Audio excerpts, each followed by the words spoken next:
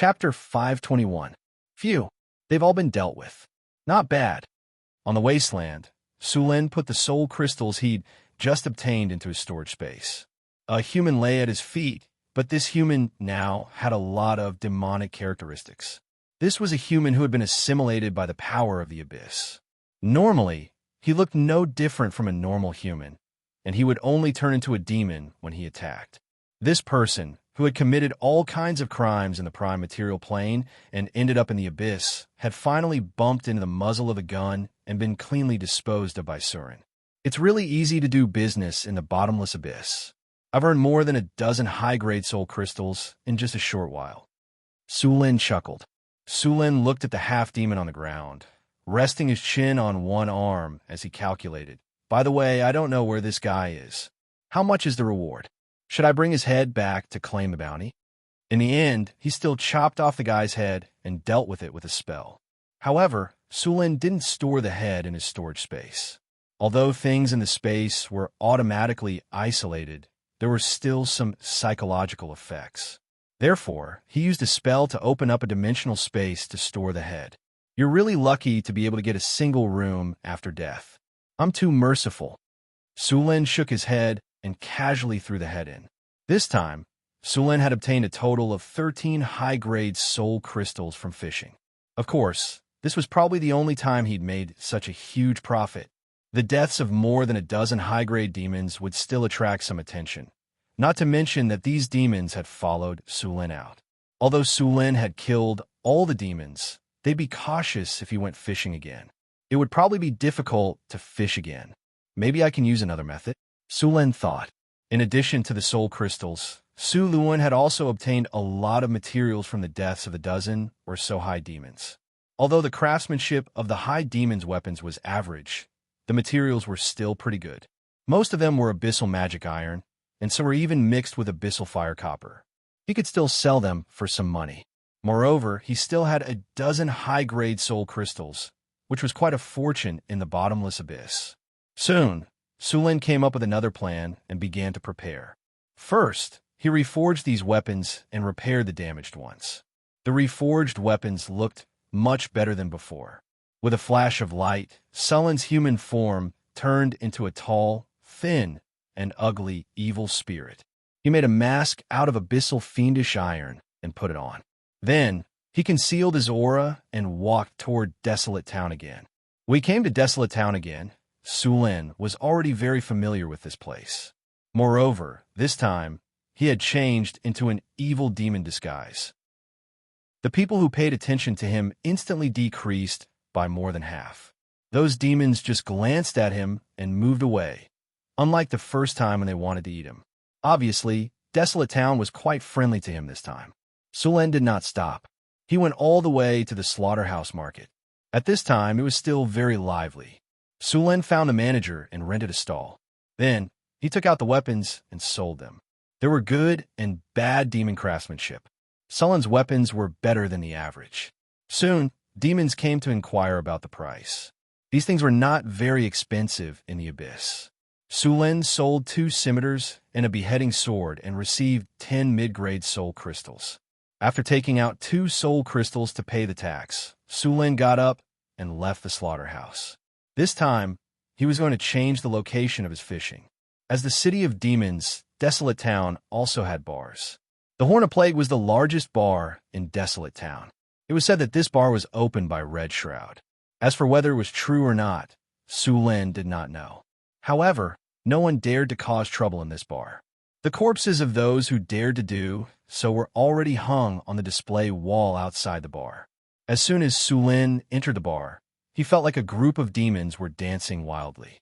He saw all kinds of demons and travelers from the independent material plane. However, no matter if it was demons, devils, evil spirits, gray dwarves, orcs, or humans, they all behaved very politely. There was no drunken madness. The waitresses in the bar were all succubi. These succubi were dressed in revealing clothes. The pieces of cloth on their bodies were not even the size of a palm. They were also covered with a layer of gauze, which was very tempting. However, the strange thing was that no demons touched these succubi. There were also no guys who were fishing in troubled waters. Sulin raised his vigilance. According to the nature of these demons, the ones who could make them behave were definitely not simple. A cup of raging dragon blood. Sulin came to the bar and said to the succubi inside, "Shenghui, 1 mid-tier soul crystal." The succubus winked at Sulin with her arms propped on the bar and her body slightly leaning forward. Her white breasts swayed slightly, which made Suluin's mouth dry and tongue dry. He couldn't help but lower his body to salute. Sulin looked away in a panic. He took out a leather bag from his chest in a hurry and opened it. He seemed to be a little nervous. He tore the bag a little, and it fell on the table with a clang. The purple, glossy surface flashed under the light. It was a high-tier soul crystal. There were more than a dozen high-tier soul crystals shining with a purple brilliance in his bag. The originally noisy bar instantly quieted down. No matter if they were demons, humans, evil spirits, or devils, they all looked greedily at the bag in Sulin's hand. Sulin seemed to have just reacted. He hurriedly put away all the soul crystals and put them back into his chest. Sulin took out a mid-tier soul crystal and handed it to the succubi. He then looked around as if nothing had happened. The bar became noisy again. However, the situation inside was a little different from before. Many demons, evil spirits, devils, and travelers from the origin material plane couldn't help but glance at Sulin. Obviously, the dozen or so high-grade soul crystals just now had completely attracted the attention of these guys, and their attention was completely focused on Sulin. Many demons were already estimating Sulin's strength. They wondered if they could kill him in the wild and take the soul crystals for themselves. In the corner of the bar, the eyes of some assassin demons shrouded in shadows flashed. It was clear that they were also tempted. These assassins among demons loved to hide in the shadows and launch sneak attacks. They were thin and weak, but their attacks were very strong. They were very good at hiding themselves. Even high-tier demons could be killed by them if they weren't careful. There was a clear distinction between these demons. It was clear that the surrounding demons didn't want to get close to them. Sulin clearly felt the eyes from around him. He purposely acted like he was sitting on pins and needles. The devils around him were also secretly discussing something. These devils who were good at scheming and plotting were also tempted. Although they had a lot of high-tier soul crystals, no one would complain about having too much money. However, they were cautious by nature and hadn't made a decision yet. "Your raging dragon blood." The succubi placed a flaming cup of scarlet wine in front of Sulin. Her curvaceous body turned slightly, and she sat directly in Sulin's arms. Her other hand directly touched Sulin's vital part. "Do you want this big sister to help you relax? It's free." The succubus's bouncy buttocks were pressed against Suluin's thighs today. Her original salute was suppressed. The succubus smiled slightly and deliberately moved her buttocks against his thighs. Her buttocks just happened to hit that gap. "Cough, cough. I don't need it for now." Sulin reluctantly rejected the succubi's good intentions. Sigh. He could only sacrifice it for the sake of fishing. Disappointing. After being pushed away by Sulin, the succubi was clearly unhappy. However, she didn't continue to pester him and left reluctantly. Sulin picked up the wine cup. This cup of dragon blood looked like burning magma. The temperature was very high, and the color of the wine was blood red. In addition to the rich wine fragrance, there was a faint smell of blood. After taking a light sniff of the wine, Sulin raised his head and drank the wine. A burning sensation came from his mouth. Sulin swallowed the wine. The strong wine that could ignite a normal person directly entered his body. The flaming wine churned. Sulin's entire body felt like it was burning. After a while, the feeling disappeared. A comfortable feeling spread from inside to outside. Comfortable, transparent. Seeing Sulin drink the wine, many demons around looked away. The raging dragon blood was a relatively dangerous wine in the tavern. Only high-level demons could taste it.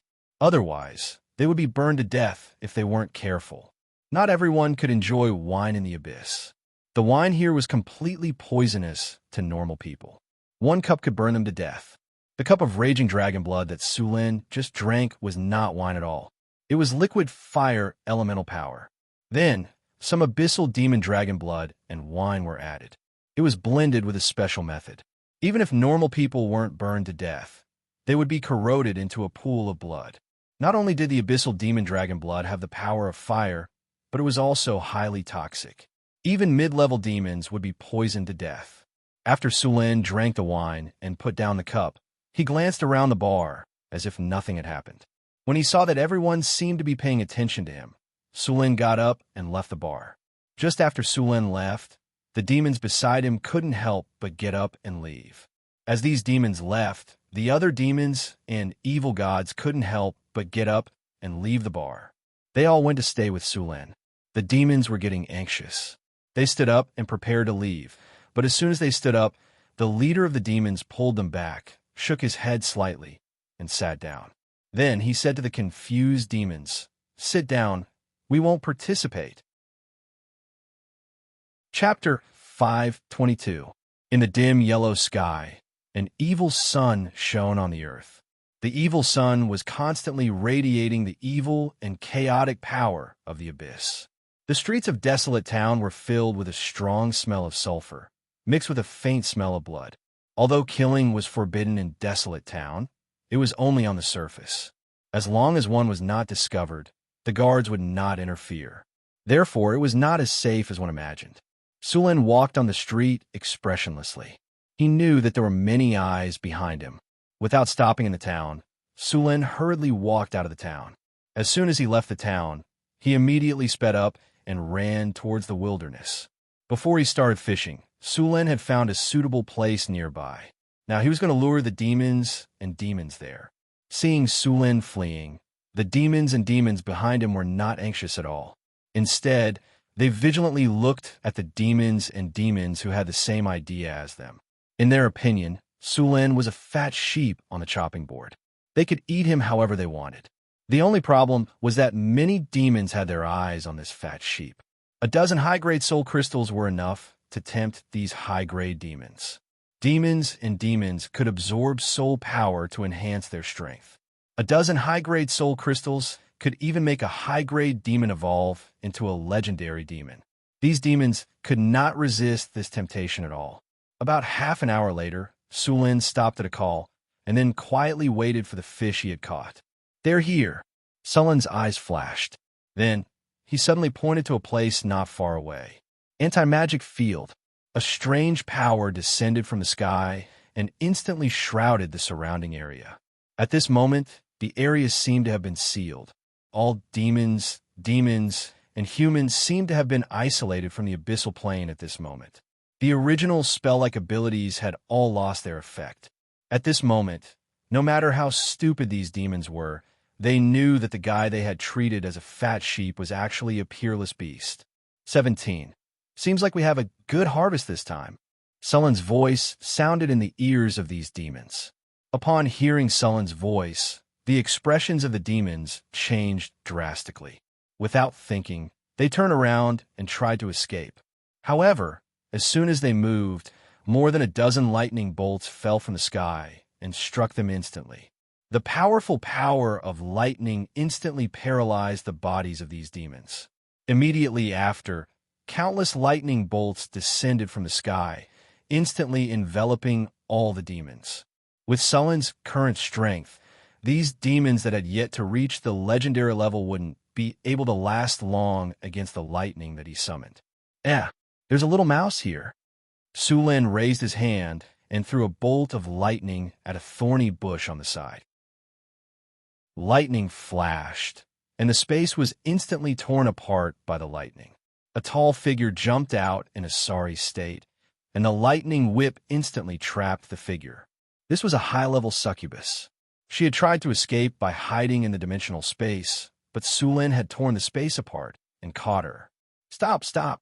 I didn't mean to offend you. My master is Red Shroud."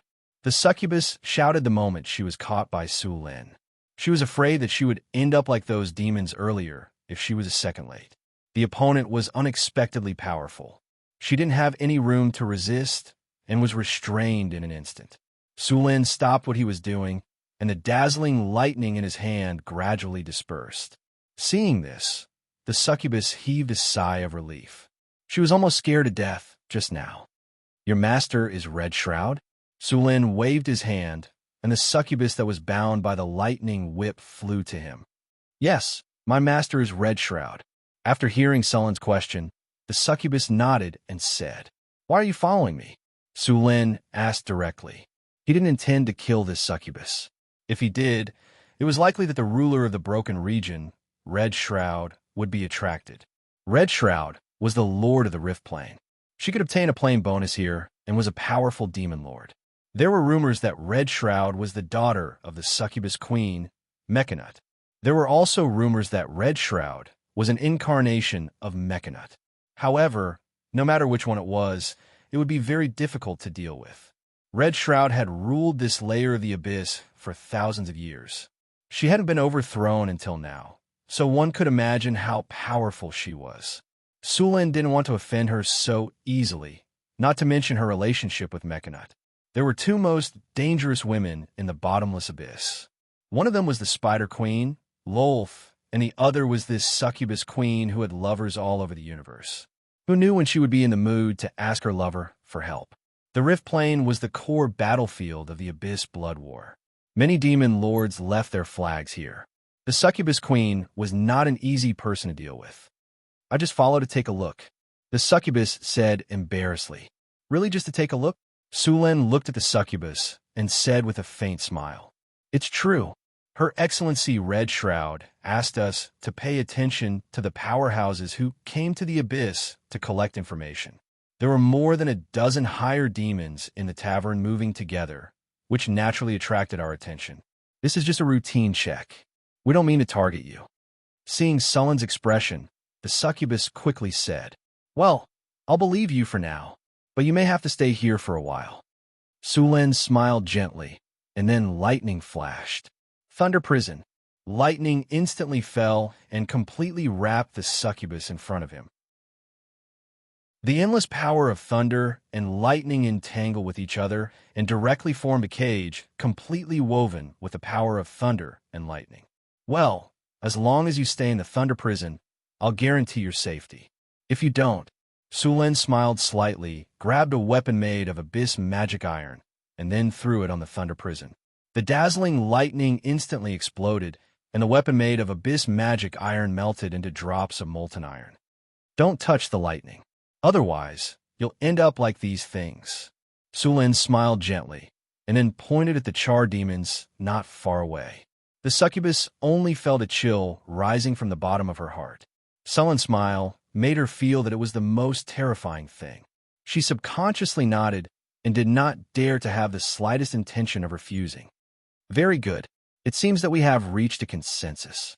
Sulin nodded and then said with a smile, Don't worry. This Thunder Prison can only exist for a day. After the time is up, it will automatically disappear. Of course, if you feel that you're strong enough, you can also try to leave from inside. The succubus's beautiful head shook like a rattle drum and repeatedly promised that she would not leave until the Thunder Prison completely disappeared. After locking up the succubus, Sulin continued to deal with a dozen or so demons and evil spirits. After the electrotherapy just now, the severely mentally ill patients had all been cured. Next, Sulin began to collect the rewards. Rays of light flashed, and the souls of these demons were sealed in magic gems by Sulin. Looking at the dozen or so high-grade soul crystals in his hand, this fishing operation was successfully completed. After cleaning up everything on the battlefield, Sulin began a new round of fishing operation. After changing into another alias, Sulin changed to another place this time. This was not the only trading market and bar in the Broken Zone. Soon, Sulin came online again.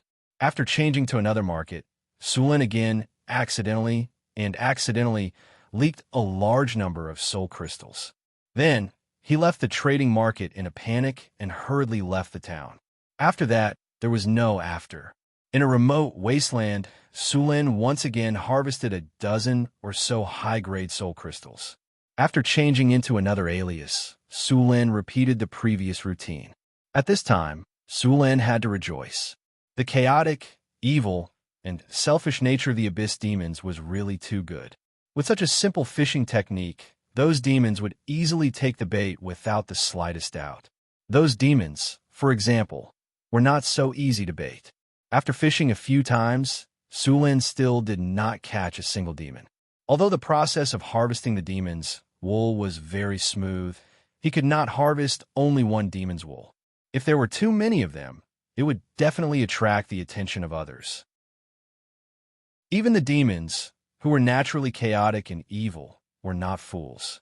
Therefore, after completing 5 fishing attempts, Sulin left the broken zone and went to other places in the 10,000 Abyss Plain. After these few fishing attempts, Sulin also obtained a lot of information about the Abyss, such as the Abyss Blood War. The demon lords of the Bottomless Abyss all had their demon legions join the Abyss Blood War. The Abyss Blood War was not only a battle between demons and demons, but also between demons and demons sometimes. Thousands of demons and demons fought in the vast abyss. When exactly did the Abyss Blood War start? No one could say for sure now. The Abyss Blood War had already broken out in the years before civilization was recorded. At first, the opponents of the Abyss Blood War were not demons, but the ancient gods of order. However, this battle lasted for too long. The number of demons seemed to be endless, and even the ancient gods of order were tired of it. Later, the ancient gods of order created a kind of intelligent life, which were warriors and servants with wings. The ancient gods of order gave them divine spells, and these glorious creatures were called angels. In the following time, these angels replaced the ancient gods of order to fight the endless demon legions. Among all the angels, Asmodeus was the bravest and most beautiful angel. She was also the archangel of all the angels. She killed more demons than the other angels, and even the gods were not as many as she killed. But after endless years, as the angels on the front line, they were also infected with some of the enemy's characteristics. Chapter 5:23. After fighting with the demons for a long time, these angels began to be infected with some of the characteristics of the demons. Their beautiful appearance began to become ugly, and their strength became more powerful. The gods of order and other angels were also afraid of them. In the end, under the request of the residents of heaven, the gods of order expelled Asmodeus, and Asmodeus was asked to be judged in front of the god of valor. Asmodeus gladly accepted the accusation, and then he found provisions from the Book of Order that were helpful to him, and he used these provisions to defend himself. In the end, he succeeded in getting what he wanted with his own cleverness, and the gods of order could only accept it. From then on, this former archangel, the bravest warrior of the gods of order, became the master of the 9 hells of Bator, the archdevil.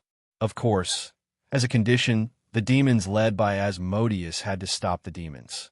This was also the origin of the Abyss Blood War. Every day, there were countless demons fighting on the battlefield of the Abyss Blood War. Countless demons died every moment, and there would be countless lesser demons and dretches born under the laws of the plane to continue fighting. The Abyss Blood War had even become a rule. In the Abyss Blood War, killing the enemy could absorb the enemy's power. For those who wanted to level up, or those who wanted to rely on the Abyss Blood War to become stronger, this was the fastest place to become stronger.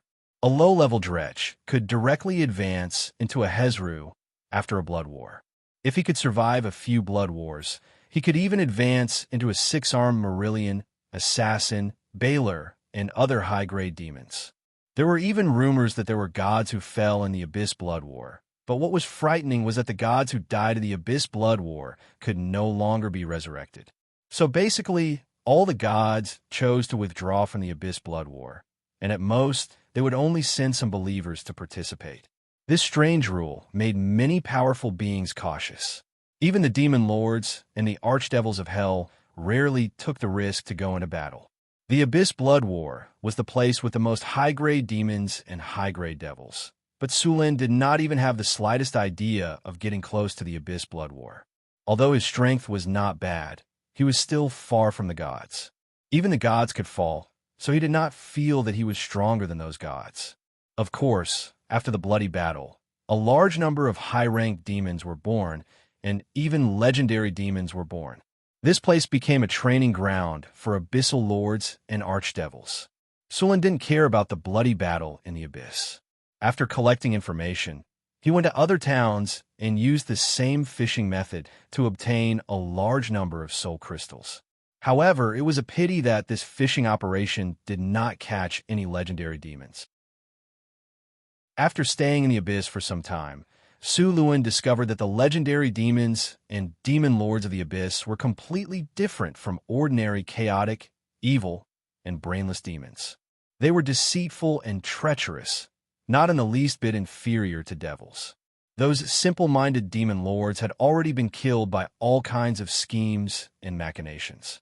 Of course, the only exceptions were the powerful existences who could ignore schemes and machinations, such as demon princes. None of the surviving demons were simple. Finally, after another fishing operation, Sulen had accumulated about 500 high-grade soul crystals in his hands. After this period of fishing, even the chaotic demons finally realized that there was not much left to do. Next, Sulen went fishing again, but the profits were obviously much lower. He knew that this fishing operation was about to end. After leaving his coordinates in the abyss, Sulen activated the teleportation coordinates that Hathaway had left for him. A teleportation light soared into the sky, and in the next second, Sullen's figure disappeared from the bottomless abyss. Northern Wilderness, Northtown City, North Wind Tower, astrology platform. A beam of light descended from the sky, and Sullen's figure appeared on the astrology platform. Phew, I'm finally back. Sulen let out a long sigh of relief. Welcome back. Hathaway, who had hurried over, said with a smile. Looking at you, you must have had a good harvest. I've asked someone to prepare food, and it will be sent over soon. Also, do you want to take a bath and rest first? Sulen looked at his body. Although there was no dust on him, the thick sulfuric smell, unique to the abyss, was unpleasant. He nodded and said, I'll go take a bath first. Prepare the food. I'll be back soon. With that, he teleported away and went to the bathroom to wash up. When he reappeared, he had changed into a neat linen bathrobe and was preparing a feast meticulously prepared by the halfling human chef, Frodo. I haven't eaten this food for a few days. I'm really craving it. Sulen came to the table and quickly picked up food with his chopsticks. During this time in the abyss, he had only eaten some dry rations. There was very little food in the abyss, and how could you expect a demon to have good cooking skills? There were also those strange ingredients. Sulen had no appetite at all. Once, he saw their top-notch delicacies in a tavern in a town. A pot of soup cooked with eyeballs made Sulen's scalp tingle, but those demons ate very happily. Since then, Sulen had a psychological shadow of the so-called abyss delicacies. This thing was really not something that ordinary people could enjoy. After enjoying a sumptuous feast, Sulen drank a cup of green tea with a relaxed expression. This time, we have obtained a total of more than 500 high-grade soul crystals, which is enough for the time being. I think we can try to build the steel golem production line. More than 500 high-grade soul crystals. As expected of the abyss, the souls are really rich. Hathaway was surprised by Sullen's harvest this time. With so many soul crystals, we can indeed use them for a long time. The steel golem production line, indeed, needs to be built. Hathaway nodded and said, the golem factory was a large-scale project. In fact, all kinds of golems were produced independently by different production lines in the golem factory. Very few golems could share a set of production lines. Clay golems were molded into a ceramic-like substance. Rock golems were carved, and steel golems were forged from various metals, so they required different production processes. However, they also had something in common, and that was the inscription of magic patterns. All golems needed to be inscribed with mageweds. However, the techniques used to inscribe mageweds differed from one golem to another. After all, clay, rock, and steel were made of different materials, so the carving knives and materials needed to inscribe mageweds were also different. The Magic Pattern Inscription Workshop now only had one magic pattern inscription equipment, which could inscribe 6 golem parts at a time. Sulen did not intend to continue producing magic pattern inscription equipment for the time being. The production of one magic pattern inscription equipment required a legendary soul crystal, and a legendary soul crystal in his hand was prepared for the diamond golems. Sulen intended to make 2 diamond golems, and with the addition of more than 500 steel golems, as well as more obsidian and rock golems, he could form a powerful golem army. With such a large golem army, even dealing with a demon army would not be a problem. After all, magic constructs like magic golems had far too many advantages. They were immune to diseases, lethargy, aging, mental attacks, poison, paralysis, instant death, intimidation, heavy blows, crippling, bruising, attribute absorption, and energy absorption. They also had dark vision, didn't need to eat, drink, or breathe, and could work 24/7. Compared to them, the demons couldn't use many of their methods. Abilities such as evil aura, blasphemous words, and stinking cloud were directly useless. Compared with the chaotic command of the demons, the golem army would strictly follow orders. That was why the Arcane Kingdom could rely on the golem army and the floating space city to conquer the multiverse. Not long ago, Sulen learned in the Abyss Blood War that compared with the demon army, the number of the devil army was usually only 1/10 of the demon army. However, when the gap was 10 times larger, the devil army would basically win the final victory. One of the reasons was discipline. The devil army had very strict discipline, which was completely incomparable to the scattered demon army. Compared with the golem army, even the devil army could only admit defeat. Sulen now had a clay golem production line. Later, after building the obsidian factory, he built the rock golem production line. However, the scale of the rock golem production line was not large, and many places needed manpower to make them. As for the steel golem production line, a large amount of steel was needed as raw materials. The steel workshop in northern town needed to be transformed, and then it would provide materials for the steel golem production line. Some simple parts could even be cast in the steel workshop, while those difficult parts needed to be forged mechanically. Although the steel golem had steel in its name, the material used was not ordinary steel, but magic steel. This metal required the addition of some other materials during the smelting process. It was a special alloy. High-quality magic steel was hard and tough, resistant to corrosion, abrasion, high temperature, and had good plasticity. At the same time, it also had good magical properties. It was very good to use this material to make steel golems, and after engraving various magic patterns, the physical and magical defense of the steel golems would be raised to a very high level. The next steel golem production line would need a lot of clay golems to act as workers to operate it. It wasn't that Sulen didn't want to only do a fully automated production line. The main reason was that he didn't have many legendary soul crystals. The fully automated production line needed soul crystals to make the tower spirit to control it. The cost of only making a set of steel golem production line was very high. The initial estimate was at the level of 1,000,000 kinner. In the future, the production of steel golems would also require a lot of money. This was a big money burner. The cost of a steel golem, excluding the soul core, was 70,000 to 80,000 kinner. The golem army of the floating space city was completely piled up with countless kinner.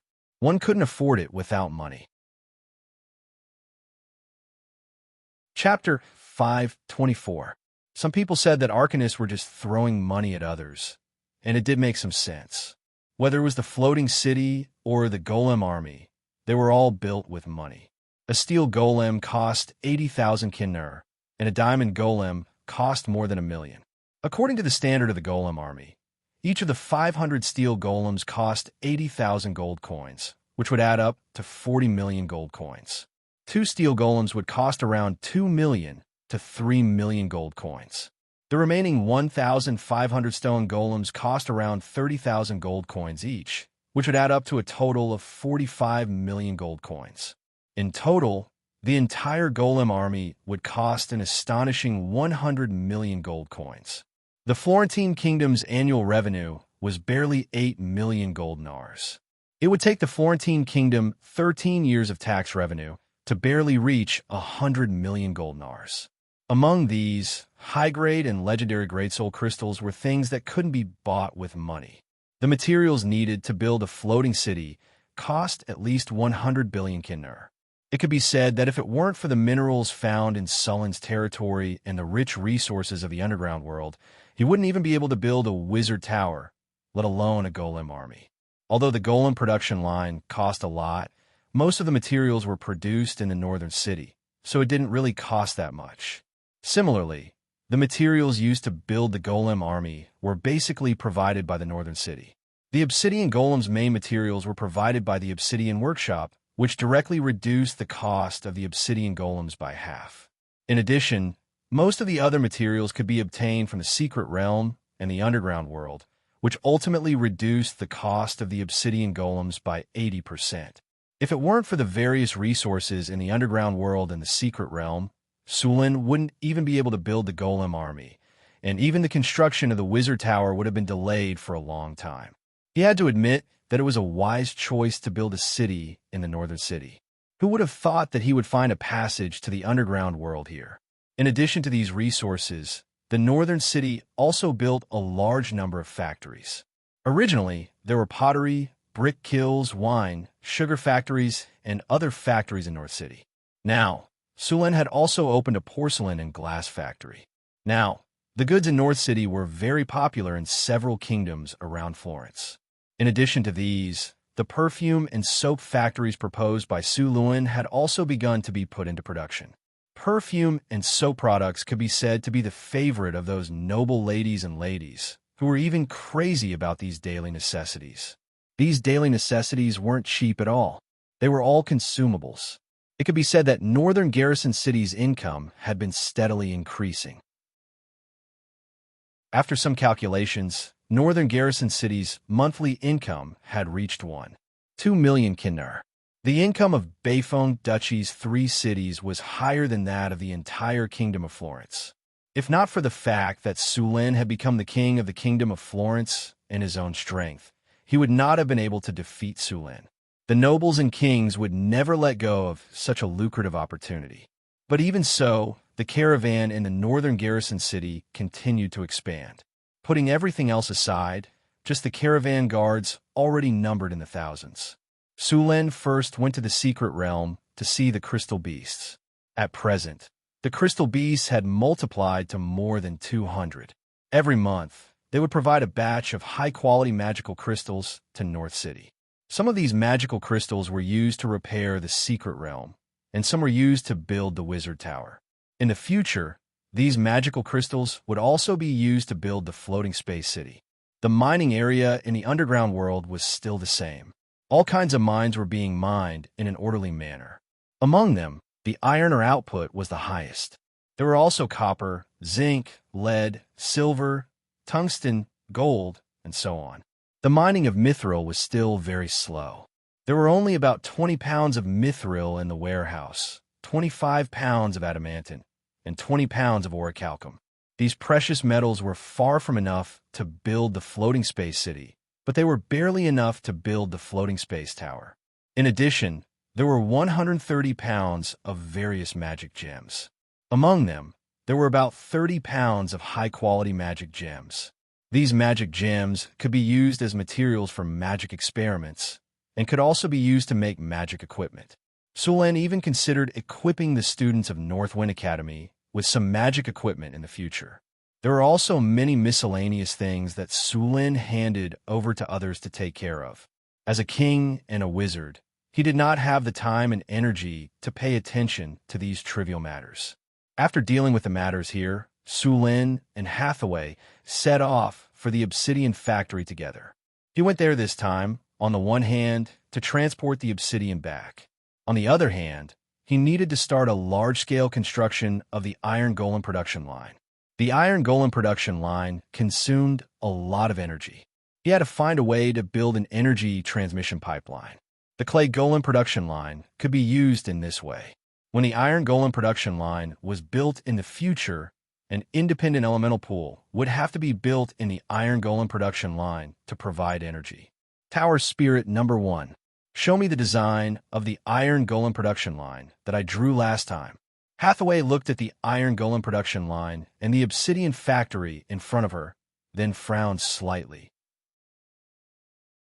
I always feel that these places that were designed and built last time are not beautiful enough, and the planning is a bit messy. I think this iron golem production line can be adjusted again. Tower Spirit. List out all the problems that have occurred in the production line during this period. Soon, the factory Tower Spirit showed all the problems that had occurred in the production line and the obsidian factory during this period of time. Soon, a lot of text and images appeared on the display screen. Hathaway began to solve these problems one by one, and at the same time, upgrade the production line. Everything in the obsidian factory was normal. This area was directly isolated by Sulin, and no one was allowed to enter. In the deepest part of the volcano, in the huge magma pool, 2 large lava elementals were still working hard. They were like fish in water in this magma environment. The Tower Spirit scanned the obsidian factory with its aura. All the clay golems were operating normally, and the obsidian produced was regularly placed in the warehouse. The upgrade plan of the Wizard Tower had not stopped. Hathaway was ready to upgrade the Wizard Tower into a floating space tower, but there was still a shortage of materials, and obsidian was one of the materials that she lacked the most. Hathaway wanted to use obsidian to cover the entire foundation. Because obsidian itself had the ability to conduct magic, simple runes could become a carrier of magic power, and at the same time, its hardness was very high. This was an important energy channel for the construction of the Enigma in the floating space tower in the future. The construction of the Enigma could enhance the defensive power of the Northern Citadel and the Wizard Tower, and at the same time, it could greatly reduce the difficulty of casting spells, so that the wizard apprentices in the floating space tower could also rely on the Enigma to obtain simple casting abilities. If the Enigma could continue to be upgraded into an artificial magic net, they would be more useful, and even ordinary people could cast spells. According to different talents, ordinary people could cast a lot of zero-level tricks. If they were slightly more talented, then they could also learn some low-level spells. Of course, this ability was only useful within the coverage of the artificial magic net of the floating space city. If they were out of the coverage of the artificial magic net, then ordinary people who obtained the ability to cast spells would be instantly beaten back to their original state. After checking the design drawings of the factory, Hathaway began to upgrade and transform the place because this upgrade and transformation required a lot of adjustments. Fortunately, the factory Tower Spirit was there to assist, or the two of them would have taken a long time to complete the work. After the adjustments, the production efficiency of the golem production line had obviously improved, and all kinds of small problems were basically solved. However, after the upgrade and transformation, the golem puppets on the production line also needed to be reinstilled with work skills. Next, Hathaway first sorted out the operation technology of the upgraded golem production line, and then transmitted it to the Tower Spirit, so that it could master the various technology of the upgraded golem factory. As a light rose from Hathaway's body, a strong soul power gushed out from her body, and then instantly connected to the Tower Spirit. The faintly discernible balls of light entered the Tower Spirit, and after a while, these spiritual lights disappeared. Tower Spirit, optimize and upgrade the production technology of these clay golems. Yes, Master. Following Hathaway's order, the Tower Genie slowly raised a ball of aura. This ball of aura absorbed a large amount of energy. Soon, this ball of aura shot out a beam of aura and landed on the clay golems. The Tower Genie was the terminal auxiliary Tower Genie of the Golem Factory. It could directly add new functions to the golems, but doing so consumed energy. Under normal circumstances, Hathaway would not waste energy on this. Start loading program. Loading progress. 20%, 40%, 60%, 80%, 100%. Loading complete. Activating the craftsmanship related to the Golem Factory. The factory Tower Spirit's loading ability was limited, and the soul core of these clay golems was also limited, so it could not add too many craftsmanship skills. Therefore, these clay golems were only loaded with 1 or 2 craftsmanship skills, such as carving, smelting, forging, and so on related to the production of golem puppets. At most, it could only load up to expert-level craftsmanship skills, and it was basically impossible to load up to master-level craftsmanship skills. Of course, Sulin would not be so extravagant to add such high-level craftsmanship skills to these clay golems. Basically, high-level craftsmanship was enough, because the higher the level of craftsmanship, the more energy it would consume, and it would require higher quality soul crystals as the core. This was the same as loading work programs on robots. The higher the level, the greater the amount of data needed. At the same time, there was also a greater demand in terms of hardware. You could not only ask an artificial intelligence like AlphaGo to use a Pentium 256 CPU. Chapter 5:25. The soul core of an ordinary clay golem was made of low-level soul crystals. If the legendary Tower Genie was compared to a quantum supercomputer, then the soul crystal of this clay golem was at most the CPU of a Pentium 512. The difference could be said to be like heaven and earth. In fact, the difference was even greater. After upgrading the production line and the Obsidian Workshop, Sulin and Hathaway began to expand the factory. The 2 production lines originally took up more than 1,000 square meters of space. This time, the steel golem production line needed even more space. The production of the steel golem could be divided into 3 parts. The first was the construction of the limbs. This step could be done separately. The raw materials needed for the steel golem were made in the steel factory. Some of the parts were directly cast, so this part could be completed by skilled craftsmen. After the casting, the various parts would be polished. In addition to these cast parts, there were also some parts that needed to be forged. After these parts were completed, they had to be sent to the next workshop for Mageweth engraving. The second part was the Mageweth engraving. This part was very critical, and there could not be the slightest deviation. Otherwise, it would cause the entire golem to not operate smoothly, stop working, and so on. The third part was the assembly of the body structure. This step was like piecing together toy models to assemble the complete structure of the golem. The fourth part was the activation of the spell. This part could not be automated at the moment, so Hathaway had to do it herself. Because there was already an automatic inscription machine for Mageweth engraving, the main work of the steel golem production line was the first 2 parts. A steel golem required about 10 tons of steel.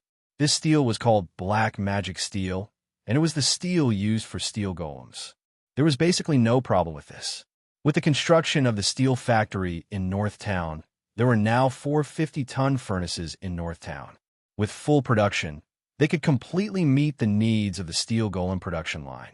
Black magic steel was ordinary steel with some other metals and enchanted materials added to it. Finally, it was smelted into a special alloy. The main craftsmanship to make a steel golem was pouring and forging. These required the craftsman to polish the parts. The Mageweth engraving part could be done by the automatic Mageweth engraving machine controlled by the Tower Genie. Mechanical constructs mainly used forging equipment, quenching equipment, and assembly equipment. Hathaway could easily take care of these. In the end, the completed steel golem would be stored in the warehouse, and there would be no soul crystals installed as its core. The soul core of the steel golem was made from high-grade soul crystals. This kind of soul core required Hathaway and Sulin to personally make it. Of course, Alex and Karina couldn't escape from this task as well. They couldn't make legendary-grade soul cores. Only Hathaway could. Although making a soul core of this level was difficult for the few of them, it was still manageable. If he wanted to activate the steel golem, he would need to put in a soul core and then cast a spell to activate the life of the construct. This step would have to wait until the golem factory had accumulated a certain amount of stock before letting Hathaway complete it in one go. Although all of this sounded simple, it was very difficult to actually do it. After all, if this wasn't a magical world with extraordinary powers, it would take months or even years to complete a production line with just 2 people. The 2 went back and forth between the Wizard Tower and the Obsidian Factory almost every day. It took him nearly a few days just to lay the energy transmission pipes. During this time, 80 to 90% of the magic crystals stored in the obsidian factory had been consumed.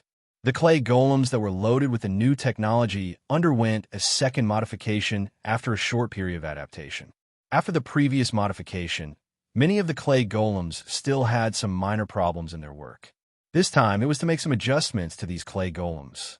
After the adjustments, the clay golems produced basically had no other problems, and the operation of the assembly line was smoother. The entire golem factory was operated in the manner of an assembly line. The head, torso, and limbs were all made separately. These clay golems loaded with crafting skills were each responsible for a part. Out of almost 100 finished products, 97 could be used.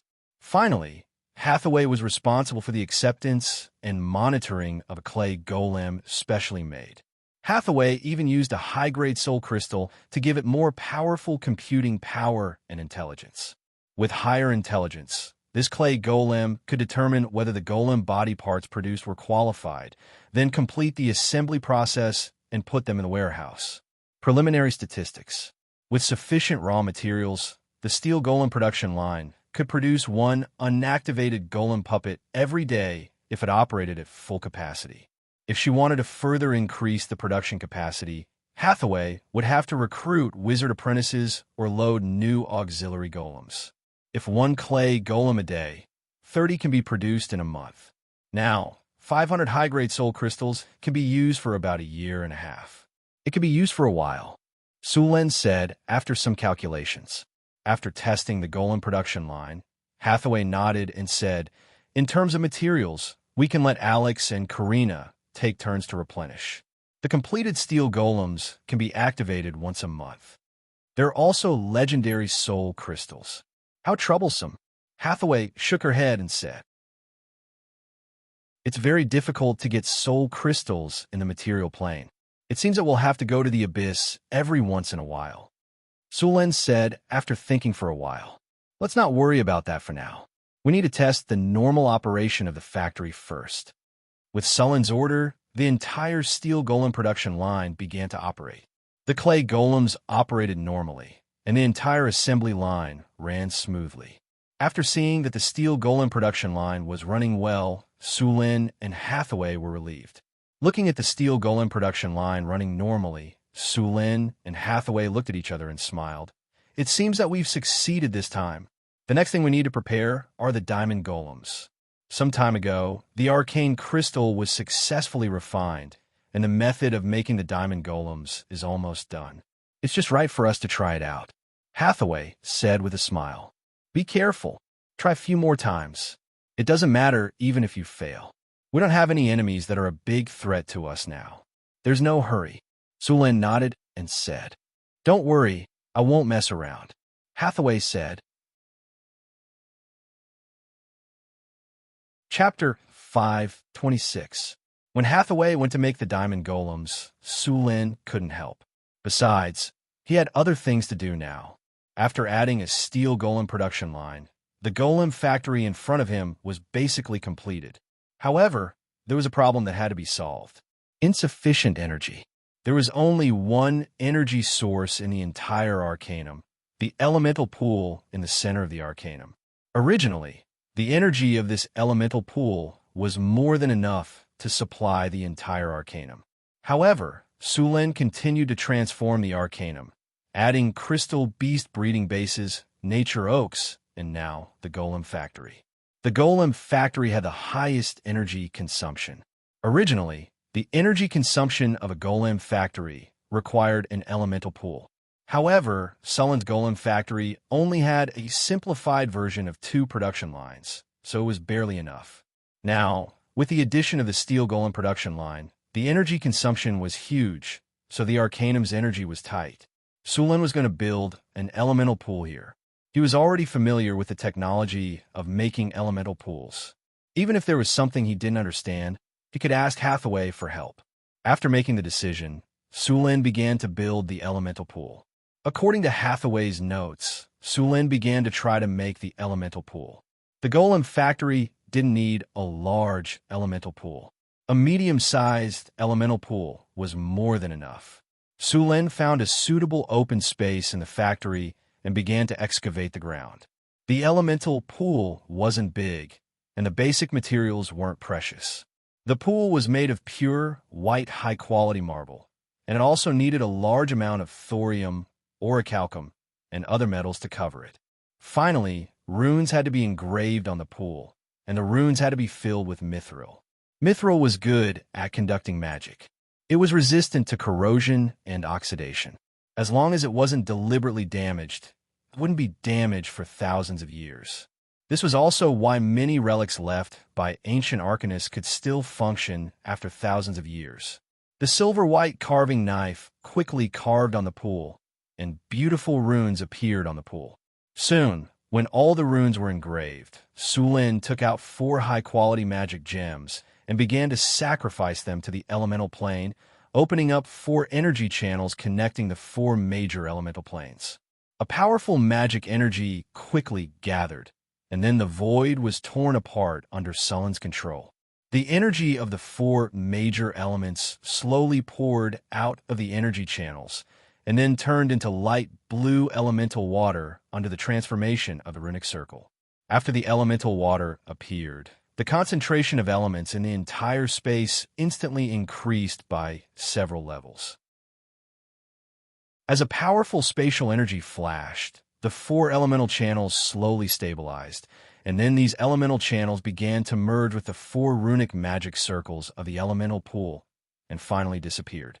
The light blue elemental water in the elemental pool was like a trickle and began to slowly fill up the entire elemental pool. Tower. Master, close the golem factory. Understood. Shutting down the golem to the assemblies, turning off the clay mixer, shutting down the clay molding workshop, shutting down the golem assembly workshop. The rock golem assembly line is shutting down the stone golem carving workshop, shutting down the rock golem grinding workshop, shutting down rock golem assembly workshop. The golem to... As the tower genie's cold mechanical voice continued to ring, the originally brightly lit and mechanically roaring golem factory slowly quieted down. In the end, only some lights were not extinguished. Master, all energy channels have been closed. Very good. Now begin to connect to the golem factory's elemental pool. Su Lin directly ordered. Yes, Master. Connecting to the elemental pool. Connection successful. Opening the energy channel. Energy replenishment is in progress. 20%, 25%, 30%, 85%, 90%, 95%, 100% charging complete. Su Lin stared at the elemental pool as he watched the energy constantly pouring out. Restart the golem factory. A large amount of elemental energy began to be consumed, and the golem factory started up again. System self-check, please wait. Self-check complete. Everything is normal. Startup. The clay golem production line has been successfully started. The stone golem production line has been successfully started. Seeing the 2 production lines start up again, Su Lin secretly breathed a sigh of relief. The next step was the most important. The golems produced by the stone golem production line and the clay golem production line were not considered strong. The steel golems were the main force of the golem army. Start up the steel golem production line. Su Lin said slowly after the 2 production lines were running normally. Yes, Master. The steel golem production line has begun self-check. Self-check complete. Starting up. The equipment slowly started up, and the clay golems on the production line also began to officially run.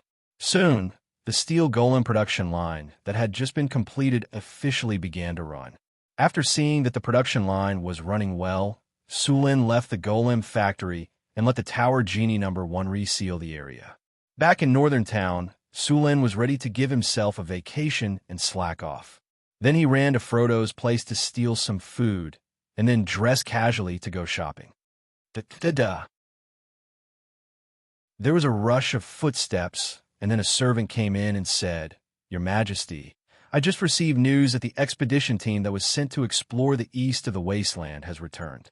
Hearing the servant's words, Su Lin's eyes widened. The expedition team was a project that he personally started after returning from the astral plane. Last time in the astral plane, Su Lin saw the entire world. Other than the continent they were living on, there were several other continents on this planet, and the closest one was the eastern continent, which was across the sea. To the east of a northern wasteland, across the sea was the eastern continent.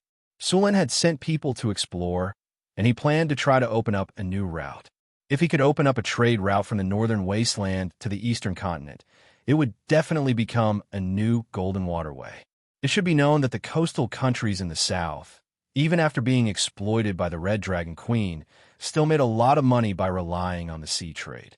If Su Lin opened up a trade route from here, the profits contained in it would greatly accelerate the development of his territory, and at the same time, earn a lot of money for the construction of the floating city. The floating city cost 100 billion kinnar to build. Even Su Lin was shocked. To build such a top-level magic crystal in the arcane era, it would require a lot of resources and money. If he did not expand trade and make money as soon as possible, when would he be able to? The expedition team, sent by Su Lin, followed the simple map provided by him and advanced along the Red Sand River. The Red Sand River stretched all the way to the sea. Chapter 5:27. The northern wasteland and the eastern continent were separated by an ocean. Normally, the route would pass through the southern sea islands and enter the southern sea. The merchant ships in the southern sea would buy the goods from the east and sell them to the north, while the rest would be sent to the west by sea. The trade route would not pass through the northern wasteland. Su Lin would have to open up a trade route himself if he wanted to get share of the profits. The northern wasteland used to be desolate, with no human cities. There were only gnolls, kobolds, goblins, barbarians, and beastmen. These people would never trade with merchants.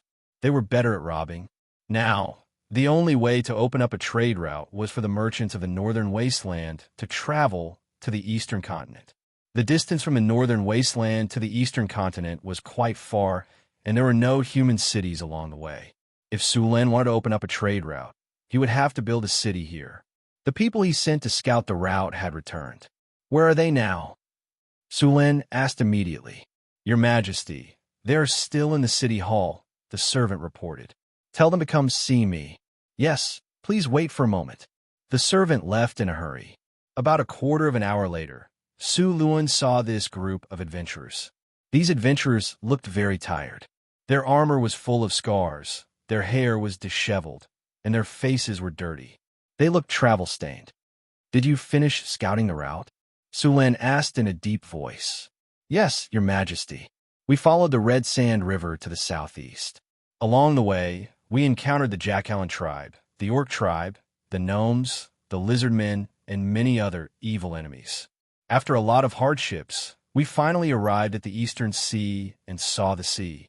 After that, The middle-aged man in the tattered leather armor said, I know, and I will give you a generous reward.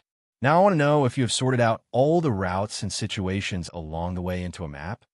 Su Lin interrupted the middle-aged man's complaint and asked directly. Handsomely rewarded. A map. We have a complete map.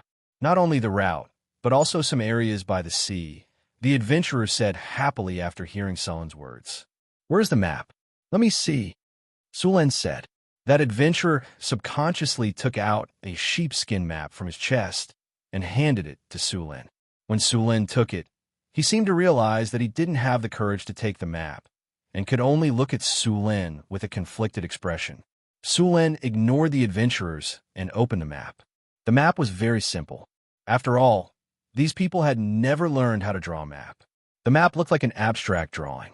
Luckily, the terrain of the northern wasteland was not complicated. They had already marked out the location of Northern Town and the Redwater River. They had also recorded the other routes. Some areas were even described with words.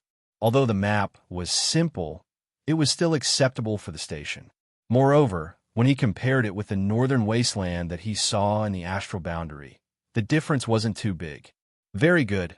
Your map has met the requirements of this mission. Su Lin put down the map and said with a smile, the reward promised by the city hall will not be small. The reward of 10,000 kinnar will not be less.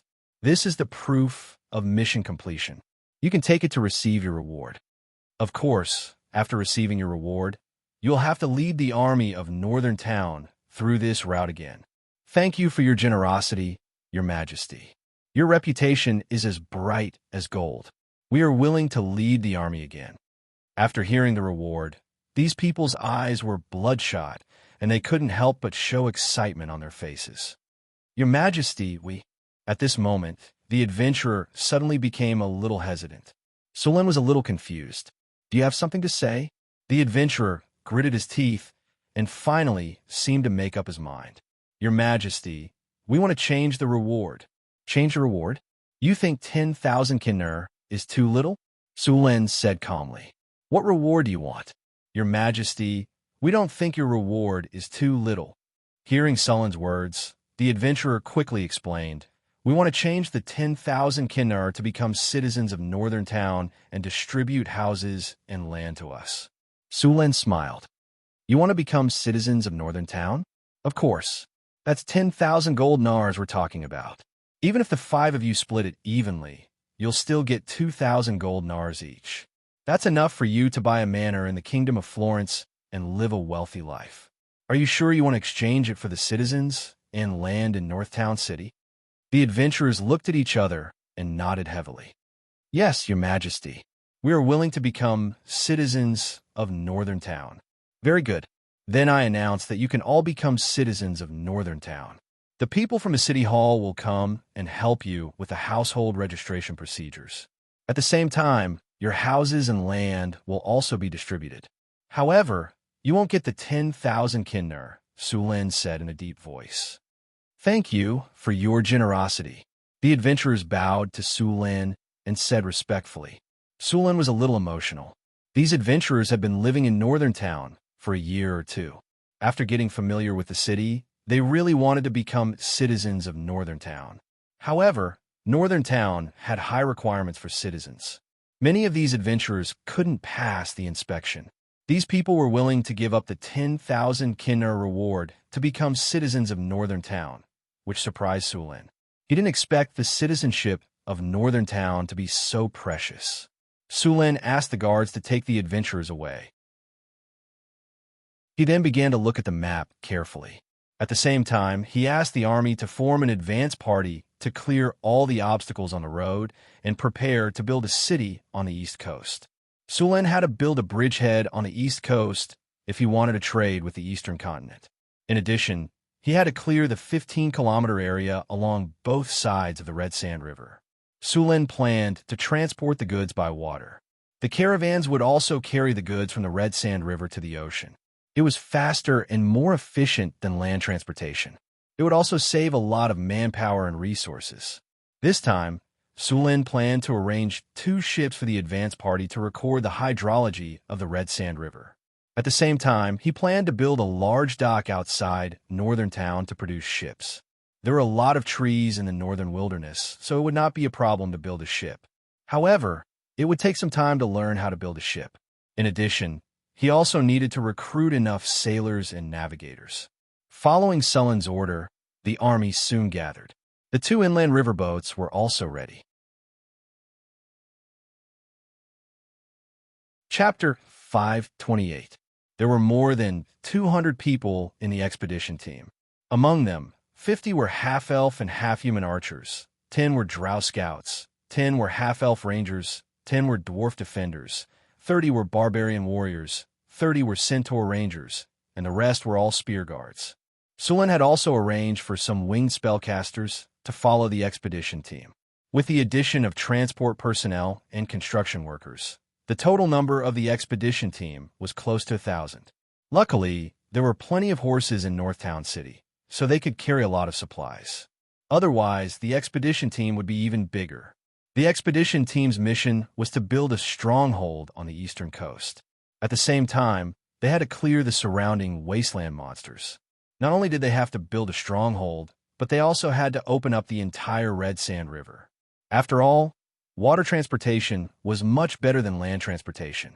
Even in the 21st century of his past life, sea transportation was still the cheapest way to transport large quantities of goods. If Sulen wanted to trade with the countries of the eastern continent, The Red Sand River had to be unobstructed. According to the map given by the adventurers, Northtown City was about 1,500 kilometers away from the estuary of the Red Sand River. With such a long distance, they had to set up some strongholds and transit stations along the way. Monsters were everywhere in the wasteland. Without a safe place to rest, the trade route would become very dangerous.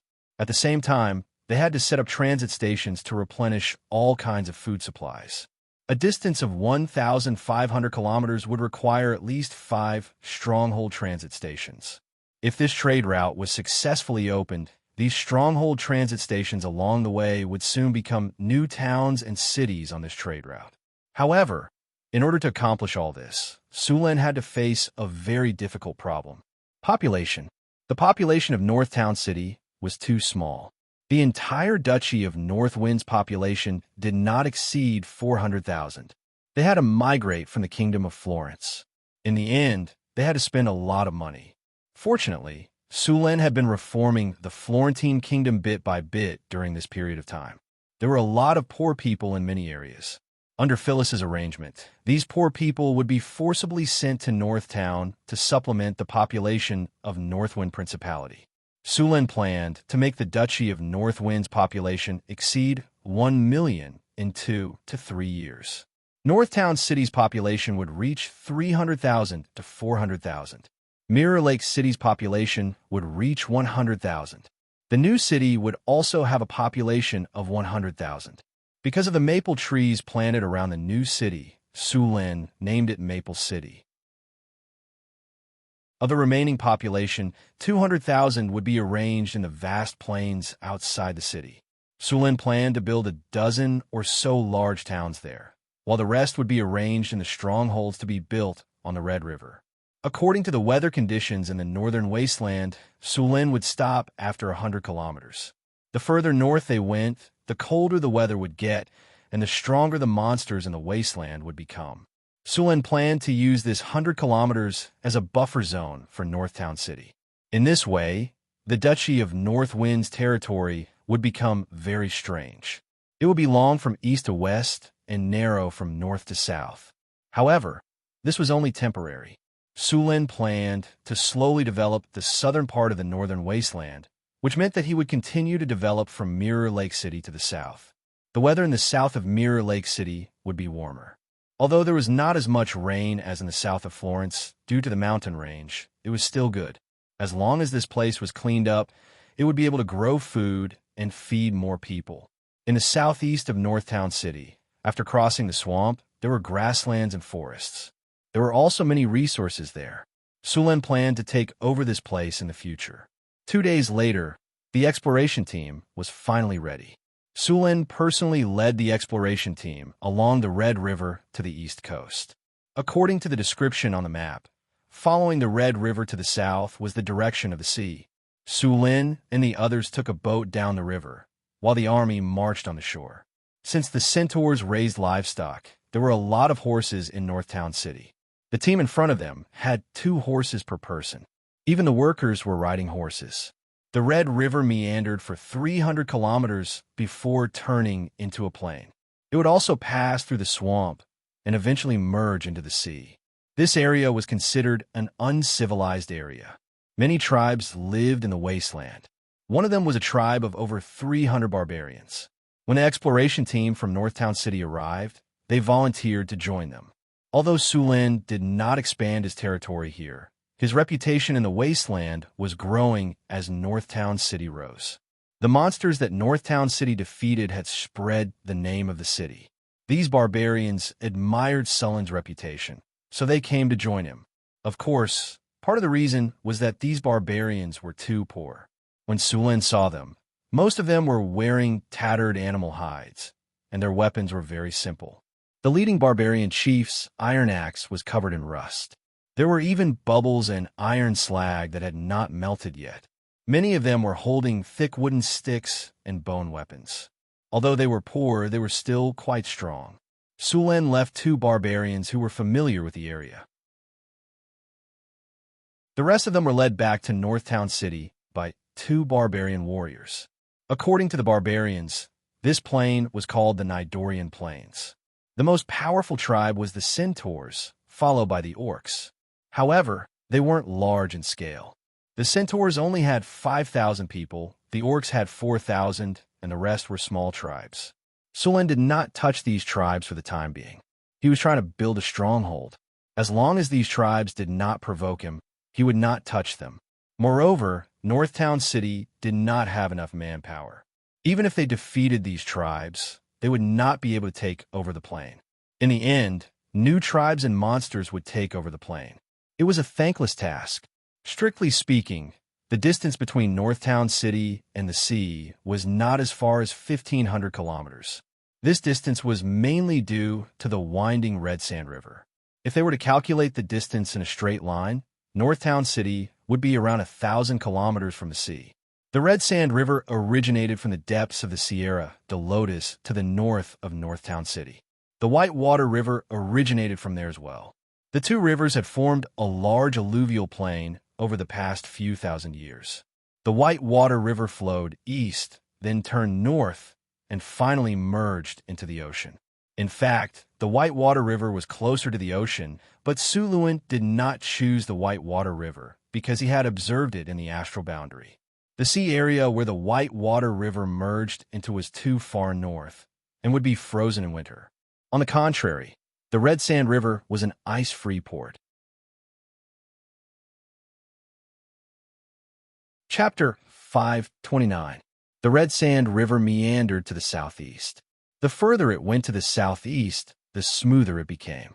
The surface of the river also became wider. The speed of the boats had slowed down a lot. The boats in Northern Town City were just ordinary inland sailing boats. Most of the time, they had to use oars to row the boats, so the quality of the boats was limited. Sulen had already sent people to the coastal countries in the south to recruit more people before he came here. The inland sailing boats were still acceptable, but the boats used for ocean trade were not suitable. The environment of the ocean was too different from inland rivers. The wind and waves alone were incomparable to the ocean.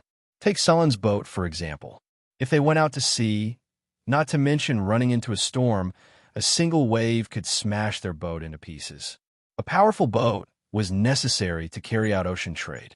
Northern Town City did not have many talented people who could build boats, and they did not even have a single boat worker.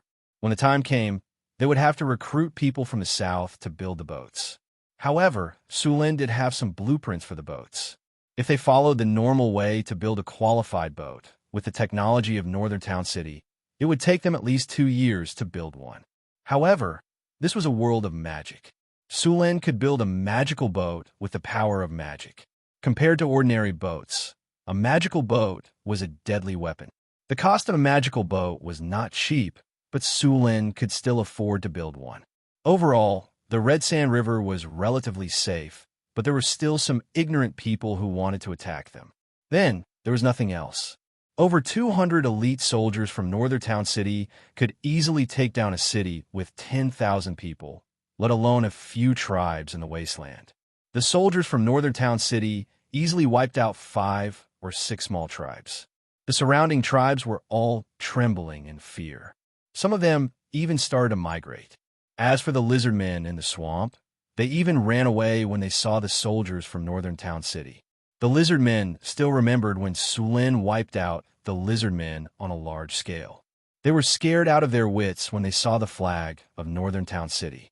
If it weren't for the fact that Sulen wasn't interested in the swamp, these lizard men would have been wiped out long ago.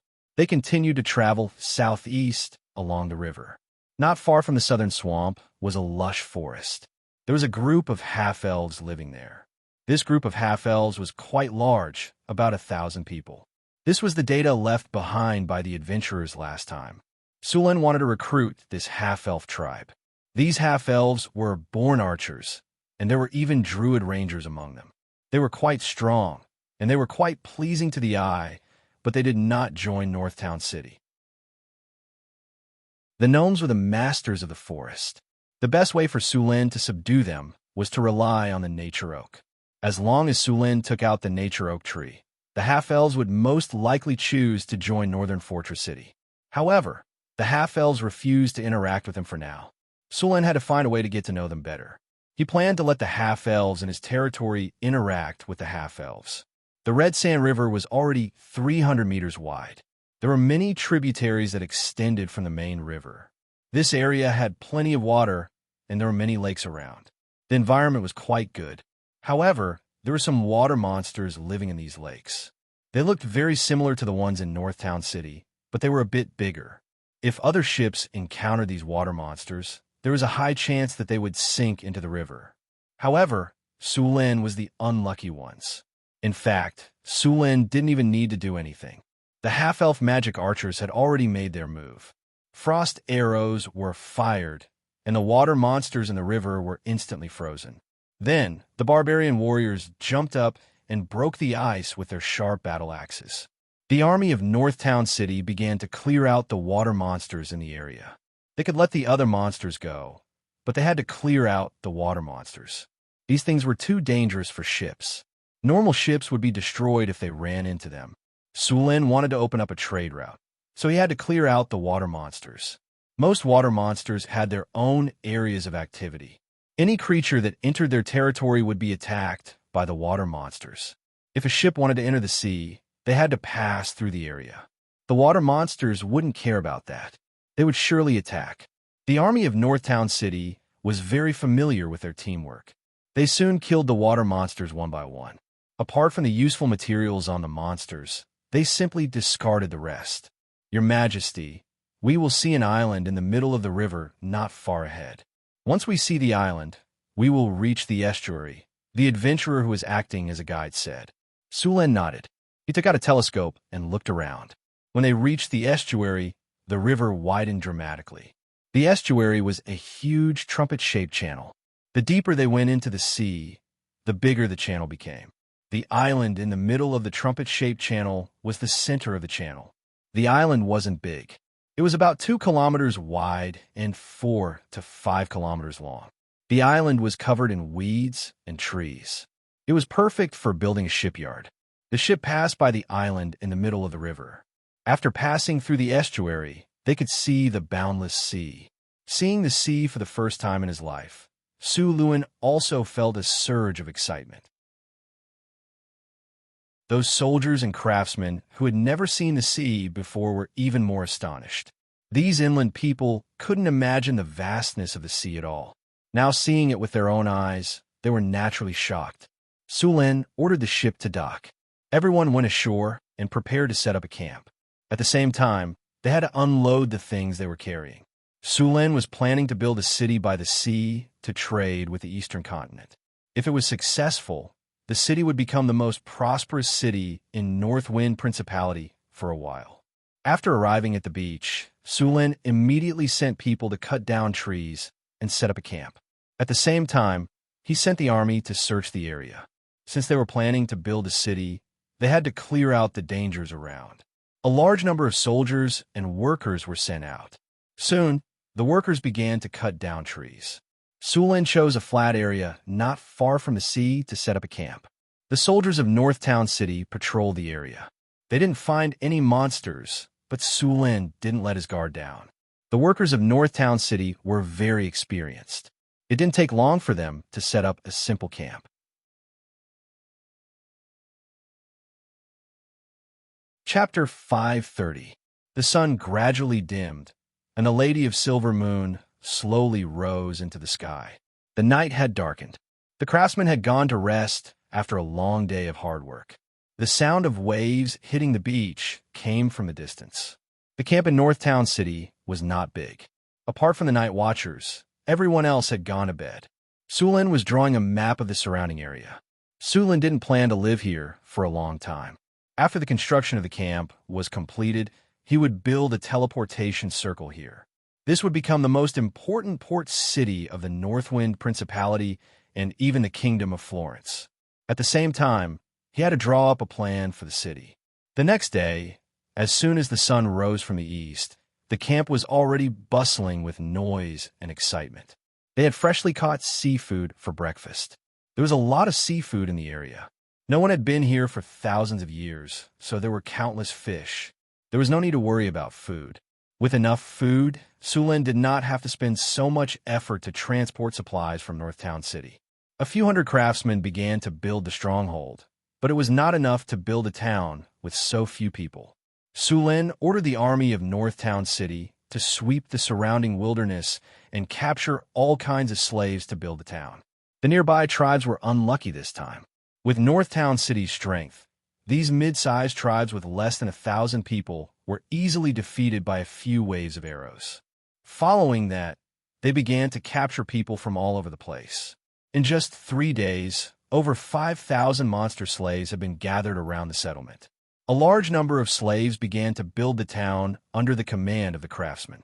The exploration team had brought a lot of resources and enough manpower. The construction of the town was very fast. While the town was being built, a shipyard was also being built on the island in the middle of the river.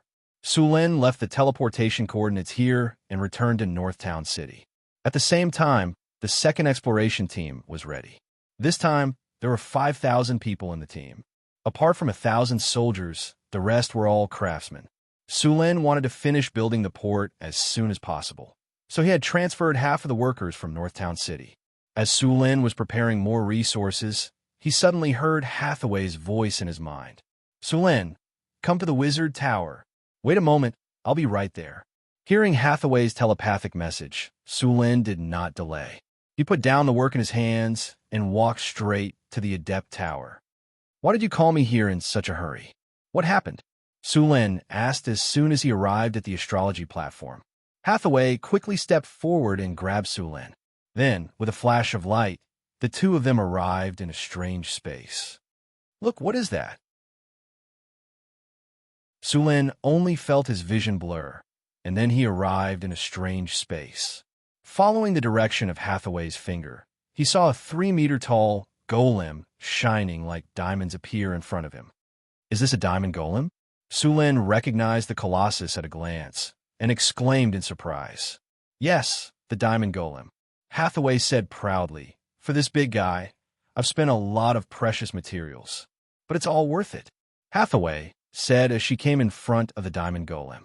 With a flash of light, the sleeping diamond golem slowly woke up. "Master," the golem's cold mechanical voice sounded. "How strong is it?" Sulin circled the tall diamond golem and asked. "Legendary level. Its defense is very high, and its attack is not weak either. You could try it yourself," Hathaway said with a wink. "That's good, but what if it's broken?" Sulin said eagerly. "That's easy." Hathaway smiled slightly, and then a dazzling light rose from her body. Mirror dimension. A strange light instantly enveloped Sulin, and then he felt his body enter a strange space. The whole space seemed to be silver-white, and in front of him, there was a person who looked exactly like him. "This is..." Sulin stared at Hathaway with wide eyes. Hathaway smiled and said, "This is a legendary-level spell, Mirror Dimension. It can create a mirror world, and in this world, it can create a perfect mirror clone. As long as the mirror dimension is not broken, it will not cause any harm to the main body. It's more than enough to test the strength of the diamond golem." "There's such a spell? It's perfect for training," Sulin said with bright eyes. Hathaway glanced at him and said, "Don't even think about it. This is a legendary-level spell. It's not that easy to use." Sulin was a little embarrassed. It seemed that it was impossible to use this spell as a training ground. "Okay, control your mirror clone and train with the diamond golem." Hathaway snapped her fingers, and the diamond golem was instantly activated. Sulin did not hesitate. He took out the storm halberd and rushed up. Clang!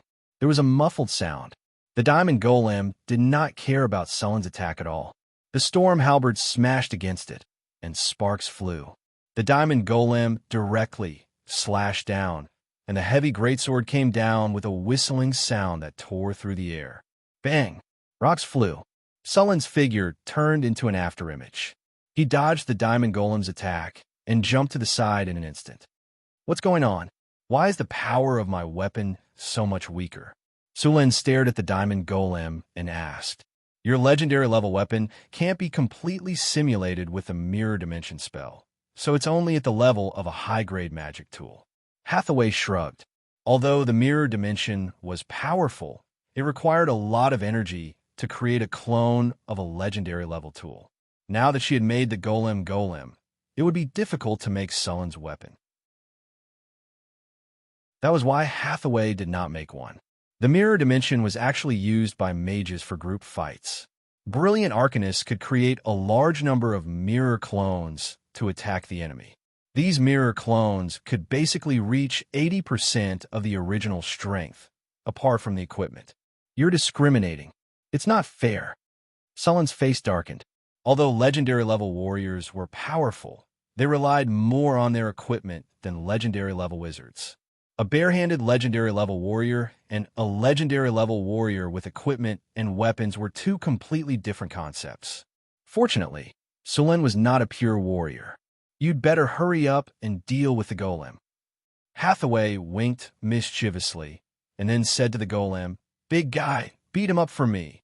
"Yes, master," the diamond golem said in a deep voice, and then rushed towards Sullen with heavy steps. Chapter 531. Asterisk Rumble. Asterisk Sullen's body burst out with dazzling lightning, instantly enveloping the storm battle halberd. The storm battle halberd once again swept across with endless lightning, smashing heavily on the diamond golem. Lightning flashed, and a clear wound finally appeared on the diamond golem. "So F*** King hard." Seeing the scratch, Sullen cursed, then hurriedly dodged the diamond golem's sweep. His footsteps flashed, and he tried to circle to the side. Under normal circumstances, the diamond golem had 100 points of physical resistance and was immune to most physical attacks with 100 points of strength. At the same time, it also had 100 points of resistance to cold, strong acid, lightning, and fire. It also had 100 points of magic resistance. In simple terms, any elemental damage below 100 points and magic damage below 100 points would have no effect on them. Sullen's attack could naturally break through the golem's defense, but it felt like using an axe to chop a rock. Greater haste, greater mage armor, greater deflection, force field, greater slow. At this moment, rays of light suddenly rose from Hathaway's body, instantly enveloping the diamond golem. The golem's speed instantly doubled. At the same time, an earthy yellow light appeared on Sullen's body. Sullen's body seemed to sink into mud, and his speed suddenly decreased. A strong wind blew, and the diamond golem wielding its heavy sword instantly appeared in front of him. Sullen only had time to block with the storm battle halberd. With a muffled clang, Sullen's body was directly sent flying a few meters away. "You're cheating." Sullen exerted force on his feet and said as he steadied himself, "The diamond golem is a wizard's trump card. It's normal for it to be buffed with spells." Hathaway squinted her eyes and said with a smile, looking like a little fox. Sullen was speechless. Sullen did not have time to refute. The diamond golem rushed up again, swinging its greatsword quickly. "You really think you could defeat me like this?" Sullen's storm battle halberd swept across, and the powerful force made the diamond golem retreat slightly. Lightning spear. The dazzling lightning burst out in an instant. The storm halberd in Sullen's hand had completely turned into a weapon composed of lightning. Superior cat's elegance. High-level barbaric bull's strength. Advanced insight. Greater haste. In an instant, Sullen's figure disappeared from where he stood. In the next second, he appeared on the other side of the diamond golem and slashed down with his storm halberd. Bang! Endless lightning erupted from his body, and Surin's power was completely unleashed. The astonishing power tore through the air, accompanied by a bolt of lightning that seemed to tear through space. The storm war halberd viciously slashed towards the diamond golem in front of him. Crack! A crisp sound rang out as a crack appeared on the diamond golem's originally hard and smooth body. This crack gradually expanded, and then, with a bang, a palm-sized hole appeared on the diamond golem's body. "It's really hard, but I still smashed it." Sullen's figure disappeared again. At the same time, The giant sword in the diamond golem's hand suddenly swept across, and the strong wind all hit Sullen's position just now. After using his full strength, Sullen's figure accelerated again, and with the help of Blink, he completely disappeared in a flash. Sullen continued to attack, and afterimages appeared around him. The diamond golem kept attacking, but it had no effect. This kind of fighting style was something that even legendary rogues who were proficient in shadow travel could not do. Although they could escape into the shadows, they could not completely disappear. Even shadow travel had limitations.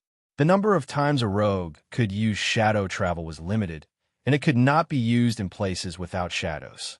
After using his full strength, Sullen fought to his heart's content. In a short period of time, a large number of scars appeared on the diamond golem's body. The originally crystal-like body became bumpy and full of cracks. Thunder Fury Slash.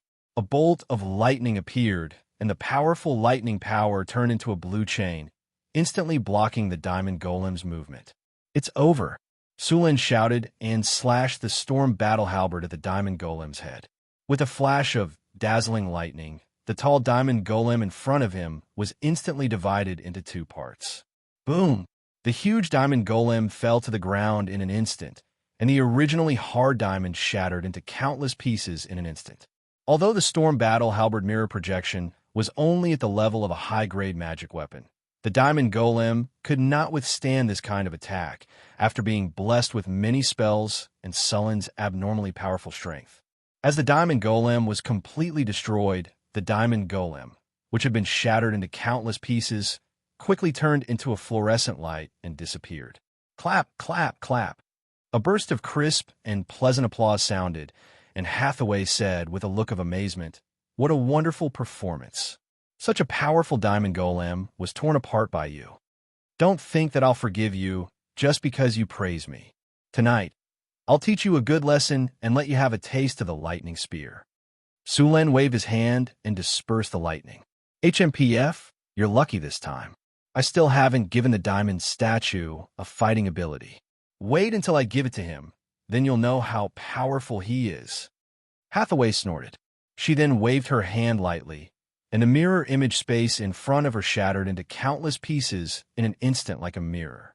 Sullen and Hathaway's figures instantly appeared on the astrology platform, and the diamond golem also appeared beside Hathaway. Looking at the tall and burly diamond golem, Sullen nodded slightly. Although he had been suppressing the diamond golem in the battle just now, this did not mean that the diamond golem was weak. After all, Sullen's strength was already at the high legendary level, and his character level had reached level 30. For this diamond golem to be able to withstand his full power for so long, it was already very powerful. "How many of this thing are you going to produce?" Sullen asked. "2. The cost of building a diamond golem is a bit high, so 2 is more than enough. Next, I'm going to try to build other golems." Hathaway let the diamond golem go back to standby. Although the diamond golem is powerful, it also has its flaws. It doesn't have magic attacks, and it's not very effective against some special enemies. The golem army not only requires strength, but also cooperation. There's going to be a lot of money to burn next. Hearing Hathaway's figure, Sullen couldn't help but click his tongue. The diamond golem was the lowest cost among the legendary golems. For example, the arcane guard cost at least 2 million kinner, and the magic breaker was even more expensive. Chapter 532. The second batch of explorers was about to depart. Sullen summoned Boulder back from Maple City and asked him to lead the explorers to the East Coast. Last night, Sullen severely taught Hathaway a lesson and made her beg for mercy under his Thunder Spear. He went in and out 7 times and killed all of them. When Sullen woke up the next day, there was a hubbub outside. Sullen carefully removed several warm and fragrant bodies beside him. He simply washed and went out. Outside, Sullen saw Boulder and the caravan of Northtown coming back with him.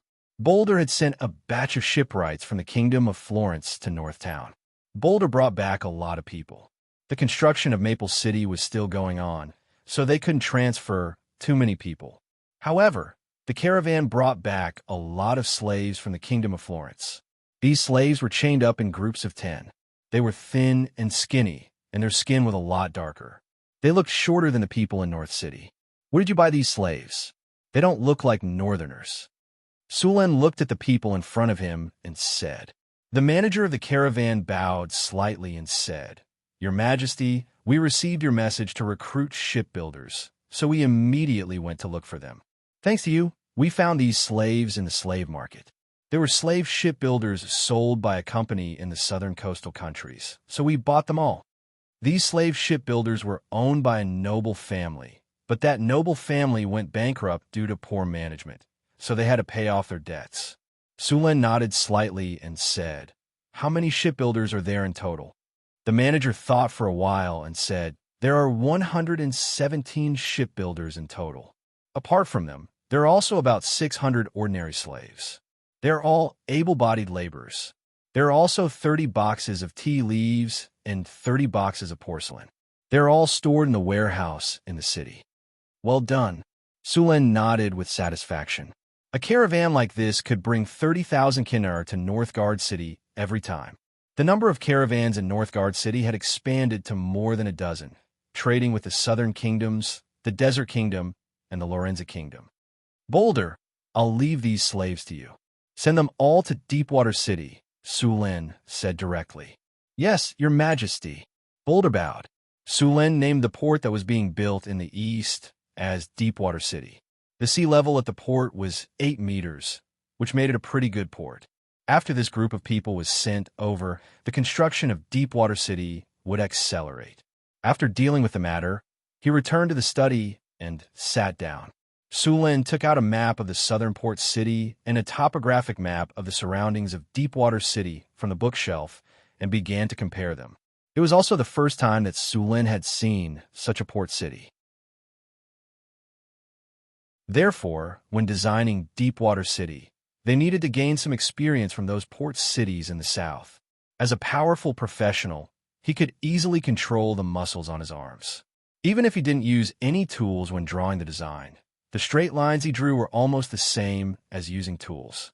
10 minutes later, a blueprint was completed. Sulen followed the layout of the southern port city and combined it with the topography of the east coast. The basic structure of the city was drawn on the blueprint, including the roads, residential areas, trade areas, warehouses, sentry towers, military camps, and so on. The most important part of the city was the port and shipyard. Trade was the most important thing in a port city, so the docks and warehouses were the most important. A large number of warehouses were built near the docks to make it convenient to store goods. The port had to be large, and they had to pay attention to the wind and waves. In fact, Sulen was considering whether to build a breakwater. Some things in this world were better than in his previous one, such as transforming nature, moving mountains, and filling the sea. It was not too difficult for wizards. Even if the hydrology of Deepwater City was not good, he could still build a deepwater port. Deepwater City was located on the southeast coast, so it had a lot of rain. The roads and sewers in the city had to be specially marked, especially the sewers. If they were to follow the standards of Northtown City, they would easily cause water to accumulate. The distribution of toilets and sanitation also needed to be paid attention to. The problem with the sewers was simple. As long as the layout was reasonable and the sewers were dug deep, it would be fine. The main problem was the hardening of the roads. Port cities had a lot of rain, and if the roads were not hardened, they would become muddy, which would greatly affect the transportation of goods. Therefore, the roads in Deepwater City needed to be paved with stone slabs or mud to stone spells. Because of the trade problem, port cities had a lot of people.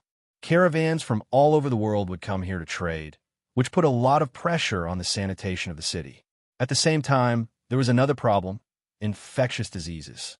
Infectious diseases were frequent in this world, such as plague, cholera, and plagues. Once these diseases broke out, they would quickly spread. The soldiers in Northtown City were fine because they were healthy and had strong immune systems. However, ordinary people were not. If an infectious disease broke out, it would definitely be a disaster. Although there were wizards in this world, they did not have a way to treat a large-scale plague. They could only quarantine it. Sulin clearly remembered that a plague broke out in the Sadran kingdom in the south a few decades ago.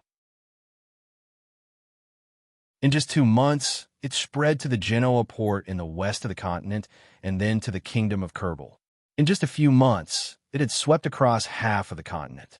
It was said that some small cities were turned into ghost towns. After designing the roads, Sulin began to design the other areas in the city. In addition to the roads in the city, they also needed to design a road that led directly to the port. This road would need at least 8 carriages to transport goods. At the same time, the land in the port area needed to be leveled, and the warehouses and berths for the ships needed to be designed. Sulin designed the port, the warehouses, and the berths according to the southern port cities. After all, they had been a port city for hundreds of years. The design of the port and the berths were very perfect. After the design was completed, he began to think about the wizards that would be sent to Deepwater City. A trading city like Deepwater City would not be safe if there were no wizards to guard it. Sulin planned to send Andre and some wizard apprentices. Andre had the blood of a water demon, so his fighting power in the sea would be enhanced. Of course, Sulin also needed to arrange a laboratory for him. There was no need to think about a wizard tower. Perhaps he could build a small wizard tower about 30 meters tall without a tower spirit. It would be equivalent to a high-grade laboratory.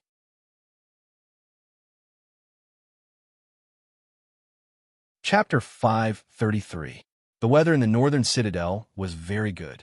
The sun was shining brightly. Unknowingly, it was already the month of May. The gentle sunlight was very comfortable on the ground. Sulin had nothing to do today, so he took Hathaway, Alex, Karina, Chrissy, Phyllis, Xanthi, and his 2 personal maids for a picnic. Alex and Chrissy were barbecuing on the grass. Hathaway was chatting with Xanthi and Phyllis. Sulin was lying on Xanthi's soft thighs, taking a nap and enjoying the massage from her soft little hands. Karina was setting up the tableware, and the 2 maids were assisting everyone. Master, I'm done. Do you want to try it? It's delicious, Chrissy said, waving her arms. Sulin waved his hand. He didn't want to be a guinea pig. The barbecue smelled delicious, mainly because of the seasonings made by Frodo. Speaking of which, Frodo's seasonings were getting richer and richer. Even Sulin hadn't seen many of them before. It had to be said that when it came to enjoying life, if the halflings were second, they would be first. Sulin had made all the seasonings he knew in his previous life. Even if he couldn't find the same ones, he would find some that tasted similar. Master, do you want to try it? It's delicious. Chrissy didn't give up. She took the barbecue directly to Sulin. She looked at Sulin with her big eyes. After all, what bad intentions could a succubus have? Among the women in the northern citadel, Hathaway liked to study magic.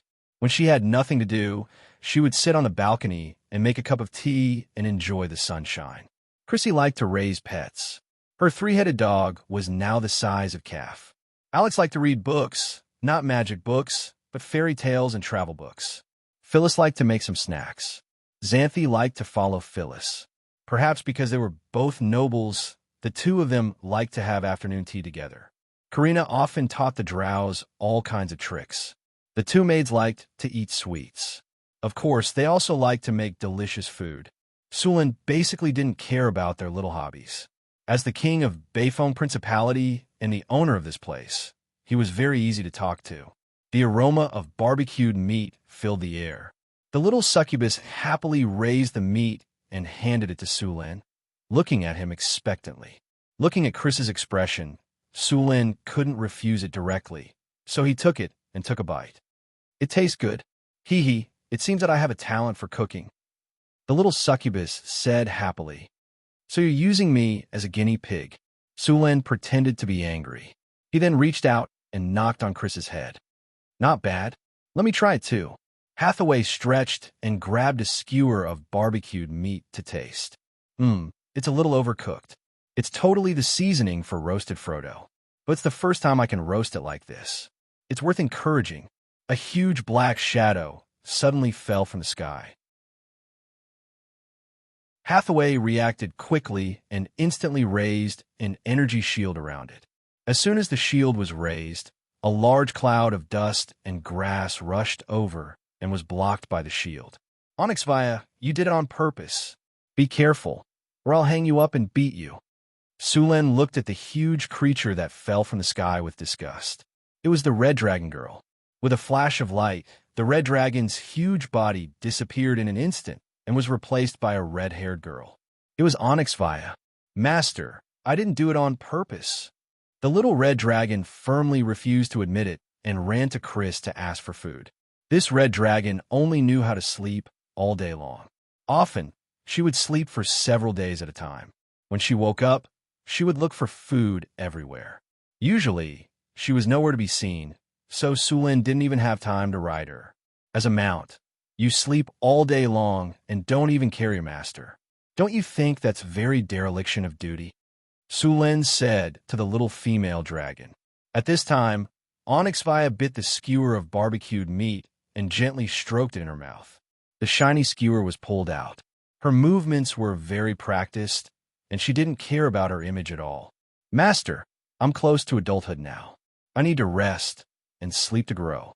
How can you bear to let a young dragon like me work? Onyxvia said as she ate the skewer. Close to adulthood? Sulen was slightly taken aback. A dragon's adulthood didn't have to be 100 years. In fact, this was just a rough number. It depended on the dragon's nutrition and development. If they lived in an area with abundant elements and abundant food for a long time, they would enter adulthood a few years earlier. Yes. Master, I'm about to reach adulthood. Are you going to prepare a gift for me? Onyxvia said shamelessly. Sulen glanced at her and didn't say anything. Master, as a dragon who is about to reach adulthood, and the most powerful red dragon among the Penishade dragons, if I go out and meet other people, how can I have the nerve to say hello to them? Besides, this will weaken your reputation, won't it? Onyxvia said with a flattering face. But if she could hide the glimmer of gold coins in her eyes, the effect would be better. Huh. Sulen smiled and didn't say anything. Little female dragon, I'm afraid you don't know how much money you owe. The number of treasures in the floating space tower's treasury doesn't match up. Looking at Sulen's eyes, Onyxvia was quickly defeated, and then whispered, so stingy. You're so rich, but you're not willing to help a poor dragon like me. I'm so sad. After the picnic, Sulen returned to the study, and a guard hurried over. Your Majesty, according to the adventurer's report, something suddenly happened outside North City. What happened? Sulen's heart skipped a beat. The guard hesitated and said slowly, recently, adventurers often report that some strange magic beasts have appeared in the north of North City. They look a bit like ordinary beasts, but there are some changes in their appearance. Their eyes are red and they are very aggressive. They don't just attack humans, they don't even let their own kind go. At first, we didn't pay attention to this. We just thought it was a magic beast that had evolved and transformed. But later, we found that many adventurers reported that they had encountered such monsters, and then we discovered the abnormality. The number of these mutant monsters is no less than that of ordinary beasts. This is normal. The number of magic beasts is far less than that of ordinary beasts, but there's a large-scale transformation of beasts here. After discovering this situation, we sent people to investigate, and the data has been collected. Please take a look.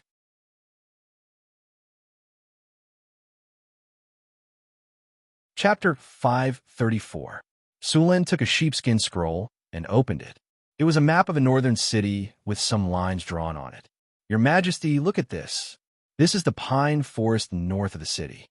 In the past month, we've found 5 mutated monsters in this forest, and the number is still rising. Further north, near the Sierra de Lotus, there are even more mutated monsters. We've been giving out quests for adventurers to find the cause, but we haven't found anything. The number of mutated monsters is still rising. Hearing the guard's report, Sulen's expression turned serious. Although these mutated monsters hadn't attacked the city yet, if their numbers continued to increase, it wouldn't be long before these monsters overran the city, and even northern Garrison City would be affected. Sulen looked at the statistics and frowned. In just a month or two, the number of mutated monsters had reached 300. The number that hadn't been counted was probably even higher. The northern city's soldiers were strong, and they often went out to clean up the monsters. If it were any other noble's territory, they might not be able to hold on. Is it because of the elemental tide? Hathaway asked softly. Sulen put down the document and said uncertainly, I'm not sure. Did something like this happen when the elemental tide came in the past? By the way, are these mutated monsters only in the northern city, or are they everywhere in the continent? Sulen ordered the guard, send someone to ask around. See if Maple City and Mirror Lake City have seen these things. Yes, Your Majesty. The guard bowed and left in a hurry. The elemental tide is getting stronger and stronger. The arrival of the elemental tide is a good thing for us, but it's also an opportunity for other species. This is most likely related to the elemental tide. By the way, are there any ancient ruins around here? Hathaway suddenly asked. I don't know about that. Sulen looked at Hathaway strangely. Why are you suddenly asking about this today? Many ancient ruins have some terrifying monsters sealed away. Some were used by the ancient arcana masters for research purposes, while others were sealed away because they were too dangerous and difficult to kill. Normally, these things don't have much of an effect.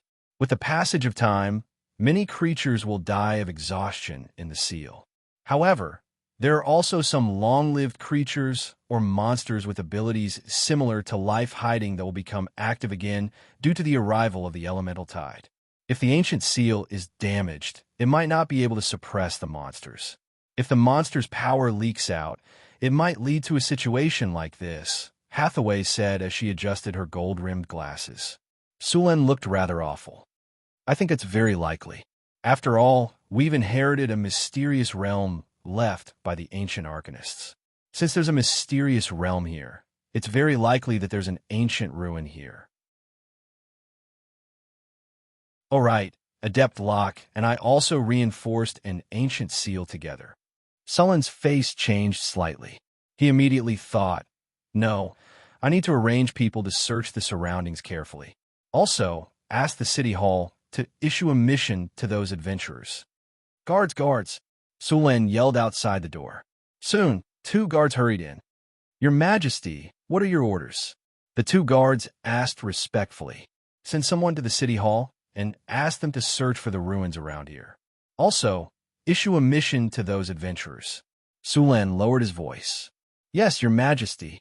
The 2 guards bowed and quickly left. Hathaway quietly watched Sulen give out his orders. When he was done, she stood up and said, How about I try using astrology? No, if you fail, you'll suffer a backlash. Sulen rejected without thinking. Hathaway smiled. It's fine. I'm a legendary wizard now. Even if I suffer a backlash, it won't do anything to me. Plus, I still have you, right? That won't do. Sulen shook his head. Hathaway walked up to him and poked his head. If we don't use astrology, how long will it take for those adventurers and soldiers to find it? Also, I've just done some research. The number of mutated monsters is constantly increasing. If we don't get rid of them as soon as possible, we'll be in big trouble. Big trouble? What big trouble? Let's see how I'll deal with them. Sulen snorted. If you don't agree, I'll use it secretly. You'll be sad if I get hurt, Hathaway said when she saw Sulen's reaction. You. Sulen glared at Hathaway. He knew he had to agree, so he nodded. All right, you can use astrology, but I have to be by your side. If there's any danger, you have to stop the spell immediately. Okay. Hathaway agreed and pulled Sulen to the astrology platform. I've made a divination crystal on the astrology platform. It can reduce the damage caused by the backlash. Basically, there won't be any problems, Hathaway said as she tidied up her things. As a northern witch, she had mastered divination spells. The northern witches were proficient in divination spells, but Sulen didn't let her use them because he was worried about Hathaway. Fate was a very strange thing, and so was the future. Although the divination spells could see some fragments of the future was not always the same. Using this kind of spell often would cause the line of fate to become chaotic. Just like a good swimmer who was addicted to cheating, using the divination spells recklessly would eventually lead to the fetters of fate. Then it would be troublesome. At the top of the astrology platform, Hathaway's figure was quietly suspended in the air. Her elegant long hair was dancing in the wind, and a beautifully made crystal ball was suspended in front of her. At this time, a powerful wave of magic came from the crystal ball, and the smell of concentration incense in the whole room became stronger. Sulen looked at Hathaway quietly and didn't dare to disturb her. She was now preparing for the divination ceremony. This kind of spell usually took a long time to prepare. The more difficult it was, the longer it would take. Some even required the cooperation of other wizards to hold a grand ceremony.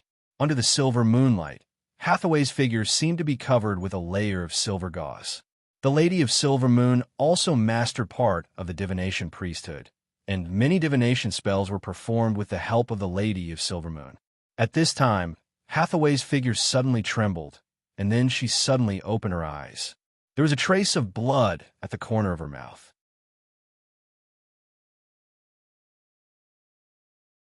Chapter 535. Asterisk crack. Asterisk a light sound was heard, and a crack appeared on the crystal ball that was floating in front of her.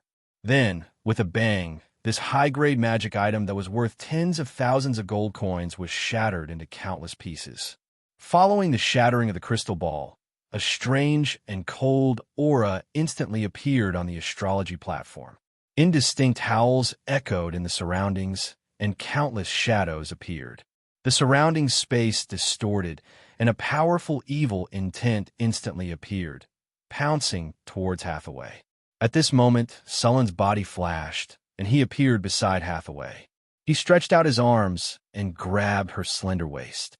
Then, a dazzling lightning shot out from his eyes. Get lost! The entire astrology platform seemed to have been struck by a bolt of lightning, and the entire space lit up. In the next second, countless vengeful spirits wailed and scattered in all directions.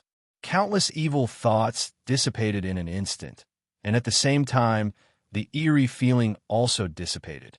How are you? Are your injuries serious? Sulen landed with Hathaway in his arms. With a flash of light, a green energy full of life appeared in his hand, and it instantly merged with Hathaway's body. Physical healing. As the green energy merged with her body, Hathaway's injuries began to improve. This time, Hathaway's injuries were not serious. The main thing was that her spirit was damaged, and she looked a little sluggish. Fortunately, she was now a legendary wizard, and her soul was strong, so her injuries were not serious. Sulen let out a sigh of relief. I shouldn't have let you use this astrology spell. I didn't expect you to be injured. I'm fine. Hathaway shook her head. The spell had healed her injuries, but her spirit still needed to recover. She shook her head and said, I used the astrology spell to find the source of the mutated monsters. It was a little troublesome, but I still found it. I saw a ruin in the astrology spell. It should be an ancient ruin. Also a world shrouded in blood and evil aura. That should be the spiritual light of the sealed monster. It didn't die. Instead, it used the power of the elemental tide to revive itself. The ancient formation that originally sealed it has been severely damaged. According to the predictions of astrology, it will completely break the seal in 2 months at most and come out again. We have to deal with it as soon as possible. Otherwise, the entire northern garrison city will be contaminated by this evil energy, and all our efforts will be in vain. A world shrouded in bloody light and evil aura? Could it be the evil god? Sulen was a little confused. Prophecy spells were very annoying.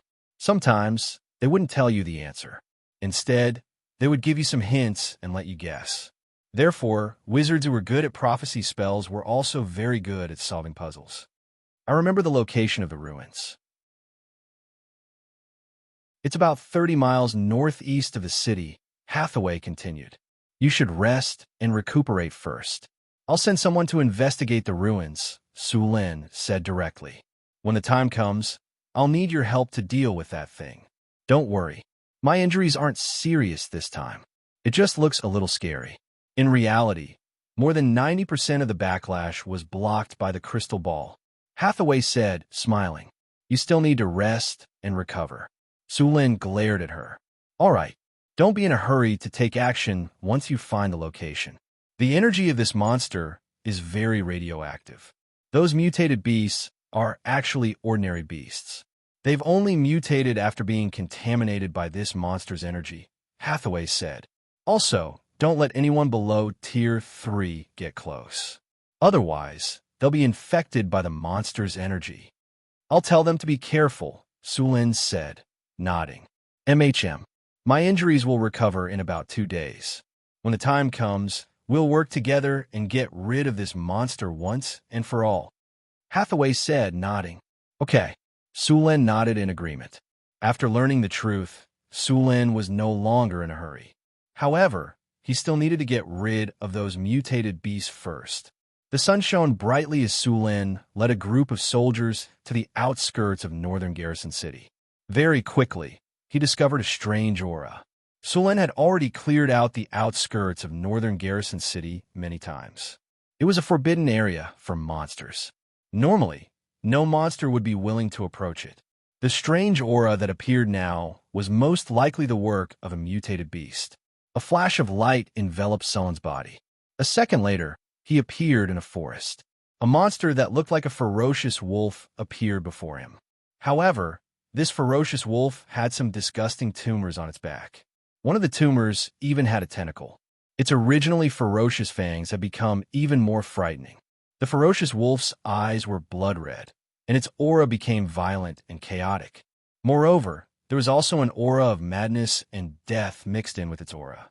Upon seeing Sulin, the ferocious wolf became even more violent. With a furious roar, it pounced on Sulin. It seems that this aura has completely affected its mind. Even its instincts have been distorted. Looking at the ferocious wolf that pounced on him, Sulin did not take it to heart. With his strength, even if he released a little bit of his aura, it would still be very dangerous to wild beasts, ferocious beasts, and even demonic beasts. As long as they sensed danger, they would avoid it from afar. Why would they take the initiative to attack? Now that this ferocious wolf dared to attack him, it seemed that it had completely lost its mind. Before the ferocious wolf could get close to Sulin, it let out a shrill scream. Then, a bolt of lightning instantly struck the ferocious wolf. As the lightning flashed, the ferocious wolf fell directly to the ground.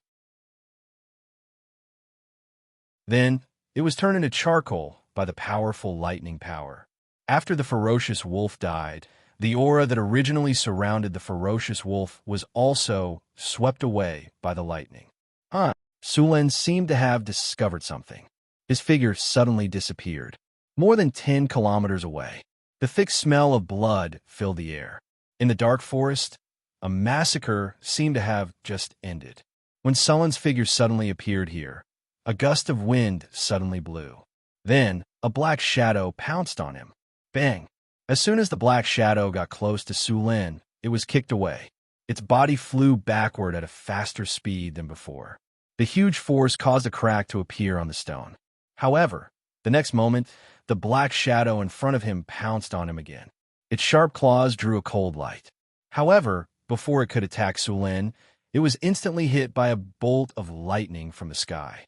Its entire body was paralyzed by the lightning and could not move. Clawed demon. Sulin's eyes narrowed. He instantly recognized that the monster in front of him was a kind of abyssal demon.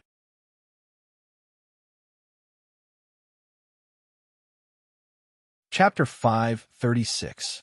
Demon? Sulin said with a cold expression. Now that something has happened, all sorts of monsters and serpents dare to come and cause trouble. Dominate demon. A light flashed, and the low-level demon's eyes instantly glazed over. After controlling the demon, Sulin casually cast a spell and forcibly read its recent memories. Sulin said with an ugly expression, "The dimensional barrier has weakened." The dimensional barrier was a protective layer in the main material world, half-planes, and other planes. With this protective layer, the demons from the abyss would find it difficult to enter this world. The stronger the dimensional barrier, the more difficult it would be to enter. Even if the demons came to the main material world, their power would be suppressed. This invisible protective barrier mainly targeted the existence of the gods. If the energy level was too high, it would be naturally rejected when entering the material plane. This was also the main reason why the gods and demon lords could not descend into the world. In order to avoid this rule, most of the gods used divine power to enter the material plane, while the demons used soul projection. Sulin had just received news from the demon that the dimensional barrier of this world had begun to weaken. This was not good news.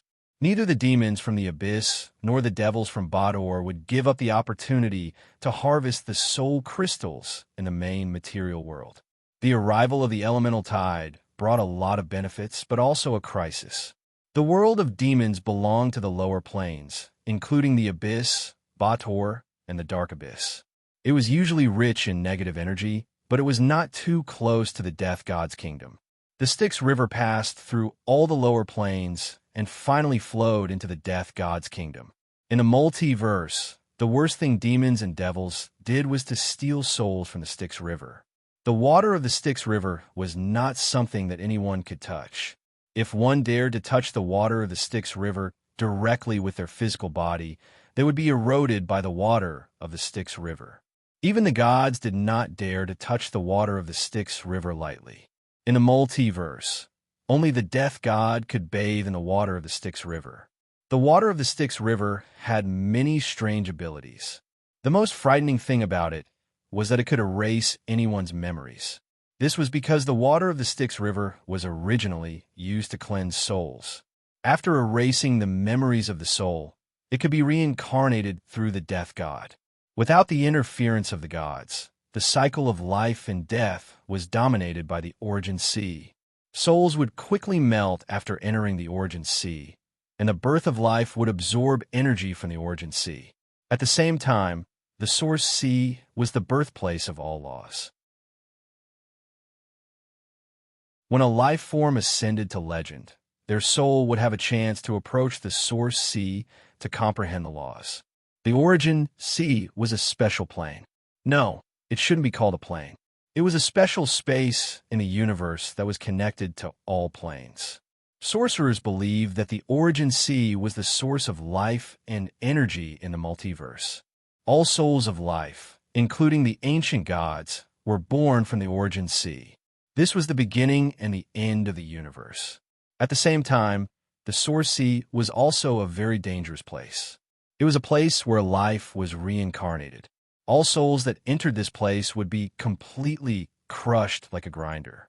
This reincarnation method was to crush all souls into countless tiny fragments and then reconstruct them randomly. The reincarnation presided over by the death god was much simpler. The death god would erase all the memories of the souls and send them back to reincarnation. Of course, because there were too many souls, the death god would also send most of them to the Origin Sea. The real task of the death god was to ensure the normal cycle of death and protect the souls from being stolen or damaged by others. Demons and devils would take the risk to enter the Styx River to steal souls. But now that the elemental tide had arrived and the spatial barrier of the material plane had weakened, those demons would not let go of such a good opportunity. Compared to stealing souls in the Styx River, the difficulty and danger of going to the material plane to collect souls were much lower. Sulin cleaned up the surroundings of his territory and returned to the astrology platform. He was waiting for Hathaway to recover, and at the same time, he was waiting for news about the ruins. The Northern Wilderness. In the wilderness, a group of vigilant adventurers was hurrying along. Carlos was wearing a fine chainmail and holding a curved sword in his hand, clearing the path in front. As the sharp curved sword was swung rapidly, the surrounding bushes and weeds were quickly cut down, clearing a barely passable path. Surprisingly, there were a few bald men in this group. Judging from their attire, they should be traveling monks. Since the establishment of the Northern Wilderness, many monks had traveled through this place to travel to the wilderness. Opening a path in this kind of wilderness was very tiring, and they had to be alert at all times. The people in charge of opening the path took turns.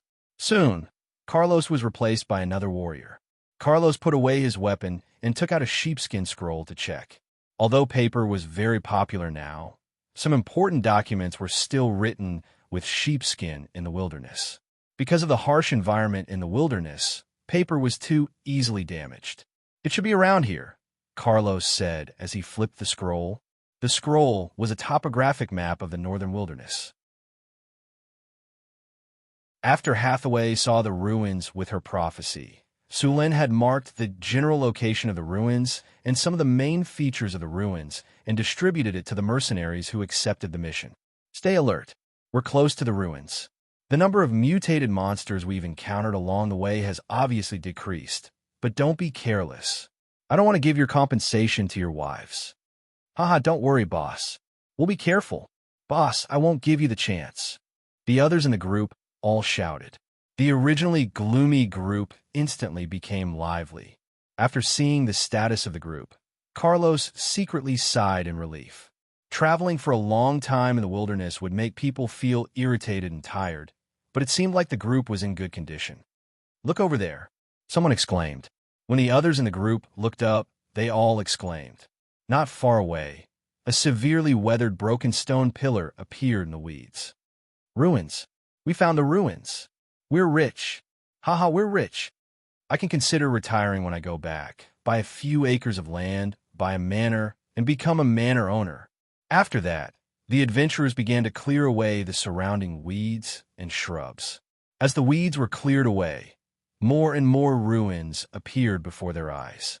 There were broken stone pillars, heavily weathered statues, and stones that had long been indistinguishable. Everything here showed that this was a ruin that had existed for a long time.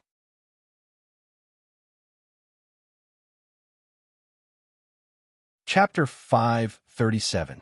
Carlos looked around. Only a corner of the ruins in front of him could be seen, and most of it seemed to be hidden. There were bushes and lush trees all around. Other than the part they found, there were no other ruins. He had encountered this situation before. Some ruins were protected by a layer of magic, and only by breaking this layer of magic could they enter. It was best to have the help of a spellcaster, or they would not even be able to enter. Some ruins were also protected by magic, but it seemed that the magic had been damaged due to the passage of time or some other reason. These ruins would only appear at a specific time, and when the time passed, they would be covered by magic again. Some ruins were partially exposed, and the other parts were still covered by magic. Of course, most of the ruins were not protected by magic at all, but the valuable things in these ruins had been cleaned out by countless adventurers. There were also some that were buried and needed to be excavated. There were many such ruins in the northern wastelands and deserts, but they were not easy to find. Obviously, the outer layer of magic of the ruins in front of them was not completely destroyed. Carlos was a little disappointed. He had originally wanted to search the secret realm when he received the mission from the city hall. It should be known that the wizards would give a good reward if they sold the things in good condition in the secret realm. He did not pay much attention to the city hall's warning that the ruins were dangerous and that they would report it immediately after discovering it. In his opinion, the city hall wanted to scare them because they wanted the things in the ruins. As for the dangers in the ruins, these adventurers knew very well that as long as they were careful, there would not be any big problems. After all, the magic equipment here had basically lost its effectiveness after thousands of years. "Be careful!" A cry of alarm sounded. All of a sudden, a dense fog appeared in the surroundings and spread rapidly. In the fog, some black shadows quickly pounced on them. The sudden change caught these adventurers off guard, and a few of them were killed directly before they could react. "It's a mutant monster. Everyone be careful. Quick, get close." Be careful of their sneak attack.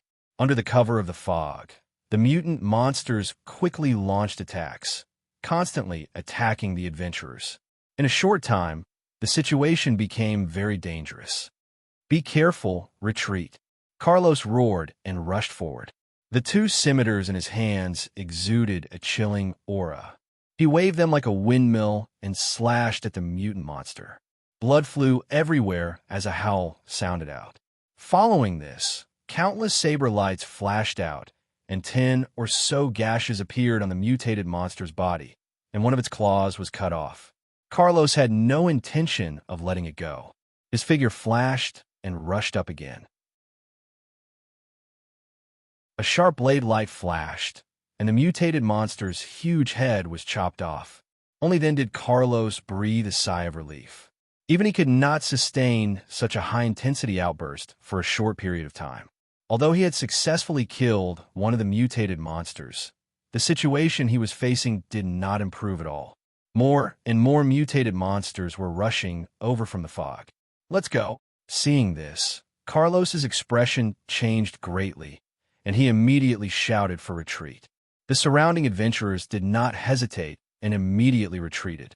Blazing sun style, a warrior monk clasped his hands together, and in the next second, a dazzling flame erupted from his body. A violent explosion sounded out, and the scorching flames were filled with a holy aura. A mutated monster was directly sent flying, and the flames continued to burn its body. Black blood slowly seeped out of its head and ears. Evidently, it was not going to survive. The surrounding fog also dispersed a little. Slash! Another warrior heavily slashed down, killing a mutated monster. Then, without taking a breather, he immediately rushed out. Charge! A dwarf covered in steel armor rode a strong male goat and rushed out, waving the axe in his hand. A few adventurers immediately followed. Expeditious steps. Gale potion. Seeing that the situation was urgent, Carlos directly opened a bottle of light red potion and had the dwarf gulp it down. A bitter taste instantly filled his mouth, and a powerful force instantly entered his body. Carlos's originally very fast speed once again rose to another level. The scimitar in his hand danced even faster, and the charging mutated monster was directly cut into 10 or so pieces. There were a lot of mutated monsters in the fog. They had a total of 18 people in this operation, including 2 warrior monks, a dwarf ram knight, 3 rogues, 2 rangers, and 5 warriors. Although the city hall indicated that the danger level of this mission was 5 stars, they did not take it to heart. Although these people were few, the whole team was made up of experienced adventurers. Even if they faced enemies more than 3 times their number, they could easily deal with them. But this time, the number of enemies was too much. You guys retreat first. I'll cover the rear. Another warrior monk saw that the situation was urgent. If they did not escape as soon as possible, they would probably be completely surrounded and killed here. Sunlight burst. Phoenix flame. Dazzling light burst out in an instant, and then infinite flames appeared from his body, instantly turning into a circle of flames that rushed in all directions. Wherever it passed, all the fog dissipated, and even the mutated monsters hiding in the fog were burned to ashes. The surrounding bushes and weeds were cleared in an instant. The figure of the warrior monk suddenly soared into the air, kicking out a series of afterimages in midair. Then, the gravel flew out like a cannonball. The chi energy attached to the gravel caused cracks to appear on the gravel tens of meters away. Although those mutated monsters were strong, several of them were killed in an instant under the warrior monk's attack, and a path was opened at once. Let's go. Seeing the passage that appeared, the surrounding adventurers did not hesitate at all. They waved their swords and rushed directly to the gap. In the face of crisis, these people burst out with powerful strength in an instant. Diamond Body. After seeing everyone rushing up, the warrior monk did not dare to delay. Although the strength of a mutated monster was not strong, a large number of them could still exhaust him here. Wind Step. The warrior monk shouted in a low voice, and his body was like a tornado, rushing out in an instant. The surrounding mutated monsters could not stop him at all. The warrior monk stepped on these mutated monsters with the tip of his foot. Let's go. The warrior monk's figure shot out from the crowd, and he said with a dignified expression, "Let's leave here first. Find a safe place to inform Northern Town City. The problem here is not something we can solve."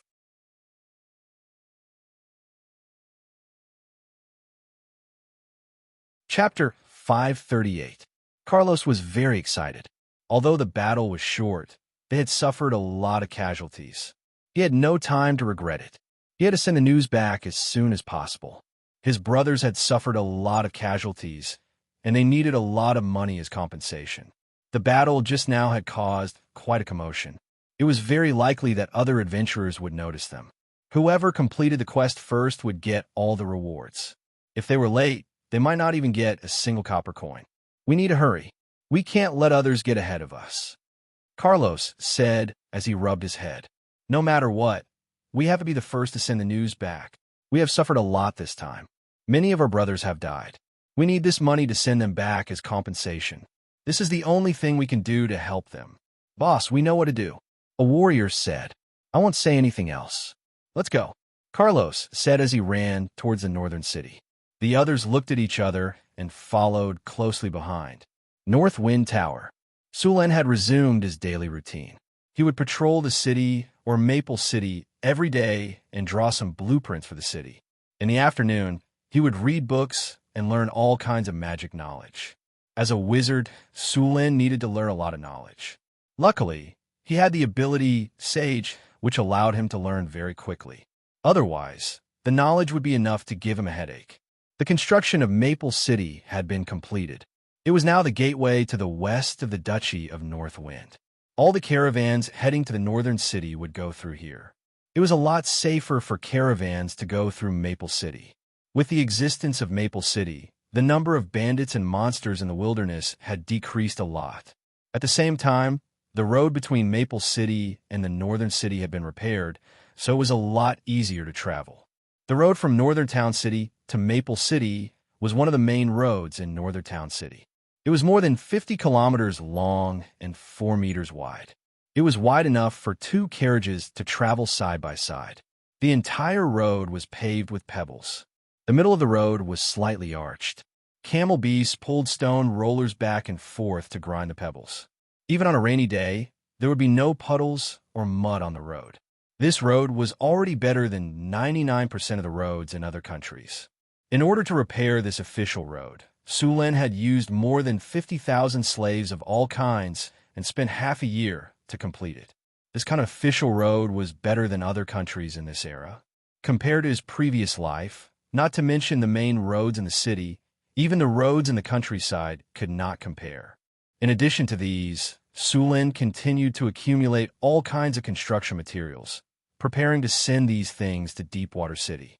At the same time, the port in Northtown City was being expanded.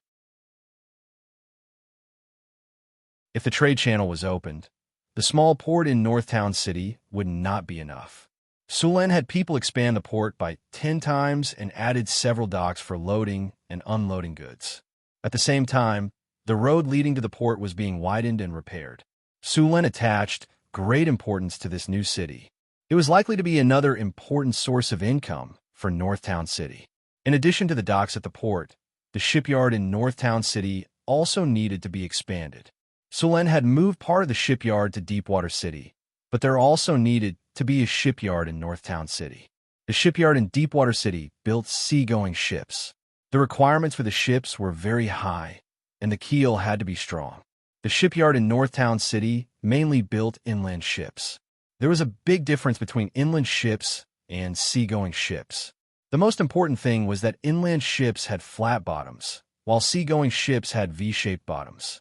Inland ships could carry more goods because of the flat bottoms, but they were less stable and could easily capsize in big waves. Of course, it was impossible for ships to encounter big waves like the ones in the sea.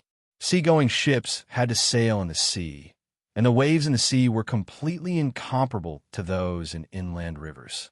The mountain-like waves could easily overturn and smash inland ships. Therefore, in order to stabilize the ship, seagoing ships had to use V-shaped bottoms. At the same time, the ship had to be very strong. Otherwise, it would fall apart when the waves came. Under normal circumstances, seagoing ships would not enter inland rivers.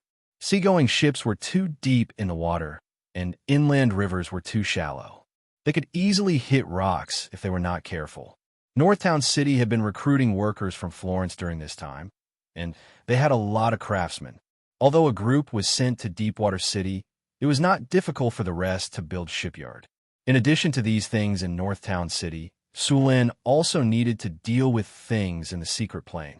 Now, the secret plane had the obsidian factory, the golem factory, the ecological park, the plantation area, the crystal beast breeding area, the central square under repair, the residential area, the botanical garden with natural oaks, and so on. It would definitely need to be built in the future, and the location of the secret plane had to be planned. At the same time, Sulin also needed to think about how to move the secret plane to the floating city in the future and open up a half-plane. Milky Way. Check the structure of the energy transmission network of the secret plane. See if it meets the requirements, and if there are any areas that can be optimized. Sulin put down the pen in his hand and looked at the dense underground energy transmission network in front of him. He fell into deep thought.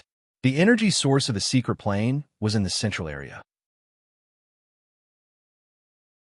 There is a large elemental pool here, so there must be a perfect energy transmission pipeline to supply energy to other places. Efficiency must be considered in this design. If the energy transmission was too wasteful, it would put a burden on the elemental pool. As for the other elemental pool, it was responsible for supplying energy to the golem factory. Start calculating. A series of data streams appeared, and Milky Way started calculating the current energy transmission network of the secret plane. She also marked the location of the central crystal and made modifications to it. Knock, knock, knock. At this time, there was a rush of knocking on the door. Sulin frowned and opened the door to the astrology platform. Alex's excited voice came through. Sulin, news from the city hall. They found the ruins. A group of adventurers found the ruins you're looking for. There are a lot of mutant monsters around the ruins. We may be in for a tough battle. Mutant monsters? Sulin was shocked. He stopped Milky Way's calculations and asked, "You found the ancient ruin? How intact are the ruins?" The adventurers haven't gone in yet. There are mutant monsters guarding outside the ruins. There's also a layer of magic outside the ruins that hasn't lost its effect. Only a small part of it has appeared outside. Tell the adventurers that the ruins they found are very damaged.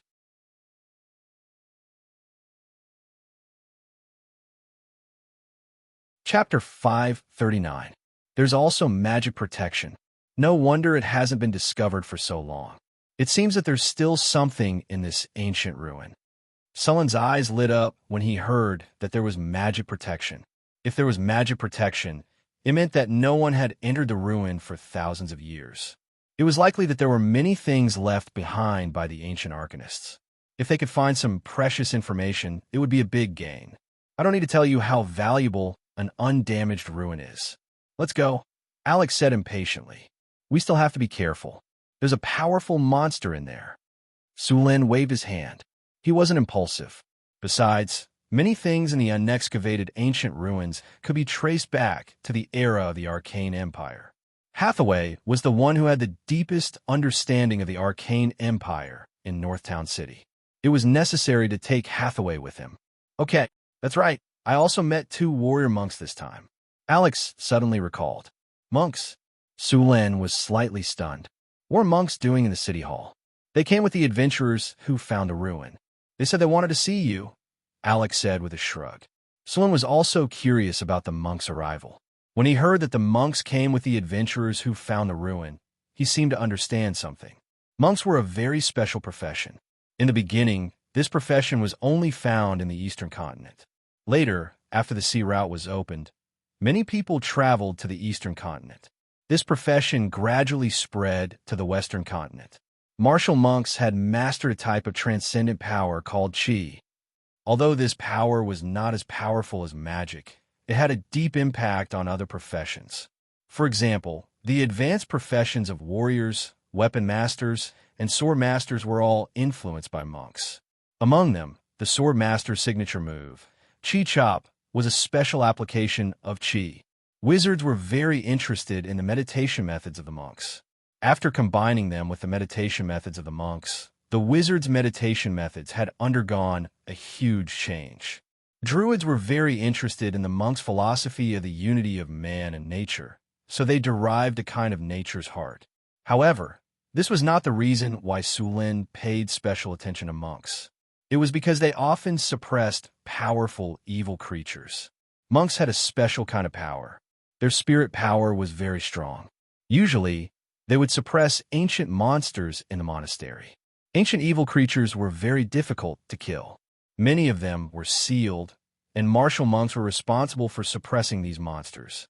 It was said that if all of the ancient evil creatures suppressed by the monk were released, their power could possibly destroy the entire continent.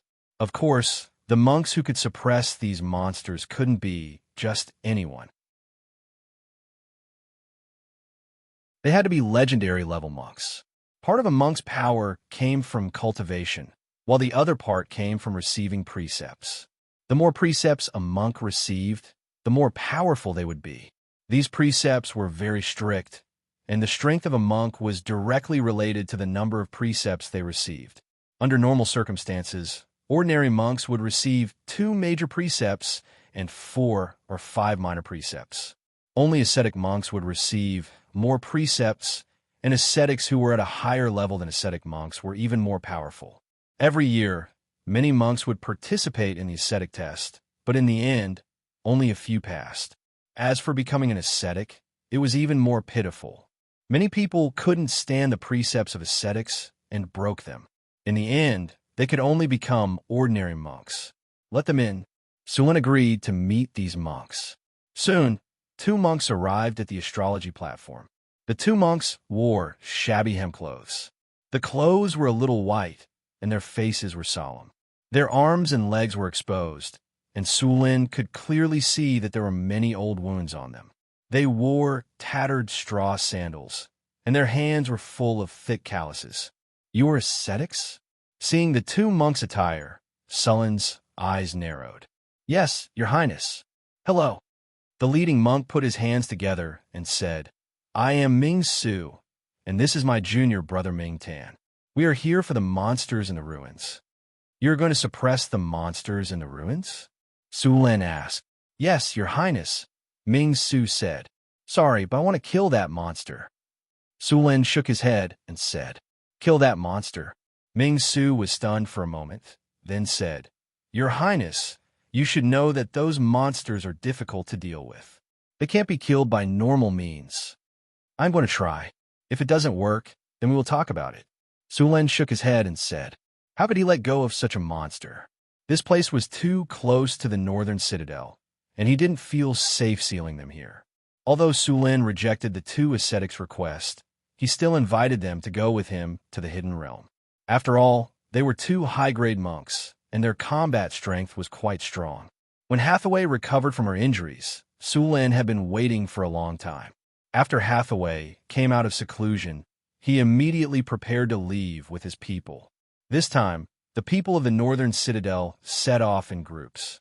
Sulin, Hathaway, Alex, Karina, and the 2 monks went directly to the astrology platform.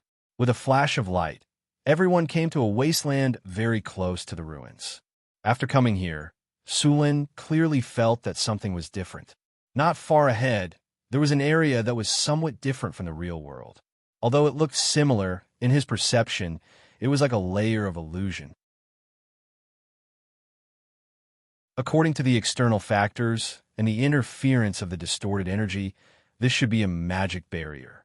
What he saw now should be the camouflage of a magic barrier. In Sulin's eyes, this camouflage was about 80% similar to the real world. Basically, many buildings were projected here.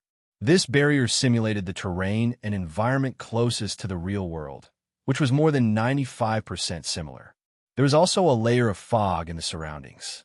With this layer of fog, this area looked even more real. After coming here, Sulin saw many monsters hiding in the fog. These were ordinary beasts and violent beasts that had mutated under the power of the hidden realm and became a new kind of monster. Mutated monster, challenge rating 7. Sulin even felt that there were many more powerful mutated monsters in the fog. These mutated monsters must have mutated under the power of the hidden realm and become stronger.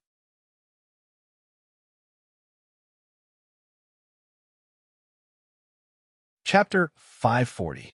Mutated monsters were normal beasts and ferocious beasts that had mutated under the radiation of the secret realm. To be honest, Sulin could kill a monster of this level with one hand. However, it was still very dangerous for normal people. Moreover, there were too many of these monsters. Hathaway looked at the fog around them and frowned slightly. Then, she waved the magic staff in her hand, an array of light flashed across her body. Dispel the fog. Powerful mana fluctuations instantly swept over, and the dense fog that had originally shrouded the surroundings quickly dissipated like snow. It only took a few breaths of time for the fog to completely dissipate. As the fog dissipated, the mutated monsters that were hiding in it were immediately exposed. Wild Wind Blade Dance. Alex flapped her wings twice, and a gust of wind elemental energy flew out from her body. This wind elemental energy turned into a gust of wind in the blink of an eye. In the next second, dozens of wind blades spun and flew towards the mutated monsters. As the wind blades swept across the area, corpses were everywhere.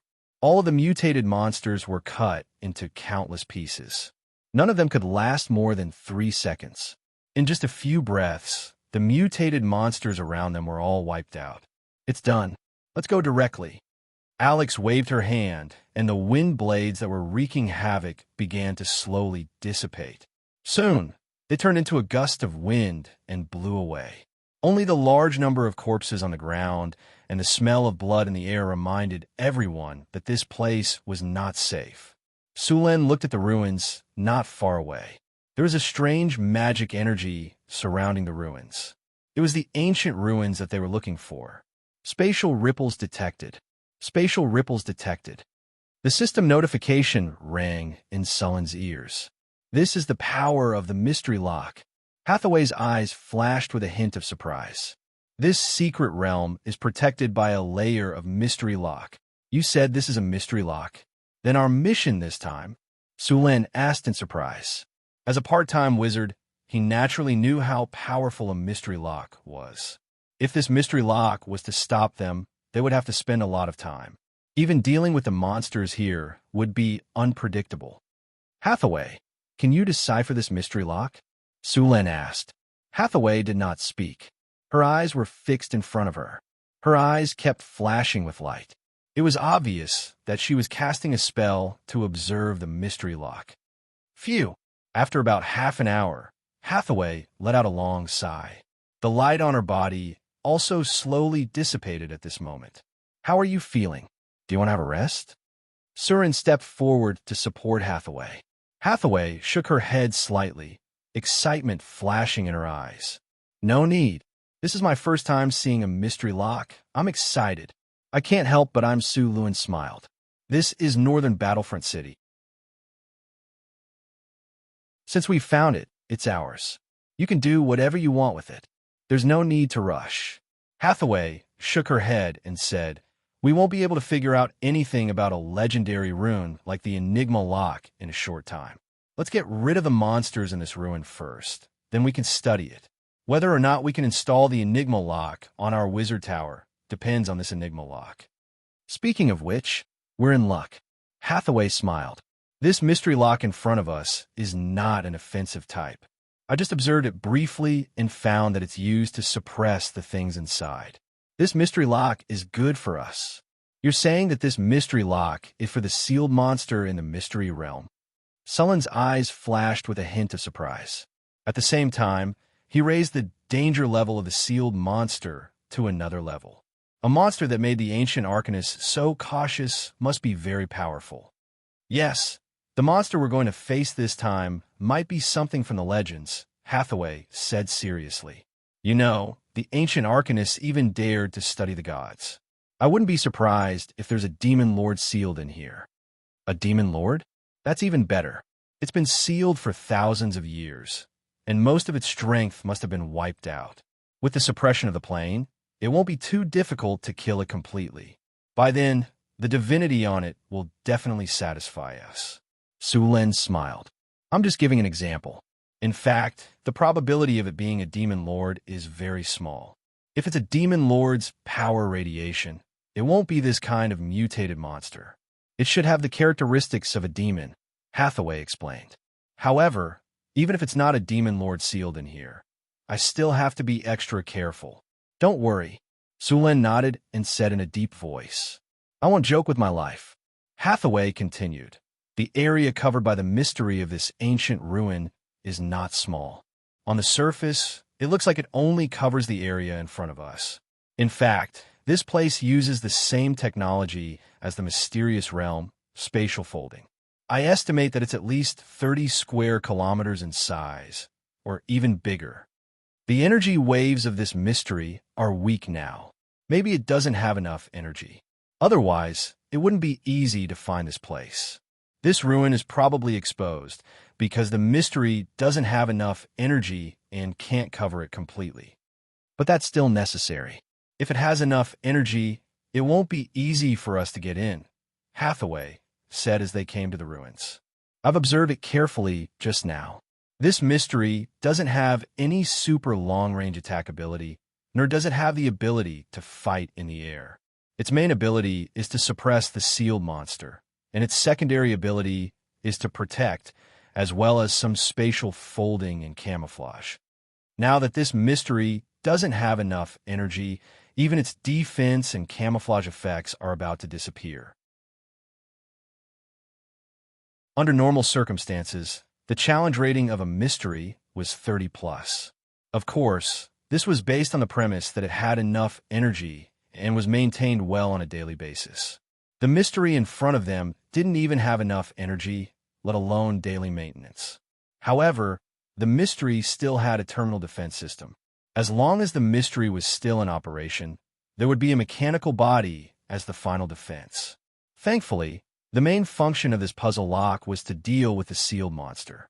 According to the priority order on the puzzle lock, when they appear together with the seal monster, the puzzle lock had to prioritize attacking that monster. Only after the seal monster was dealt with would it attack them. This way, as long as they were careful, the mystery could be of help to them. Of course, considering the current state of the mystery, the help it could provide was limited. Where do we go in? Sulin asked. Wait a minute.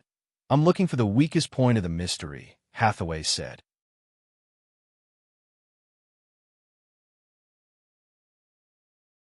Chapter 541. Hathaway took out her wand and chanted a spell. A powerful magic energy slowly appeared. Sulin, Alex, and Karina stood not far away and waited quietly. The magic energy around them quickly gathered. Under Hathaway's control, the powerful energy slowly merged into the mystery lock outside the ruins. A dazzling light flashed, and a spatial crack slowly appeared and expanded. Soon, an exit was forcibly opened in the area around the mystery lock. A cold wind blew, and the negative energy in the surroundings instantly became several times denser. Obviously, the radiation of the monster's power was very serious.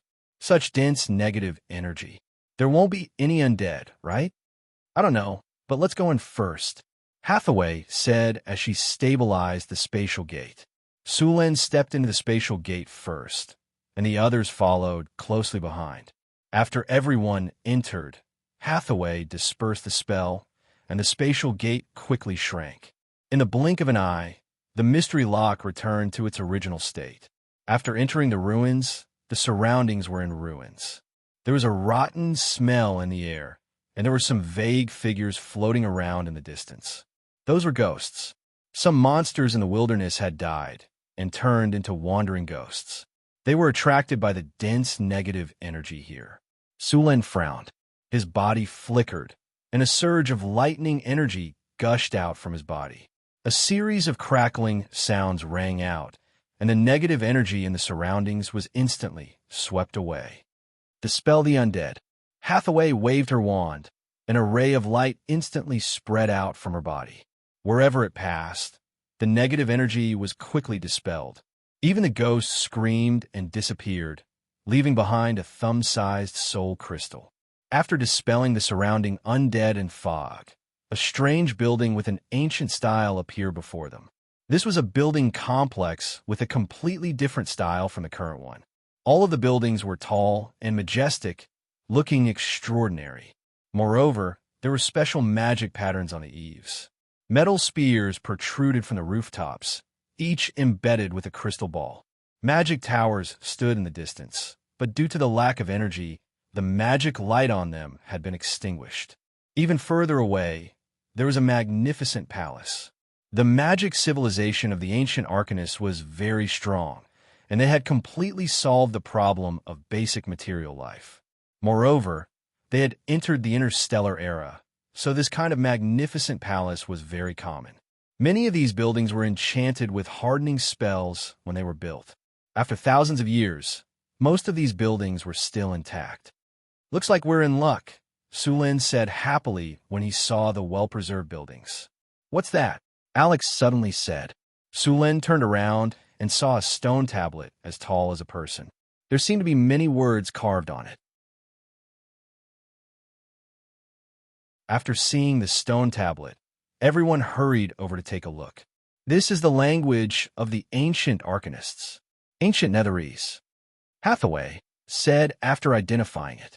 "Ferris Laboratory, the Wisdom Tower in the north, the Eye of Anarus." "Laboratory?" Sulin frowned. This didn't seem to be an ordinary ruin.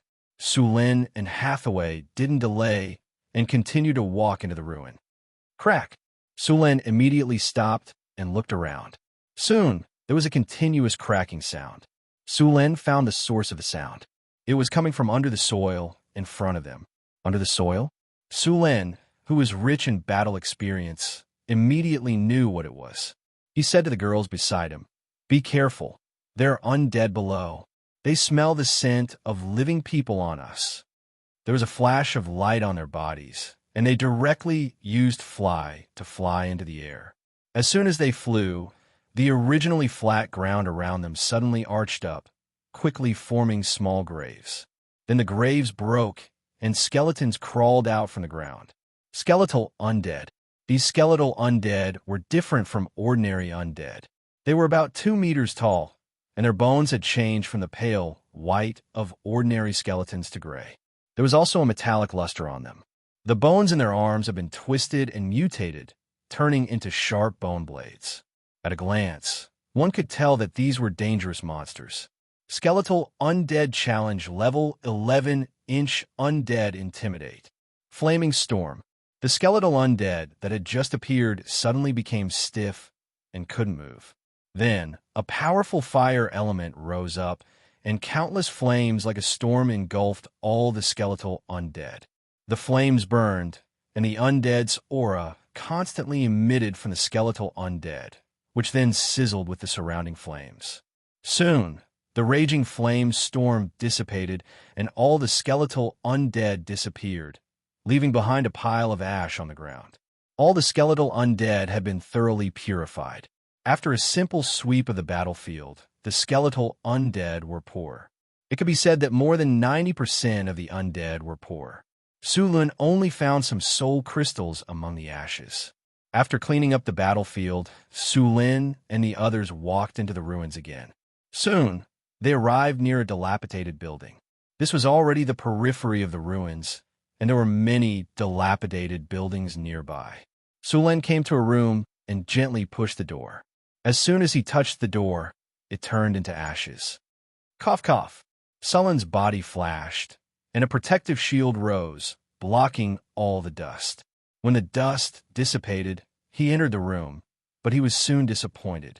This was not an important place. There was no magic protection around, and the things inside had long decayed after thousands of years. There was nothing valuable. The group spread out and searched these rooms. Only Alex was lucky enough to find a few magic gems, and then nothing else. After confirming that there was nothing else, the group continued to search the ruins.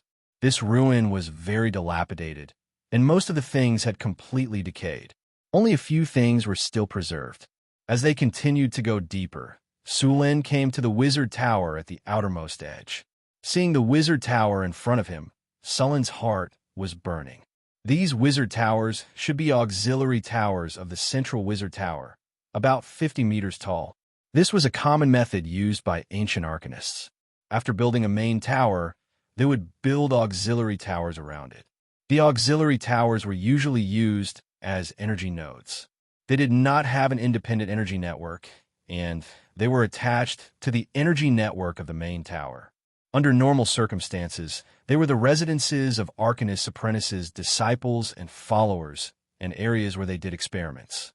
They had part of the function of the main wizard tower.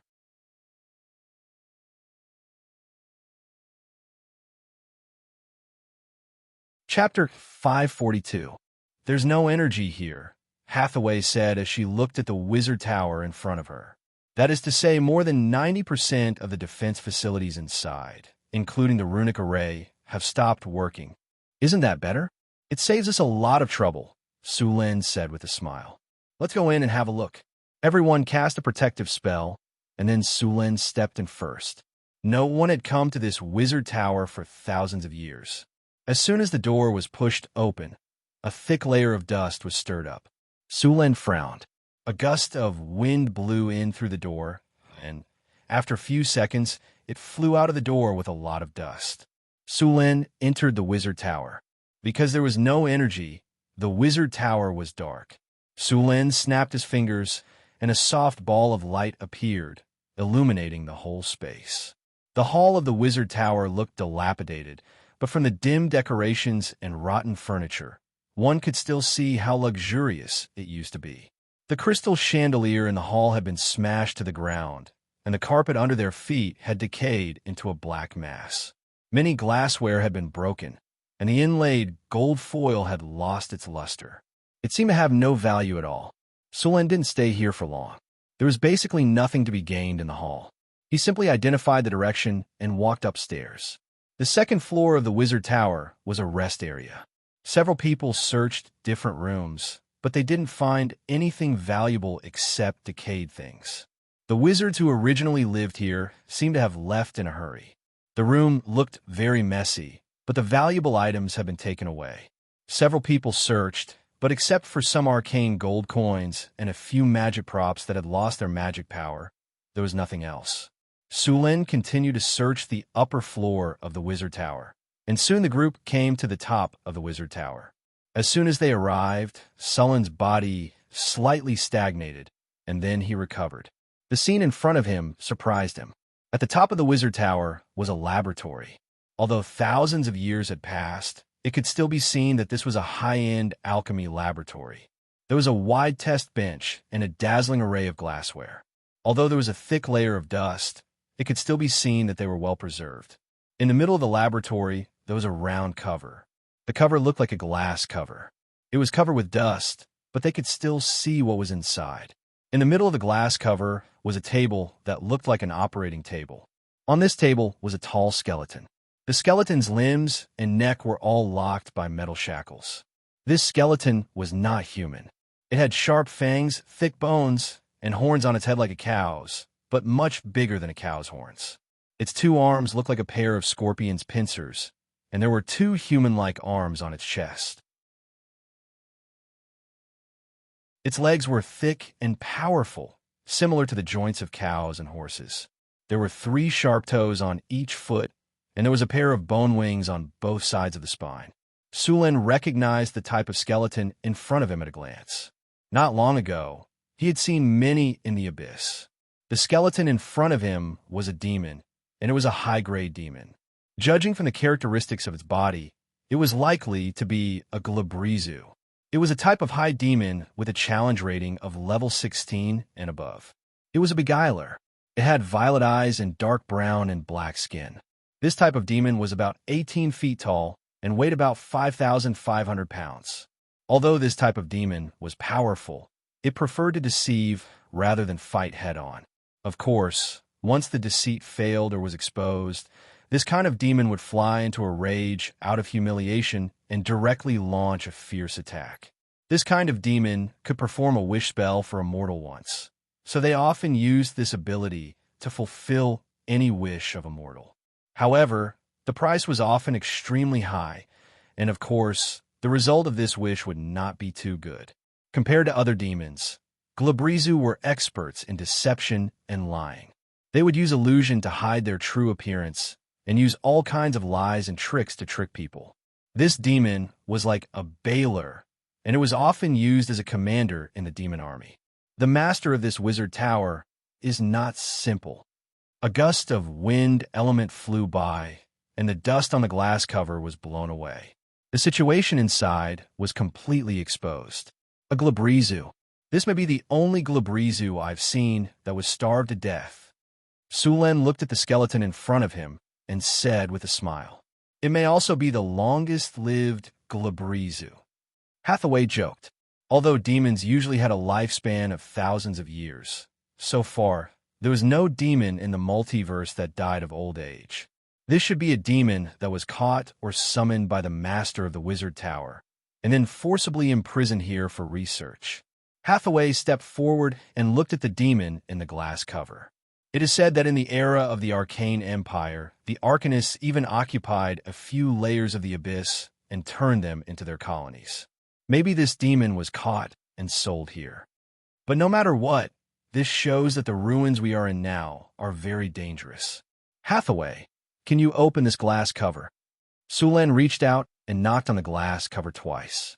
The glass cover made a knocking sound. The quality of the cover was very good, and it was used by the Arcanists to imprison demons. One could imagine how strong this cover was. Let me look for it. Hathaway looked around for a while and finally found an open button on the experiment table, but after pressing it, the glass cover did not open. Looks like it's not this button. After waiting for a while and nothing happened, Alex shrugged and said,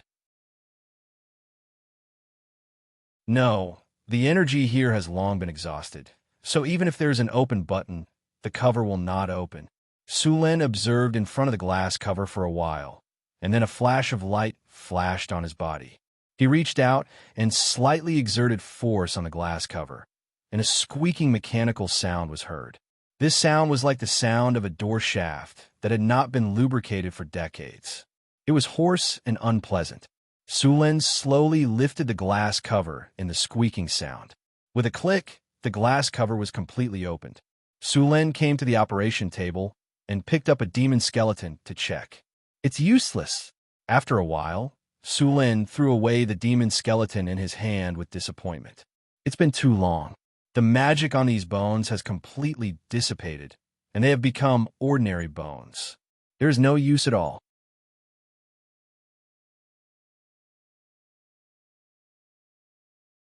Chapter 543. The body of a high-grade demon was a precious magic material. Although it was a pity that the materials in front of them had lost their effect, there was still one thing that was not damaged, which was the operation table and the glass cover that trapped the demon. These two things could suppress a high-grade demon like the Glabrizu until it starved to death. One could imagine how sturdy and powerful it was. It was great for imprisoning enemies or something similar. This thing is not bad. Let's take it back. Sulen knocked on the metal table and said, "Next, everyone turn the entire laboratory upside down." Other than a well-preserved experiment record, the only things left were the experimental equipment. The experiment record was a relatively important thing. The paper used was processed parchment. This kind of parchment was expensive and could be stored for a long time. It was a very good recording material. A research report was recorded on it. Research report on the body structure, resistance, and bloodline of the Glabrizu.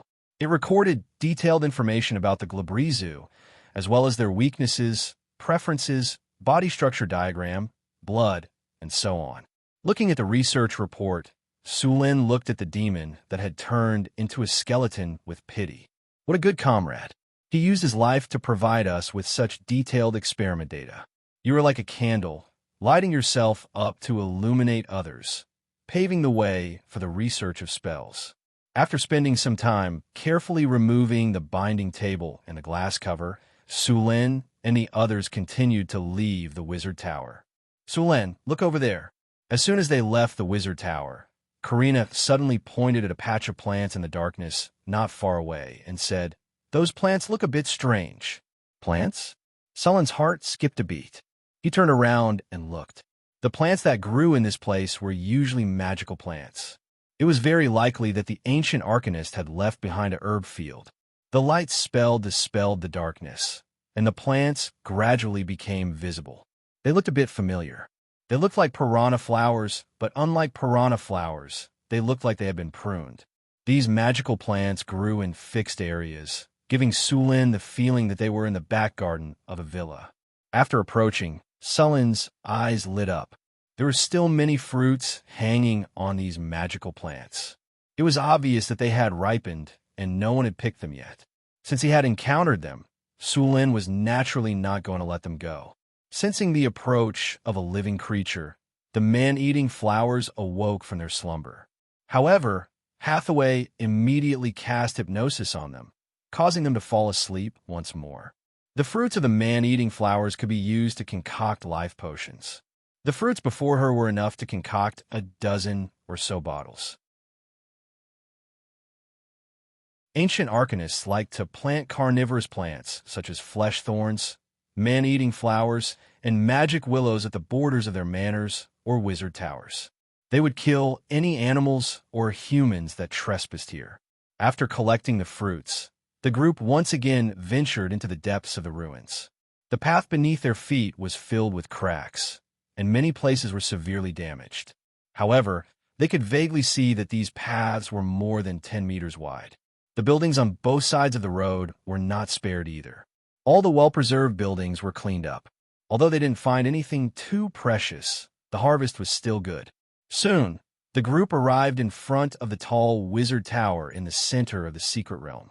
The wizard tower in front of them was more than 150 meters high, and its whole body was black and brown. The entire wizard tower was built entirely with obsidian. It was also blessed with hardening magic. Such a wizard tower was completely designed according to the standards of a floating space tower. Seeing this wizard tower, everyone's eyes were burning with passion.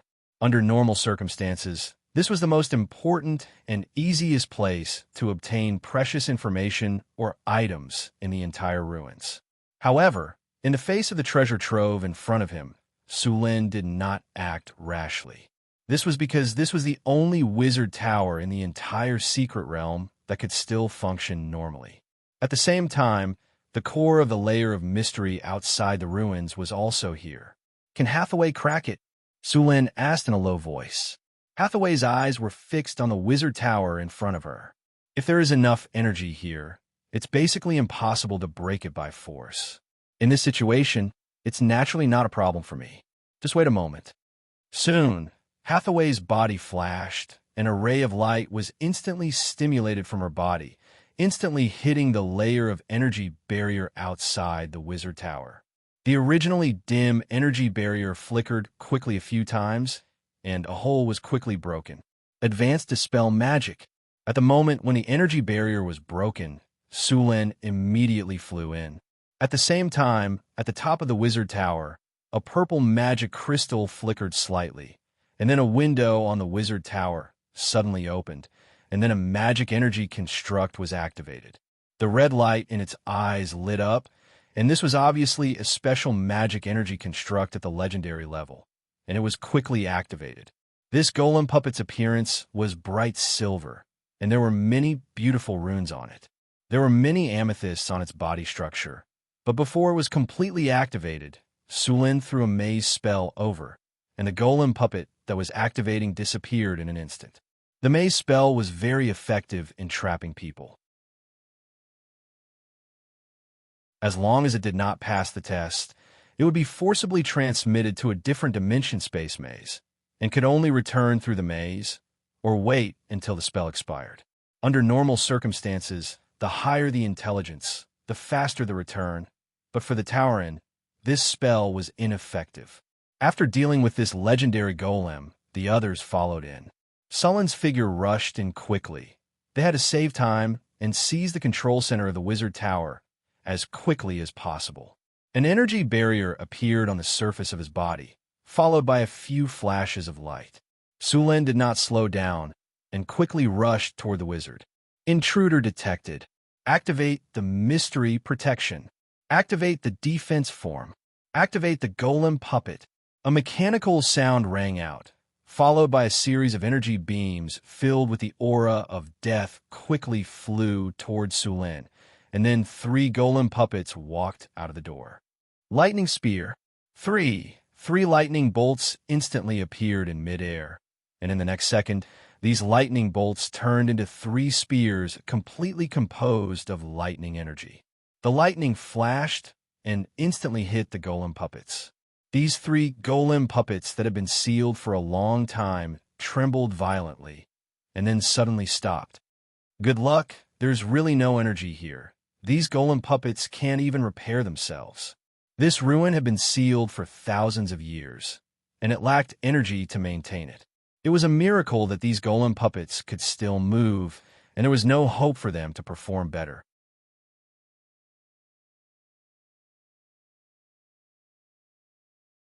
Chapter 544. Once Sulin entered the main wizard tower, he needed to race against time. Due to the lack of energy in other parts of the ruins, all kinds of protective spells and golems have been shut down. However, as the most important wizard tower in the ruins, all the energy would be supplied here first. Sulin's actions would make the wizard tower's spirit think that the wizard tower was invaded. The wizard tower's combat mode would be activated, and the golems in the wizard tower would be awakened. This was not good news for Sulin. How many golems were there in a wizard tower? This was directly proportional to the wealth of the wizard tower's owner. Just like the wizard tower in the ruins, the entire ruins belonged to him. With such a large secret realm, it was obvious that the owner of this wizard tower was very rich. Sulin would not be surprised if there was an entire golem legion sealed in his wizard tower. Many wizards were otakus. They would accumulate all kinds of resources like hamsters and then make all kinds of items. The number of golems would also increase over time. If you were fighting with others, having a golem legion would be very comfortable. However, if you were facing a golem legion, trust me, run away as soon as possible. After Sulin rushed in, the wizard tower's defense system had been activated. Although there were only a few golems now, as long as they were given a little time, the golems sealed in the wizard tower would soon rush over in large numbers. At that time, they would have to face hundreds of golems of all kinds. With so many golems attacking together, even a legendary master would have to flee. Fortunately, the space in the wizard tower was limited, and to save energy, most of the golems in the wizard tower were in a state of hibernation. As long as Sulin was fast enough, he could shut down the control center in the wizard tower or take control by force before those golems were all activated. Lightning spears flew out from Sulin's hands and instantly hit those golems that had just been activated. The situation was slightly better than Sulin had imagined. Due to the lack of energy, the golems in the wizard tower were in a state of hibernation. This state could minimize energy consumption. However, the lack of energy maintenance also caused the structure of these golems to age. Thousands of years had passed, and apart from some precious magic materials, the rest of the magic materials would more or less have some problems. When these golems were struck by the lightning spears, the already fragile components of the golems were easily destroyed by the powerful lightning power. Hathaway, Alex, and Karina followed closely behind Sulin. They weren't idle either. Sometimes, when Sulin couldn't deal with a new golem in time, they would immediately attack it with spells. One after another, the steel golems were awakened and then quickly destroyed by the spells. Sulin and the others were very fast. As high-grade wizards, they had all mastered combat spellcasting. They could cast spells while moving quickly without worrying about being interrupted. Even the weaker ones, Alex and Karina, were sorcerers. All right, ladies, don't completely destroy these golems. Sulin couldn't help but exclaim as he watched them cast disintegration and turn the steel golems into piles of scrap metal. These are our spoils of war. After we occupy this place, these golems can still be used after some repairs. After using disintegration, these things will become scrap metal. Alex, you wastrel. Seeing another steel golem being hit by a ray of light and turned into a pile of scrap metal, Sulin reached out and knocked Alex's head. Sorry, Sulin, I'm used to it. Alex laughed. All right, be careful next time. Sulin casually cast a chain of lightning and destroyed a golem that had just appeared. Although he hadn't completely occupied this place, Sulin already saw it as his own. Host, please pay attention. Domain energy fluctuations detected. A powerful energy instantly spread out from the wizard tower. Sulin only felt that the originally smooth spells had become jerky, as if he had fallen into a quagmire in an instant. This is energy confinement. The enigma has been activated. Sulin's eyes lit up. It seemed that the tower's spirit had sensed the danger. Energy confinement was an ability of the enigma, but it required a lot of energy to use this ability. For a wizard tower that lacked energy, the tower spirit would not activate this ability unless it was absolutely necessary. A ray of lightning flashed, and a powerful lightning energy was instantly released from Sullen's body. A domain that was not inferior to before spread out from his body, and the few women who were originally imprisoned instantly regained control of their magic. After activating the domain, Sullen's power was even more powerful. Soon, the group of people arrived in front of the Wizard Tower's gate. This gate was made of a silver-white metal. Although it had been there for thousands of years, it didn't seem to be damaged at all. Sulen casually threw a lightning spear, but as the lightning flashed and the lightning energy dissipated, the silver-white gate in front of him didn't move at all. There wasn't even a mark on it. Seeing this, a trace of surprise flashed in Sullen's eyes, but in the next second, the storm halberd appeared in his hand. Lightning spear. The dazzling lightning instantly shrouded the storm halberd, and as a large amount of lightning merged, an invisible torrent of energy quickly gathered around Sulen. The storm halberd was originally completely covered by lightning, and the powerful lightning energy spread to the surroundings, forcing Hathaway and the others to move out of the way. Sullen's warrior robe was also propped up by the static electricity, and more lightning energy was injected into the storm halberd. The powerful energy gathered, and magic weapons that were slightly inferior in quality almost fell apart under this pressure. Even the storm halberd, a legendary weapon, was trembling slightly. It was obviously close to its limit. In the end, the storm halberd that had gathered infinite power was lifted up by Sulen, and in the next second, it fiercely pierced the silver-white metal gate in front of him. Crack! Rumble! The deafening thunder sounded, and the entire wizard tower shook violently, and a powerful energy exploded in an instant. When the light dissipated, the gate in front of them had been completely blown open, and there was a big hole in the gate. Ding! The energy domain has disappeared. The effect of energy imprisonment has been weakened. Sulen panted for a moment, and then directly entered the gate with the storm halberd. On the platform in the center of the hall, a crystal ball was constantly emitting a faint light. It was the host crystal of the tower spirit. Just as Sulen stepped forward and was about to close it, a huge roar came from the other side of the hall.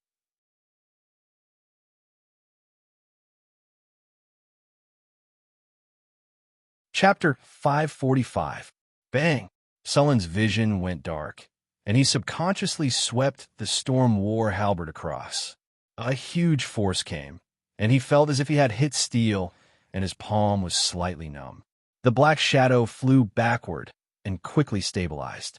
Only then did Sulen see clearly that it was a strange high-level golem in front of him. Countless runes were engraved on its body, and the light purple magic patterns were like tattoos all over the golem. The golem was 6 meters tall, and its appearance was similar to that of a human. From its appearance, it was obvious that it was a legendary golem, and it was very likely that it had been modified. Guardian activated. Carry out the third battle plan. Eliminate all intruders. The golem's eyes flashed red, and it completely locked onto Sulen.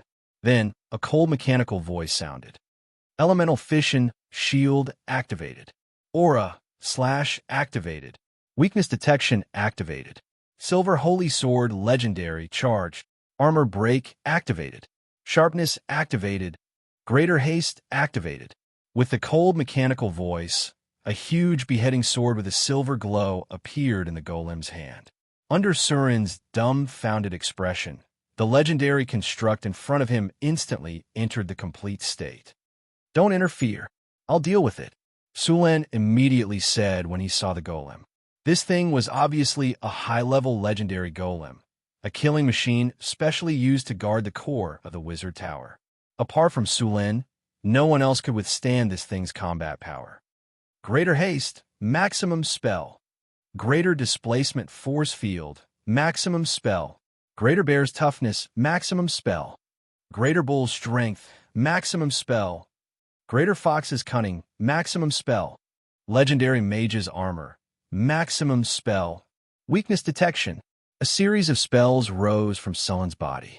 Hathaway, Karina, and Alex quickly cast all kinds of spells on Sulin. A bright sword light illuminated Sullen's eyes, and the 6-meter-tall guardian statue in the tower instantly appeared in front of Sulin. The silver sword instantly chopped towards Sullen's neck. Sulin had several energy barriers in front of him, but they were shattered by the guardian golem's sword beam. Finally, they were blocked by the storm battle halberd. The guardian's speed was very fast, and his tall body was unexpectedly agile. The speed of his sword was so fast that it left behind a series of afterimages, slashing towards Sullen's vital parts. Sulin didn't show any weakness. He kept waving the storm halberd in his hand, and his figure moved quickly like a ghost. Bang, bang, bang. The storm battle halberd and the silver sacred sword kept colliding, and a series of sparks kept appearing. In a short period of time, Sulin and the guardian golem had exchanged dozens of blows. Powerful energy surged in the surroundings. The energy barriers on Sullen's body were all shattered, and even the legendary mage's armor was damaged. The guardian golem wasn't any better. The energy barriers on the surface of its body had dimmed, and scars from the storm battle halberd appeared on its silver body. Thunder slash. Dazzling lightning instantly erupted from Sullen's body, and the storm battle halberd slashed towards the guardian golem with the power of endless lightning. The dazzling lightning completely enveloped the guardian golem's tall body, and a deafening thunder rumbled. In the next second, the guardian golem's tall figure was sent flying. The elemental fission shield that originally covered its body was completely shattered, and the storm battle halberd left a deep mark on the guardian golem's body. Sullen's figure flashed, and in the next second, he appeared beside the guardian golem. The storm battle halberd waved like a windmill and continuously attacked, forcing the guardian golem, who had just stabilized its body, to retreat. What are you waiting for? Hathaway, go and deal with that tower genie. This legendary golem can't be dealt with in a short time. Okay, you hold it back. I'll go and crack the tower genie's core. Hathaway reacted quickly.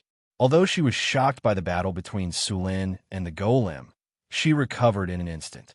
Then, while Sulin was holding the golem back, she began to crack the tower genie's core. Bigby's flying palm. A huge palm appeared out of thin air, and then directly sent the golem flying. Before the guardian golem could stand firm, Sullen's attack had come again. High-grade legendary golems were very difficult to deal with. This thing had high attack, high defense, fast speed, and surprisingly high magic resistance. Although Sulin was confident that he could tear it down, it would take a long time. This kind of legendary construct golem could be said to have almost no weaknesses. Sulin didn't want to tear this thing down. After all, not everyone could make a high-level legendary golem. The owner of this wizard tower was at least a high-level legendary existence. A golem of this level could be said to be very precious, and Sulin couldn't bear to break it. Even Sulin could only suppress the guardian golem in front of him. Moreover, this guardian golem was also equipped with the Sword Saint skills. If an advanced legendary warrior were in his place, the guardian golem would have long since finished him off. If this thing attacked at full strength, it wouldn't be surprising if it killed legendary Sulin in one strike. In fact, the guardian golem hadn't used its full strength yet. After all, golems made by wizards often needed the assistance of wizards.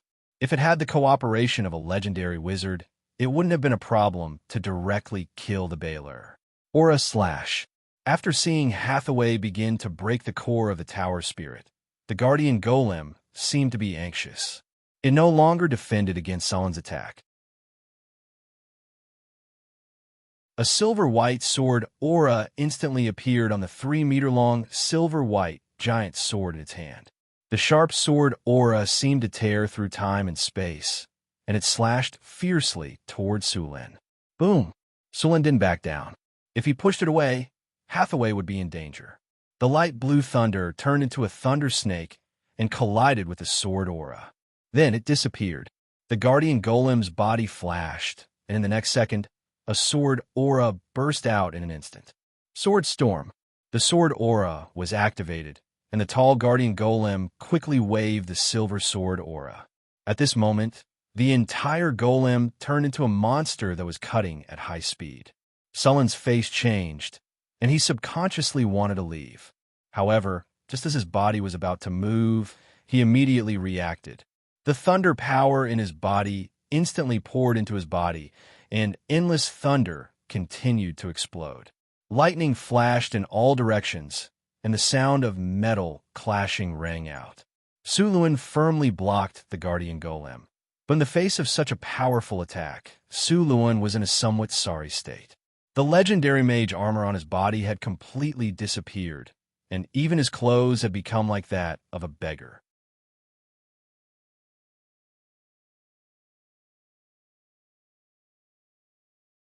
Chapter 546. The golems immediately stopped attacking. The guardian golem that was attacking suddenly stopped, and the red light in its two crystal eyes disappeared. Suluin also breathed a sigh of relief. Hathaway, ask the tower genie where the core of the puzzle is located, Suluin said in a deep voice. Tower genie, where's the core of the puzzle? The core of the puzzle is at the top of the wizard tower, the tower genie said in a cold mechanical voice. Hathaway was a little confused. Isn't this the top of the wizard tower? Master, this is the second floor of the wizard tower. There's another floor above it, the tower genie continued. This place was built with a spatial folding magic circle. I see. Hathaway nodded and asked the tower genie to open the door. They walked directly to the top of the wizard tower. The top of the wizard tower covered a large area. As soon as they arrived, they saw an enlarged puzzle magic circle. Purple arcane crystals floated quietly in the air. There were countless runes engraved on these crystals. A few silver light beams passed through each arcane crystal.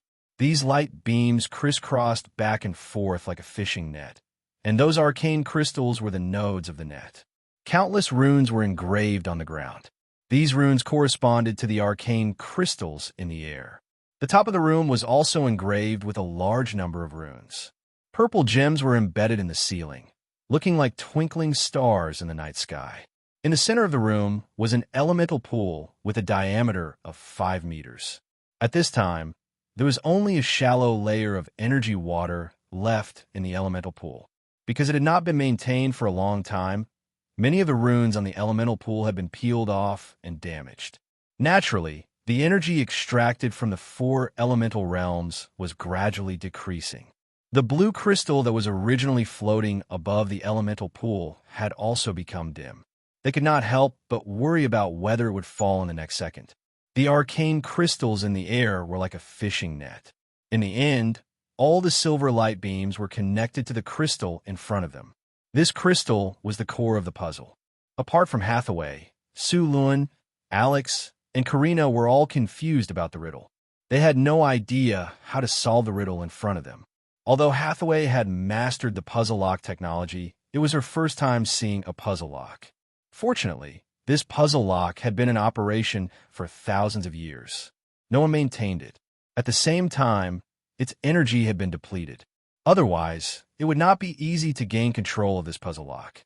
Hathaway stepped forward and a silver glow appeared in her eyes. She tapped the blue crystal gently, and a faint ripple spread out from the crystal. Then, a silver glow rose from Hathaway's body. This silver radiance was the embodiment of Hathaway's soul power. Sullen's soul power was now pale gold because he had fused with a large amount of divinity. At this time, whether it was Hathaway or Sulin, their souls actually already had some immortal characteristics. The lifespan of a legendary wizard was several times longer than that of a legendary warrior. Apart from the fact that wizards could make potions to increase their lifespan, the biggest reason was their soul power. If one only looked at the body of a legendary warrior, they were obviously healthier and more energetic than a wizard. However, the aging of their soul would cause their body to gradually age. On the other hand, wizards were the exact opposite. Hathaway's soul power entered a special space. This space was a huge magic network made up of countless magic nodes. This magic network completely covered the entire ruins. as Hathaway's soul power continued to crack the magic network. One by one, the magic nodes on the magic network were broken and controlled by Hathaway. A huge amount of soul power extended along the entire network. After an unknown amount of time, all the magic nodes were under her control. Hathaway slowly opened her eyes, and a feeling of weakness gushed out of her body. She staggered and was about to fall to the ground. Su Luan's eyes were sharp, and his hands were quick, and he caught her. "How are you? Are you hurt?" Su Luan asked a little anxiously. Hathaway struggled to smile at Su Luan. A touch of exhaustion appeared on her face. "I'm fine. It's just that my soul power has been overused. I'll be fine after some rest. Don't worry. This puzzle is seriously low on energy. Use an energy bottle to replenish it." "Okay." Su Luan nodded and handed Hathaway over to Karina and Alex to take care of. He then took out a palm-sized, beautiful crystal bottle from his storage space and walked to the elemental pool. He opened the cap of the crystal bottle and poured it into the elemental pool.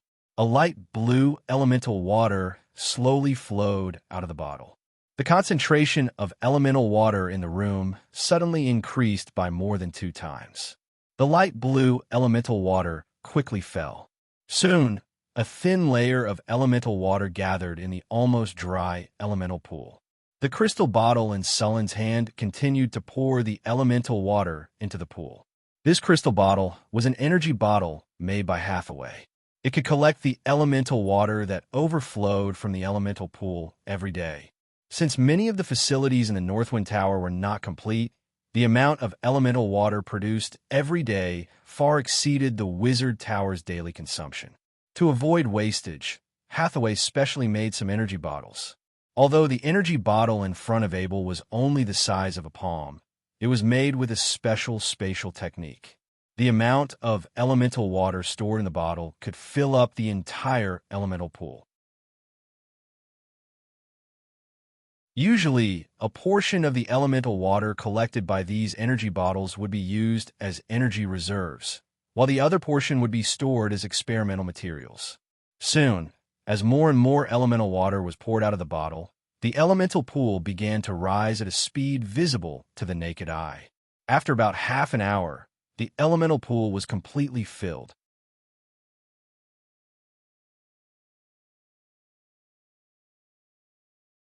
Chapter 547. Tower Genie. Restore the Enigma state and cancel the energy-saving mode. Hathaway ordered after seeing that the elemental pool was full of energy. Then a ray of spiritual light slowly lit up, and the originally dim purple crystal shone brightly at this moment. The spiritual light quickly spread to the surroundings along with the silver light beams. In a flash, the arcane crystals in the air were lit up one by one. The magic gems on the ceiling also lit up slightly, flashing a little bit of starlight. A strange force quickly spread out from here and shrouded the entire ruins in an instant.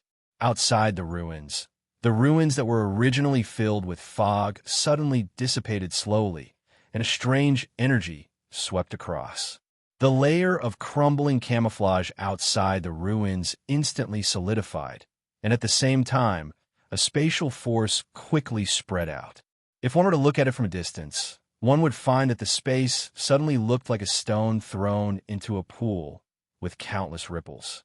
If one were to stare at it closely, one would find that with the ripples, the space began to slowly fold. And for a moment, there were countless phantoms, which made one dizzy, but then the phantoms were quickly smoothed out and finally returned to its original state. Although it seemed that there was no change, in fact, the secret realm had been completely hidden. It's done. If we don't use the power of the Enigma now, the elemental water in the elemental pool can last for a month. Hathaway was not as tired as before after a short rest. The elemental pool here needs to be repaired as soon as possible, and there are other energy channels and rune inscription problems. The things in the ruins also need to be sorted out and repaired as soon as possible. I think we'll face the consequences of being understaffed for a long time. Why wouldn't you want a wizard tower from the Arcane Empire era? Sulin teased and winked at Hathaway. And it could be a floating space tower. By the way, this wizard tower is indeed built according to the floating space tower. Hathaway's eyes lit up, and she directly asked the Tower Genie, "Tower Genie, this wizard tower can fly. Activate the flight mode." "Master, the floating space tower has insufficient energy. The flight mode cannot be activated." The Tower Genie's cold mechanical voice sounded. "Are the floating space ring and other facilities damaged?" Hearing the Tower Genie's words, Hathaway's eyes lit up, and she instantly became energetic. She quickly sat up straight on Alex's body, and there was no trace of her previous weak appearance. The Wizard Tower is the core area of the entire secret realm. The floating space ring is well preserved, and other overall facilities damage rate is less than 70%. It needs to be repaired before it can fly, the Tower Genie said coldly. The virtual library of the Sorcerer Tower has the blueprints and information for the construction of the Sorcerer Tower. There's a perfectly preserved floating ring here, Hathaway said in pleasant surprise. The floating space ring was the core component of the floating space tower that could fly. If the floating space city was compared to an airplane, the elemental pool was the fuel tank that provided sufficient energy, and the floating space ring was the engine that provided energy for the airplane. The floating space ring was a glorious achievement of the Arcane Empire era. It could lift the floating space tower, which weighed hundreds of tons, into the sky and fly freely. It could be said to be a very powerful legendary rune. It contained a lot of mathematical Olympiad knowledge. Hathaway only had some incomplete knowledge. Now, there was a preserved floating space ring and information, which was good news for Hathaway. "Master, you'd better not activate the flight mode," the Tower Genie suddenly reminded her. "What?" Hathaway asked with some surprise. The core command left by the previous master was to suppress the things sealed under the Wizard Tower. Once the Wizard Tower takes off, the Enigma won't be able to suppress the seal, and the monster will soon break the seal. Sulin and Hathaway looked at each other and immediately thought of the future she saw not long ago using astrology. "What's sealed here?" Sulin asked. The Tower Genie did not respond to Sulin's question. Seeing that the Tower Genie ignored him, Sulin was a little embarrassed. "Tower Genie, adjust Sulin's authority to the highest." Hathaway was like a little fox who had stolen a chicken, and her beautiful big eyes curved into a crescent moon. "Yes, master." Recording soul fluctuations, backing up information. Recording complete. "Tower Genie, what's sealed under the Wizard Tower?" Sulin asked again. "Your Excellency, I don't have the authority to know the monster sealed under the Wizard Tower. According to the 70th resolution of the Supreme Arcane Parliament, this arcane realm is sealed, and the previous master was also imprisoned by the Arcane Parliament. For specific information, you can check the information left by the previous master." Sulin and Hathaway's faces became serious. It was obvious that the monster sealed below was a taboo, and they learned from the Tower Genie that the previous master was actually imprisoned by the Supreme Arcane Parliament. What did this predecessor do? He actually made the Supreme Arcane Parliament intervene directly. The Supreme Arcane Parliament was the highest ruling core of the Arcane Empire. Although the Arcane Empire was called an empire, it was actually a floating space city that was autonomous. The supreme leader of each floating space city was basically a Grand Arcanist, and each floating space city had a seat in the Supreme Arcane Parliament. Usually, everyone did their own thing and did not interfere with each other. Only when a major event occurred, all the floating space city would convene a meeting of the Supreme Arcane Parliament to discuss and make decisions. Although this parliament had great power in name, in reality, it did not care much. The previous master of this Wizard Tower actually made the Supreme Arcane Parliament take action personally. Sulin was curious about what he did at that time. Soon, Sulin asked the Tower Genie to pull out a set of experimental data and began to check it with Hathaway. Arcane Calendar, year 3953, spring. Some of the items in the laboratory have been exhausted. Last month, I traded with the Dimensional Merchant and spent a lot of money and resources. Suddenly, I found that the money left was not enough to buy materials this month.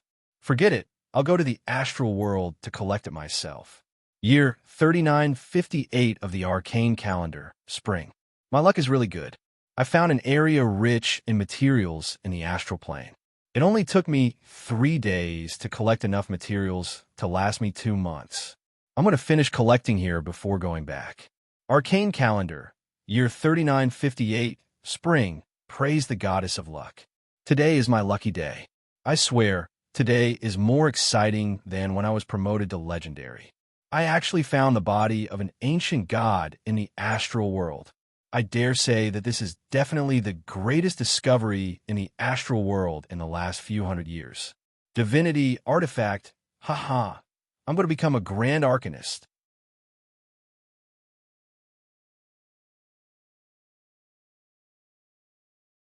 Chapter 548. Arcane calendar year 3958, summer. The laboratory I prepared for the ancient god's corpse is finally completed. Next, I can study this corpse without any worries. I can't wait. Arcane calendar year 3958, summer. The first experiment was a success. Haha, I'm a genius. I successfully extracted a bit of divinity from the corpse. This pure golden power looks really charming. Next, I'll try to go into seclusion and completely integrate this divinity into my body. Arcane calendar year 3958, summer. Damn it, the consciousness left by the ancient god is too powerful. It took me half a month to successfully integrate this divinity into my body. Although the process was a bit tortuous, the result was great. After integrating this divinity, I clearly felt a crack in the previous bottleneck. It seems that my idea was right. Autumn, year 3958 of the arcane calendar. Something was not right. There was a different kind of energy in this god's corpse. This energy was entangled with the god's corpse, and they seemed to be showing signs of revival. What the hell? Could it be that this god's corpse, which had been dead for thousands of years, could be revived? Arcane calendar year 3958, winter. Incredible. The power of divinity is really amazing.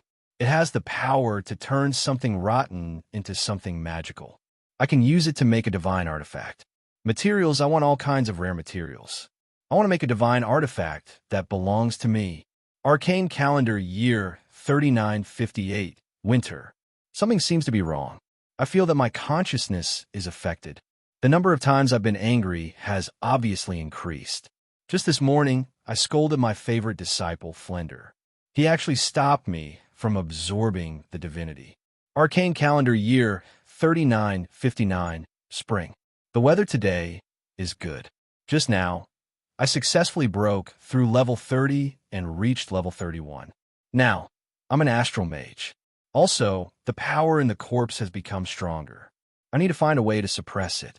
Arcane calendar year 3959, spring. Damn it, this is not the original power of the corpse. This power is parasitic in the corpse. It wants to use the corpse of the god to revive. The corpse of the god is mine. I won't let anyone take it away. Arcane calendar year 3959, spring. This power is too strong. I can't suppress it anymore. It's starting to change. I have to find a way to deal with it as soon as possible. Arcane calendar year 3959, spring. Why did the Supreme Arcane Council send a document for inquiry? Could it be that they knew I had obtained the god's corpse? That's impossible. No, I forgot about Flender. That damned bastard. He actually dared to betray his teacher. I'll extract his soul and seal it in the lamp so that his soul will be burned forever. But before that, I have to hide the god's corpse somewhere else. Year 3959 of the Arcana calendar, spring. Those annoying special envoys from the Supreme Arcana Council came. He actually said that I was researching the power of the divine sin and violated the ban of the Supreme Arcana Council. What ban? These guys don't understand the greatness of divinity at all. They just covet my god corpse and want to take it from me. I should just chase them out. Arcana calendar, year 3959, spring. The vitality and life force of the god's corpse are getting stronger and stronger. I have to suppress it as soon as possible. Fortunately, I had the help of the Wizard Tower. With the help of the Wizard Tower's power, I successfully suppressed him. Perhaps I should change my way of thinking. Year 3959 of the Arcana calendar, spring. Why is the Supreme Arcana Council here again? There's no end to it. This time, I won't meet with them. Negotiating with them is a complete waste of time. The log came to an abrupt end here. Although the log wasn't long, and there was a lot of repeated information in it, Sulin still found the information about the things sealed under the floating space tower. It seems that things are a little troublesome. Sulin closed the experiment log, and the expression on his face became a little gloomy. According to the information in the log, the previous master of the Wizard Tower was basically dead, but it was unknown whether he was killed by the Divine Sin or by the Supreme Arcana Council. Of course, Sulin was more likely to be arrested by the Supreme Arcana Council. If he was killed by the Divine Sin, then basically nothing would be left in the ruins. Now that the Wizard Tower was intact, it was very likely that it was done by the Supreme Arcana Council. Moreover, through the conversation with the Tower Spirit, he found that the seal here was made by the Supreme Arcana Mathematical Association. After the seal was completed, the Supreme Arcana Council gave up on the secret realm, and everyone was completely evacuated. That was also the reason why the buildings in the secret realm were so intact. Sulin deduced the matter in his mind, and was surprised by the previous master of the Wizard Tower's ability to seek death. Not to mention that this guy directly sees the divinity from the god's corpse. He didn't even figure out the divine sin bred in the god's corpse. The divine sin was always born from the god's corpse, and the probability of such things happening was very high. Moreover, he didn't extract the soul of the divine sin to fuse with it after killing it. He was really courageous. He wasn't swallowed up by the negative consciousness of the divine sin, but judging from the experiment log, he was still affected. The ancient arcanists were really bold, and Sulin had to admire them. These arcanists were not even in awe of the gods. Otherwise, how could the Arthas Ascension be created? They actually wanted to seize the power of the gods by force. The ancient arcanists conducted too many dangerous experiments, such as bloodline experiments. Although Sulin didn't conduct in-depth research, the experiment was finally mature after hundreds and thousands of human experiments. In essence, the wizards of today were not much different from the ancient arcanists. They also liked to seek death. The only difference was that after being beaten up, the wizards of today were very cautious and knew how to respect the gods. It was not a big problem for the wizards to have enough curiosity. The key was to know their own strength. If they wanted to study the divine sin, their profession level had to be at least level 40.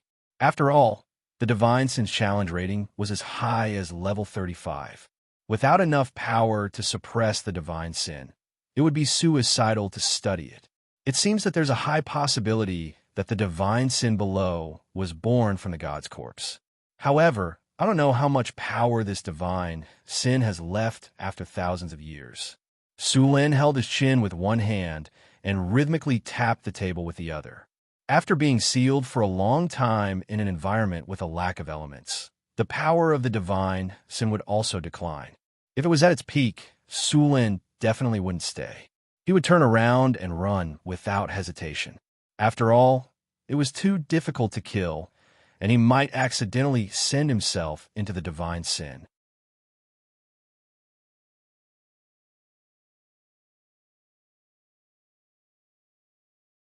Chapter 549. During the period of the Arcane Empire, the most dangerous monsters in the multiverse were counted. The most dangerous ones were the Archean Hatred, the Dragon of Hatred. However, the number of these Archean Hatred was very small. Many of them were sealed or sleeping in some corner of the multiverse. The second-tier monsters were the Abominations. In fact, some people classified the Abominations and the Archean Hatred together. After all, some Abominations were very powerful. The third-tier monsters were the Archean Villains. Usually, the challenge level of the Archean Villains was above level 25. The first Archean Villains were said to be born from the fusion of evil gods and evil forces. The Archean Villains had great power and were very corrosive, but their consciousness was usually very chaotic. The Abomination Hathaway said with a solemn expression. The power he radiated during this period of time has caused the beast to mutate. It means that his power is recovering. The wizard tower has been in disrepair for a long time and is short of energy. He is about to lose control. If we leave him alone and let him recover, it won't take long for this abomination to break free. By then, the whole northern land will be in a disaster. The reason why the Arcane Empire ranked the abominations and the Archean hatred at the top was that they had the power to destroy a main material plane. As long as they were given enough time, these monsters could easily destroy a rich plane. It seems that we have to get rid of this abomination, Sulen said in a low voice. The battle of the abomination is very dangerous. Legends can't intervene, so Alex and Karina can only stay here. But Alex and Karina said anxiously, but they were interrupted by Sulen. No buts. Someone needs to guard this place. Besides, you don't even have legends. Are you going to die? At last, under Sullen's suggestion, Alex and Karina finally agreed. After discussing for a while, Sulen said to the Tower Spirit, Tower Spirit, where is the abomination sealed? Tower Master, you can enter through the passage on the 3rd floor of the Wizard Tower. As the Tower Genie spoke, a 3-dimensional image of the Sorcerer Tower appeared beside it. The location of the abomination was clearly marked on it. Sulen and Hathaway checked once to make sure that they had not missed anything. Only then did they walk down to the basement of the Magus Tower. Soon, the two arrived at the basement of the Magus Tower. The closer they got, the denser the negative energy in the surroundings. There was even a layer of gray fog in the basement. Sizzle. Strange noises could be heard, and then some looming figures appeared not far away. Be careful, there should be a lot of undead here.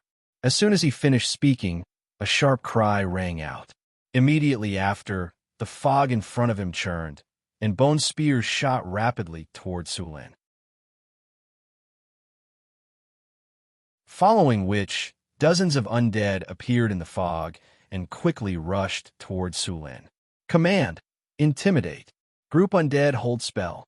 2 spiritual lights flashed quickly on Hathaway's body, and the undead that were rushing towards Sulen instantly stopped. In a normal battle, wizards were usually in charge of controlling the field. The real damage output would depend on the Grand Sword Master, especially when the Grand Sword Master cooperated with a wizard. The terrifying lethality of a Grand Sword Master was unreasonably strong. Sulen waved his storm battle halberd and whizzed past. All the undead that were controlled by Hathaway were directly chopped into pieces by him. Clang, clang, clang. A large number of soul crystals fell. Hathaway gently waved her hand, and the soul crystals on the ground flew directly into her hand. After casually putting away the soul crystals, the two of them continued to move forward. The basement of the Wizard Tower was dark. This place had been corroded by the power of the abomination. The two of them arrived at the 3rd floor of the basement. According to the markings on the map, they quickly found the passage that led to the seal. At this moment, the two of them suddenly heard a strange crying sound. Sulen stopped in his tracks. Abomination! He's right here! Lightning flashed on Sullen's body, and his eyes looked into the depths of the passage. Although Sulen had not studied the abominations, he knew that their power was strong and strange. Ordinary legendary wizards could only play a supporting role when facing them. If one really wanted to wrestle with the abominations, one would have to at least reach the level of an astral wizard. The abominations seemed to have sensed their arrival. The strange crying sound became more and more obvious. The gray fog was tumbling, and they could clearly see that there were countless undead howling in it. Hide behind me. Sulen grabbed Hathaway with one hand and pulled her behind him. After saying that, a strong power of lightning quickly gathered from his body. The entire space could feel the sudden increase of the surrounding electrostatic force field. Then, dazzling lightning tore through the darkness and completely dispersed the layer of fog. The power of lightning continued to gather. The power of lightning on Sullen's body was completely opposite to the negative energy. At this moment, Sulen completely detonated the power of lightning. Endless power of lightning exploded at this moment, and the entire space was as bright as day. Countless lightning snakes moved back and forth in the air. The surrounding fog tumbled violently as if it was boiling. The ghosts and undead creatures hiding in the fog screamed, and their bodies melted quickly. Suddenly, a large number of soul crystals fell to the ground. The surrounding fog dissipated completely. At this moment, they could clearly feel a hexagram rune array. Silver chains entangled back and forth, firmly locking the center of the altar. At this moment, Sulin finally saw the monster in the seal clearly. Be careful, Sulin. It was born from the corpse of an ancient god. Sulin looked at the monster in the seal in front of him. This was a completely distorted human figure. It looked extremely strange. Its limbs were excessively long, and its head was very large. There were wrinkles on it, and it looked very ugly. Its mouth was full of sharp teeth, and its lower body was connected to a huge corpse. After seeing Sulin and Garen, the monster let out a sharp cry. Then, a spatial force suddenly appeared. The teleportation light flashed, and a Baylor appeared in front of them. Baylor Demon. Challenge rating 18+. The Baylor Demon was burning with endless flames. As soon as it appeared, it let out a roar. Then, Zhou whip whipped toward Sulin. Sulin waved his Storm War halberd and directly flicked the whip away. Just as Sulin was about to go forward, Hathaway's voice suddenly sounded in his mind. Sulin, wait. I prepared to stop time. Later, take the opportunity to kill the Baylor Demon. Okay. Sulin agreed without thinking. Hathaway gently waved her staff, and an invisible force quickly gathered. Then a powerful magic instantly burst out. Time stop, legendary spell.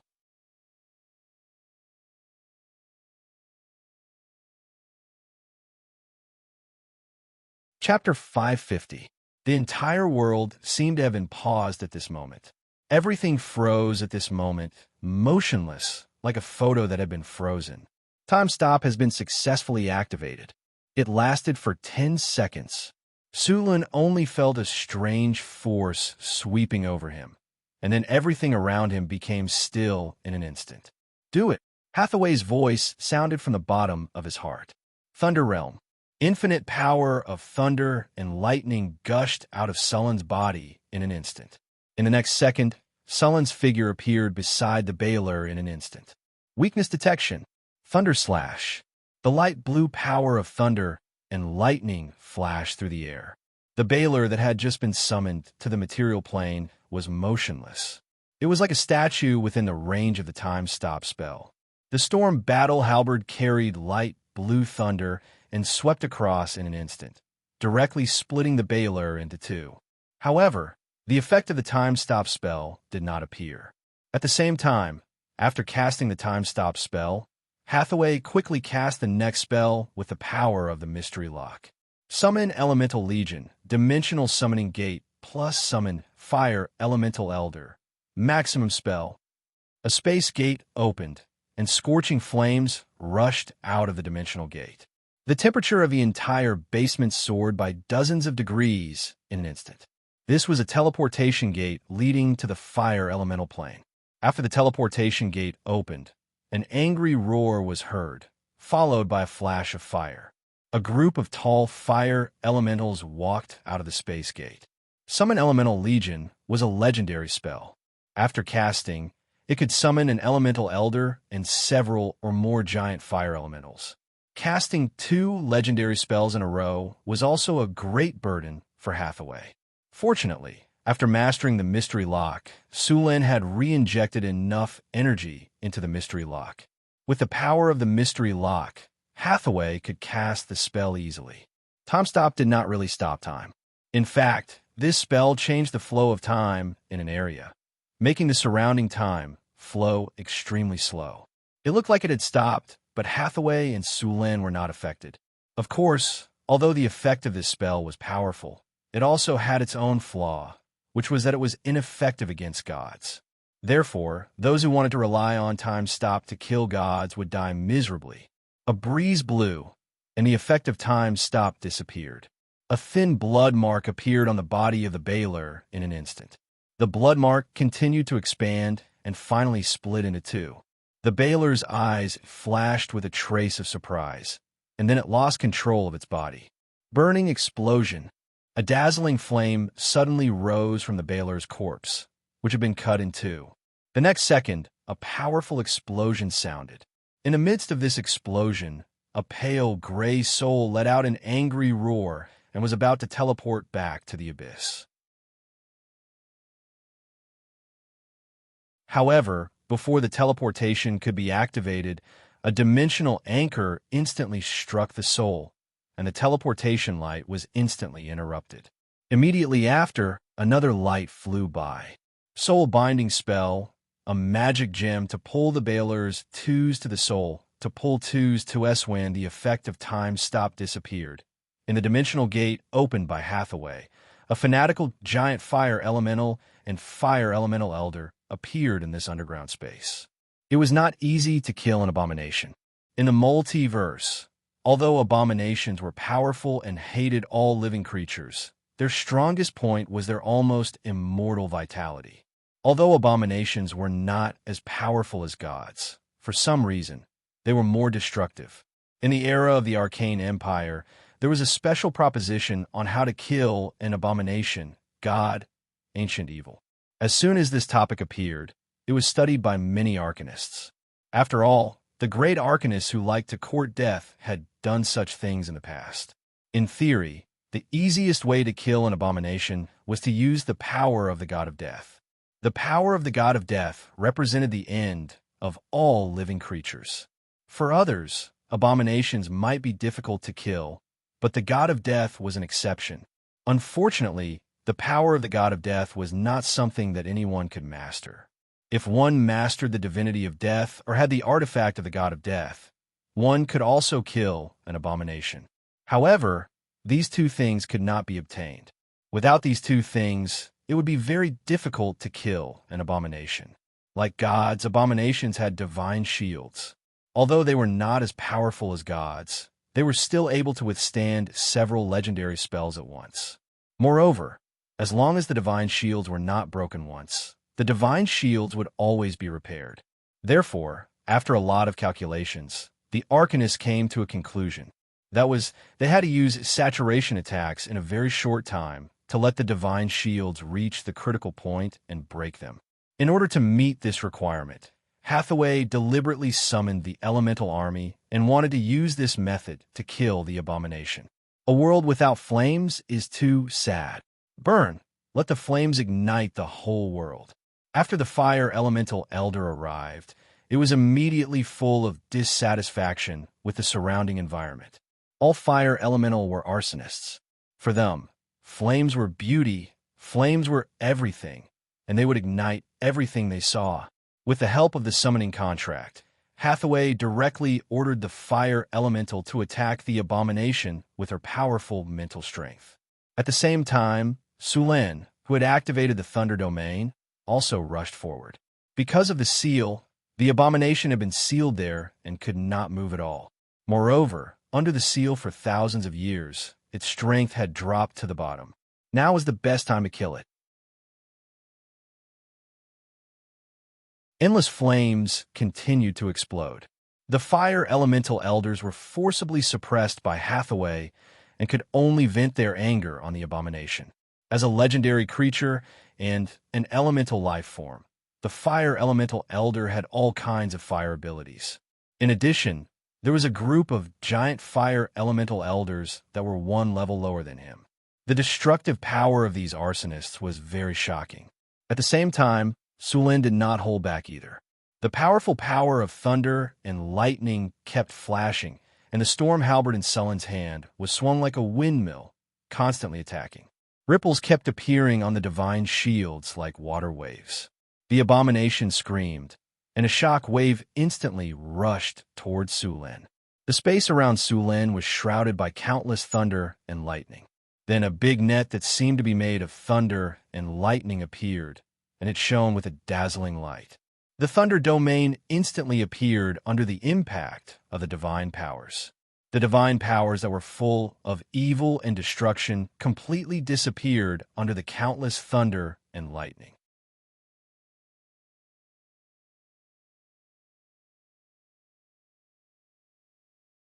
Chapter 551. Heat waves kept surging, and flames kept spreading to the surroundings. The abomination's divine power shield was also on the verge of collapsing. After all, the abomination was not a god, and it did not have the almost endless divine power of the god kingdom as a shield. Thunder slash. The storm battle halberd carried the terrifying power of thunder and lightning and smashed down on the divine power shield. Boom! The power of thunder and lightning and the divine power surged, and countless bolts of lightning burst out in an instant.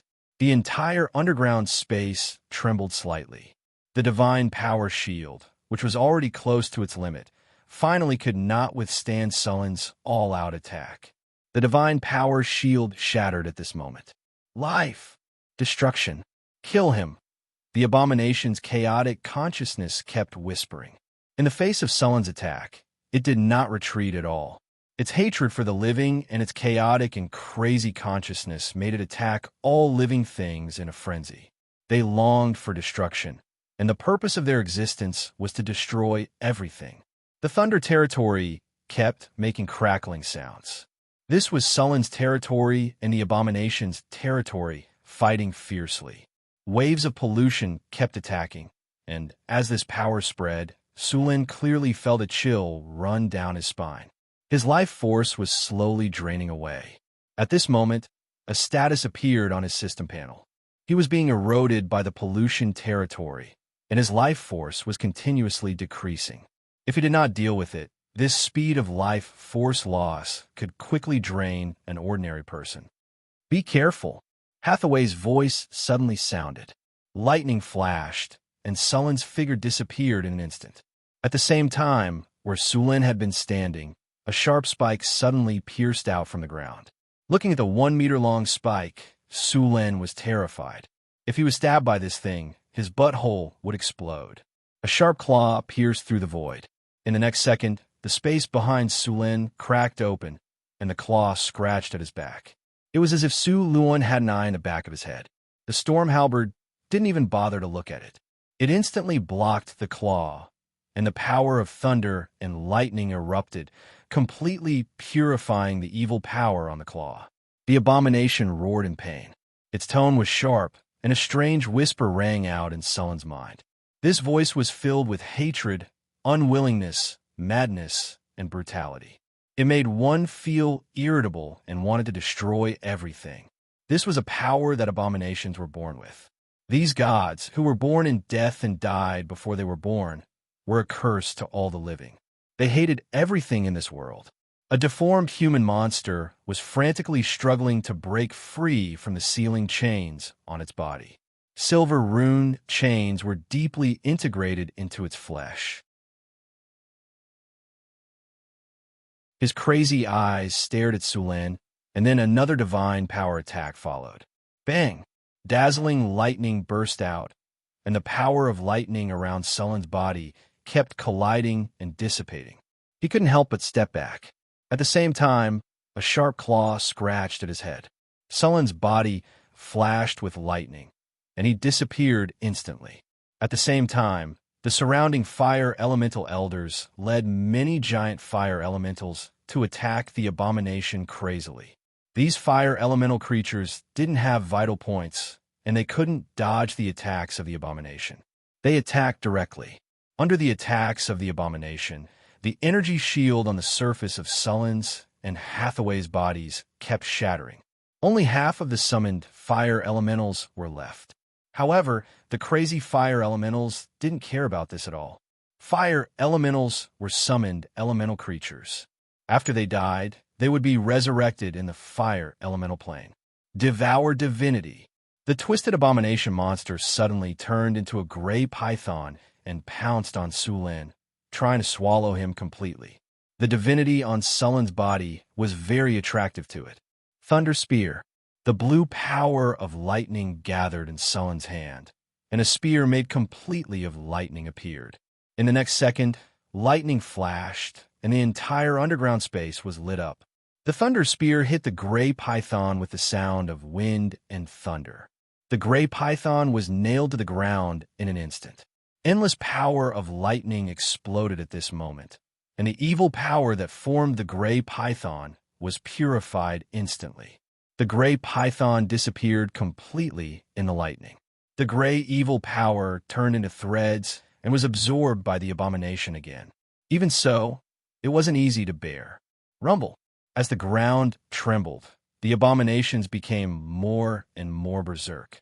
Not being able to kill Su Lun made them feel very berserk, and the abominations became more and more dangerous. Apart from their own power, they could also use their divine power. The berserk abominations instantly revealed sharp claws and continuously attacked Su Lun. It had the power to control space. Space cracks kept opening, and any part of Sullen's body could be attacked by the abomination. This space ability was very disgusting. Although it was trapped and couldn't move, it could attack the surroundings continuously through these spaces. The target was small and fast, and there was almost no warning. If Su Lin hadn't awakened the sixth sense talent, which gave him the ability to predict danger in advance, he would have been caught by the abomination. Although there would be some space fluctuations when space spells were used, the time was too short. Hathaway wanted to use space imprisonment, but it was torn apart by the abomination. The abomination could only tear a small space crack each time, but Hathaway's space imprisonment needed to cover a large area.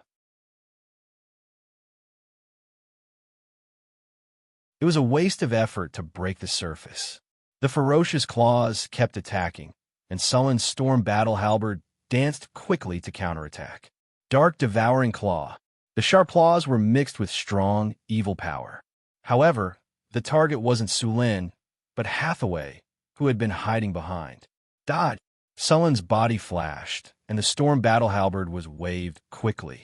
Hathaway didn't panic at all in the face of the abomination's attack. Her body flashed, and she disappeared instantly. At the same time, a frightening elemental wave appeared. Hathaway's body appeared on the other side of the abomination, and a gray magic ball with strong elemental waves flew out instantly. Annihilation magic ball. Boom! Roar! The abomination roared in pain, and the annihilation magic ball melted a part of its body. Drops of black blood splattered on the ground. After the attack worked, Hathaway didn't chase after it. Her body flashed and disappeared instantly. The moment she disappeared, a sharp bone spur pierced out from the ground. Thunder slash. Su Lin waved the storm battle halberd and appeared around the abomination. Then he slashed at the abomination's body. Slash! The sharp halberd cut a hideous wound on the abomination's body.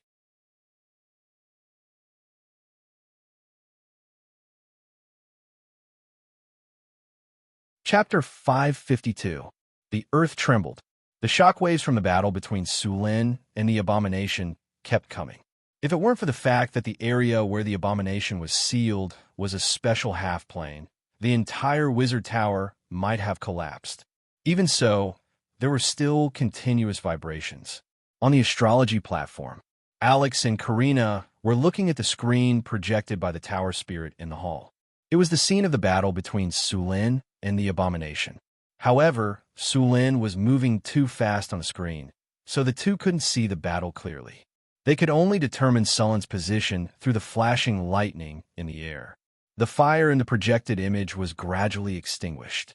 There weren't many fire elements summoned by Hathaway left. The battle was getting more and more intense. Although Su Lin would hurt the abomination to a certain extent every time he attacked, the abomination could recover quickly by relying on the god's corpse that had merged with him. What should we do? Can Surin and Hathaway win? Looking at the picture in front of her, Karina asked Alex with some uncertainty. Alex, who was eating sunflower seeds with relish, came back to her senses. She stared at Karina with her eyes wide open and said with uncertainty, Su Lin should be able to win.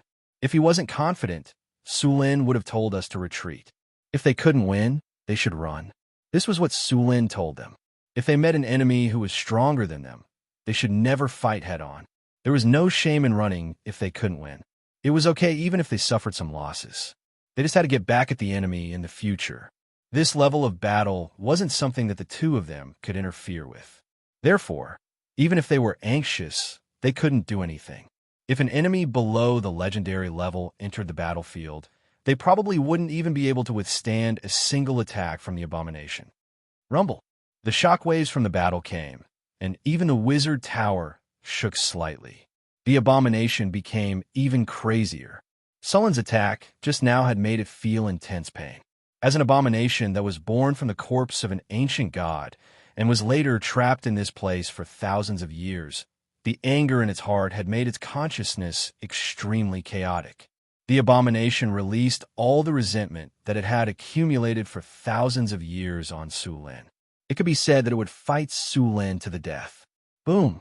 A blast of divine power hit Sulin in an instant. The energy shield around Sulin could no longer withstand it and shattered with a bang. It turned into specks of light and disappeared. A bolt of lightning flashed across Sullen's body, and he disappeared instantly. Great disintegration. A green spell instantly shot towards the abomination, and the body that was hit instantly turned into powder. The abomination howled in pain, and its dark and crazy eyes instantly stared at Hathaway. Then it let out a roar, and a sound wave more powerful than Sullen's war roar burst out. At this moment, Sulin felt his mind go blank, but with his strong constitution, he recovered in an instant. However, the abomination took advantage of this opportunity to attack him again. In just a moment, the abomination's sharp claws had already appeared in front of him. Rip! There was no time to dodge, and Sullen's arm was instantly cut open. The intense pain made Sulin counterattack instantly. The storm halberd tore through the air, and with infinite lightning, it instantly slashed the abomination's arm. The sharp halberd cut through the abomination's skin and along its muscles. The power of lightning also burst out at this moment. Under Sullen's great strength, the abomination's arm was directly cut off from the forearm. At the same time, Hathaway, who was further away, felt as if her heart had been hit hard. Her whole body stiffened, and her body entered a state of shock at this moment. At the same time, a spatial crack suddenly appeared above her head, and the abomination's sharp claws suddenly attacked. The sudden attack made it impossible for Sulin to help. Hathaway was about to be hit. As a sorcerer, Hathaway's physical fitness was far inferior to Sullen's. If she was hit, she would be seriously injured even if she did not die. However, as a sorcerer and a legendary sorcerer, Hathaway had many ways to save her life. Almost at the moment when the abomination attacked, rays of magic light appeared on her body. Greater Chain Accident activated. Spell Sequence activated. Spell activated. Activate Greater Teleportation. Activate Greater Energy Barrier. Activate Greater Deflection Field. Activate Annihilation Ball. Activate Spell Order Shock. As a sorcerer, Hathaway was very clear about her own weaknesses. Therefore, she set the condition for triggering the accident spell to be controlled. No matter if it was stun, shock, or immobilize, the Greater Chain Accident spell would be triggered automatically. The abomination's attack was indeed unexpected. Hathaway was shocked by the enemy at that moment and lost control of her body. This situation was just in line with the accident spell that Hathaway had set. A series of light flashed, and Hathaway's figure instantly disappeared, just in time to dodge the abomination's attack. She also automatically counterattacked. The Annihilation Ball instantly hit the abomination's claws. The claws seemed to be soaked in sulfuric acid and quickly melted like a burning candle. The abominations had many strange and powerful abilities. They had divinity in many attacks. Even Sullen's physical fitness could not be completely immune to them, let alone Hathaway. Fortunately, Hathaway had practiced this situation in the battle simulation. The spell sequence on her sorcerer's robe was prepared for this situation. When Hathaway reappeared, the abomination immediately captured her position. This was not difficult. After all, the space here was not too big. The abomination's power could cover the entire area. Then, the abomination launched another attack at Hathaway. Sharp bone spurs instantly pierced our ground. Crack! With a soft sound, the energy barrier around Hathaway's body broke in an instant. However, Hesse had already regained consciousness and regained control of her body. The staff in her hand flashed slightly, and then the space around Hathaway instantly became distorted. Chaotic space. The abomination's bone spurs, which attacked by tearing the space apart, brushed past Hathaway and did not cause any damage to her. Sword of Annihilation. A light flashed, and a strange long sword instantly appeared in Hathaway's hand. In the next second, the long sword was swung, and the abomination's bone spurs were directly cut in half. Sullen's reaction was very fast. Just as Hathaway was casting the spell, a thunder spear appeared in his hand. Lightning flashed and instantly hit the abomination's body. The powerful thunder power exploded, and the abomination's body trembled at this moment. It's finally paralyzed. After seeing the effect, Su Luan cursed inwardly. All this time, his lightning power had been invincible in battle. His super high paralysis effect had been effective time and time again. However, this time, when facing an abomination, his lightning power's paralysis effect was reduced to the bottom. You're tuning into the Eternal Immortal Ballad YouTube channel. Don't forget to subscribe and join us on this journey to catch the most captivating stories.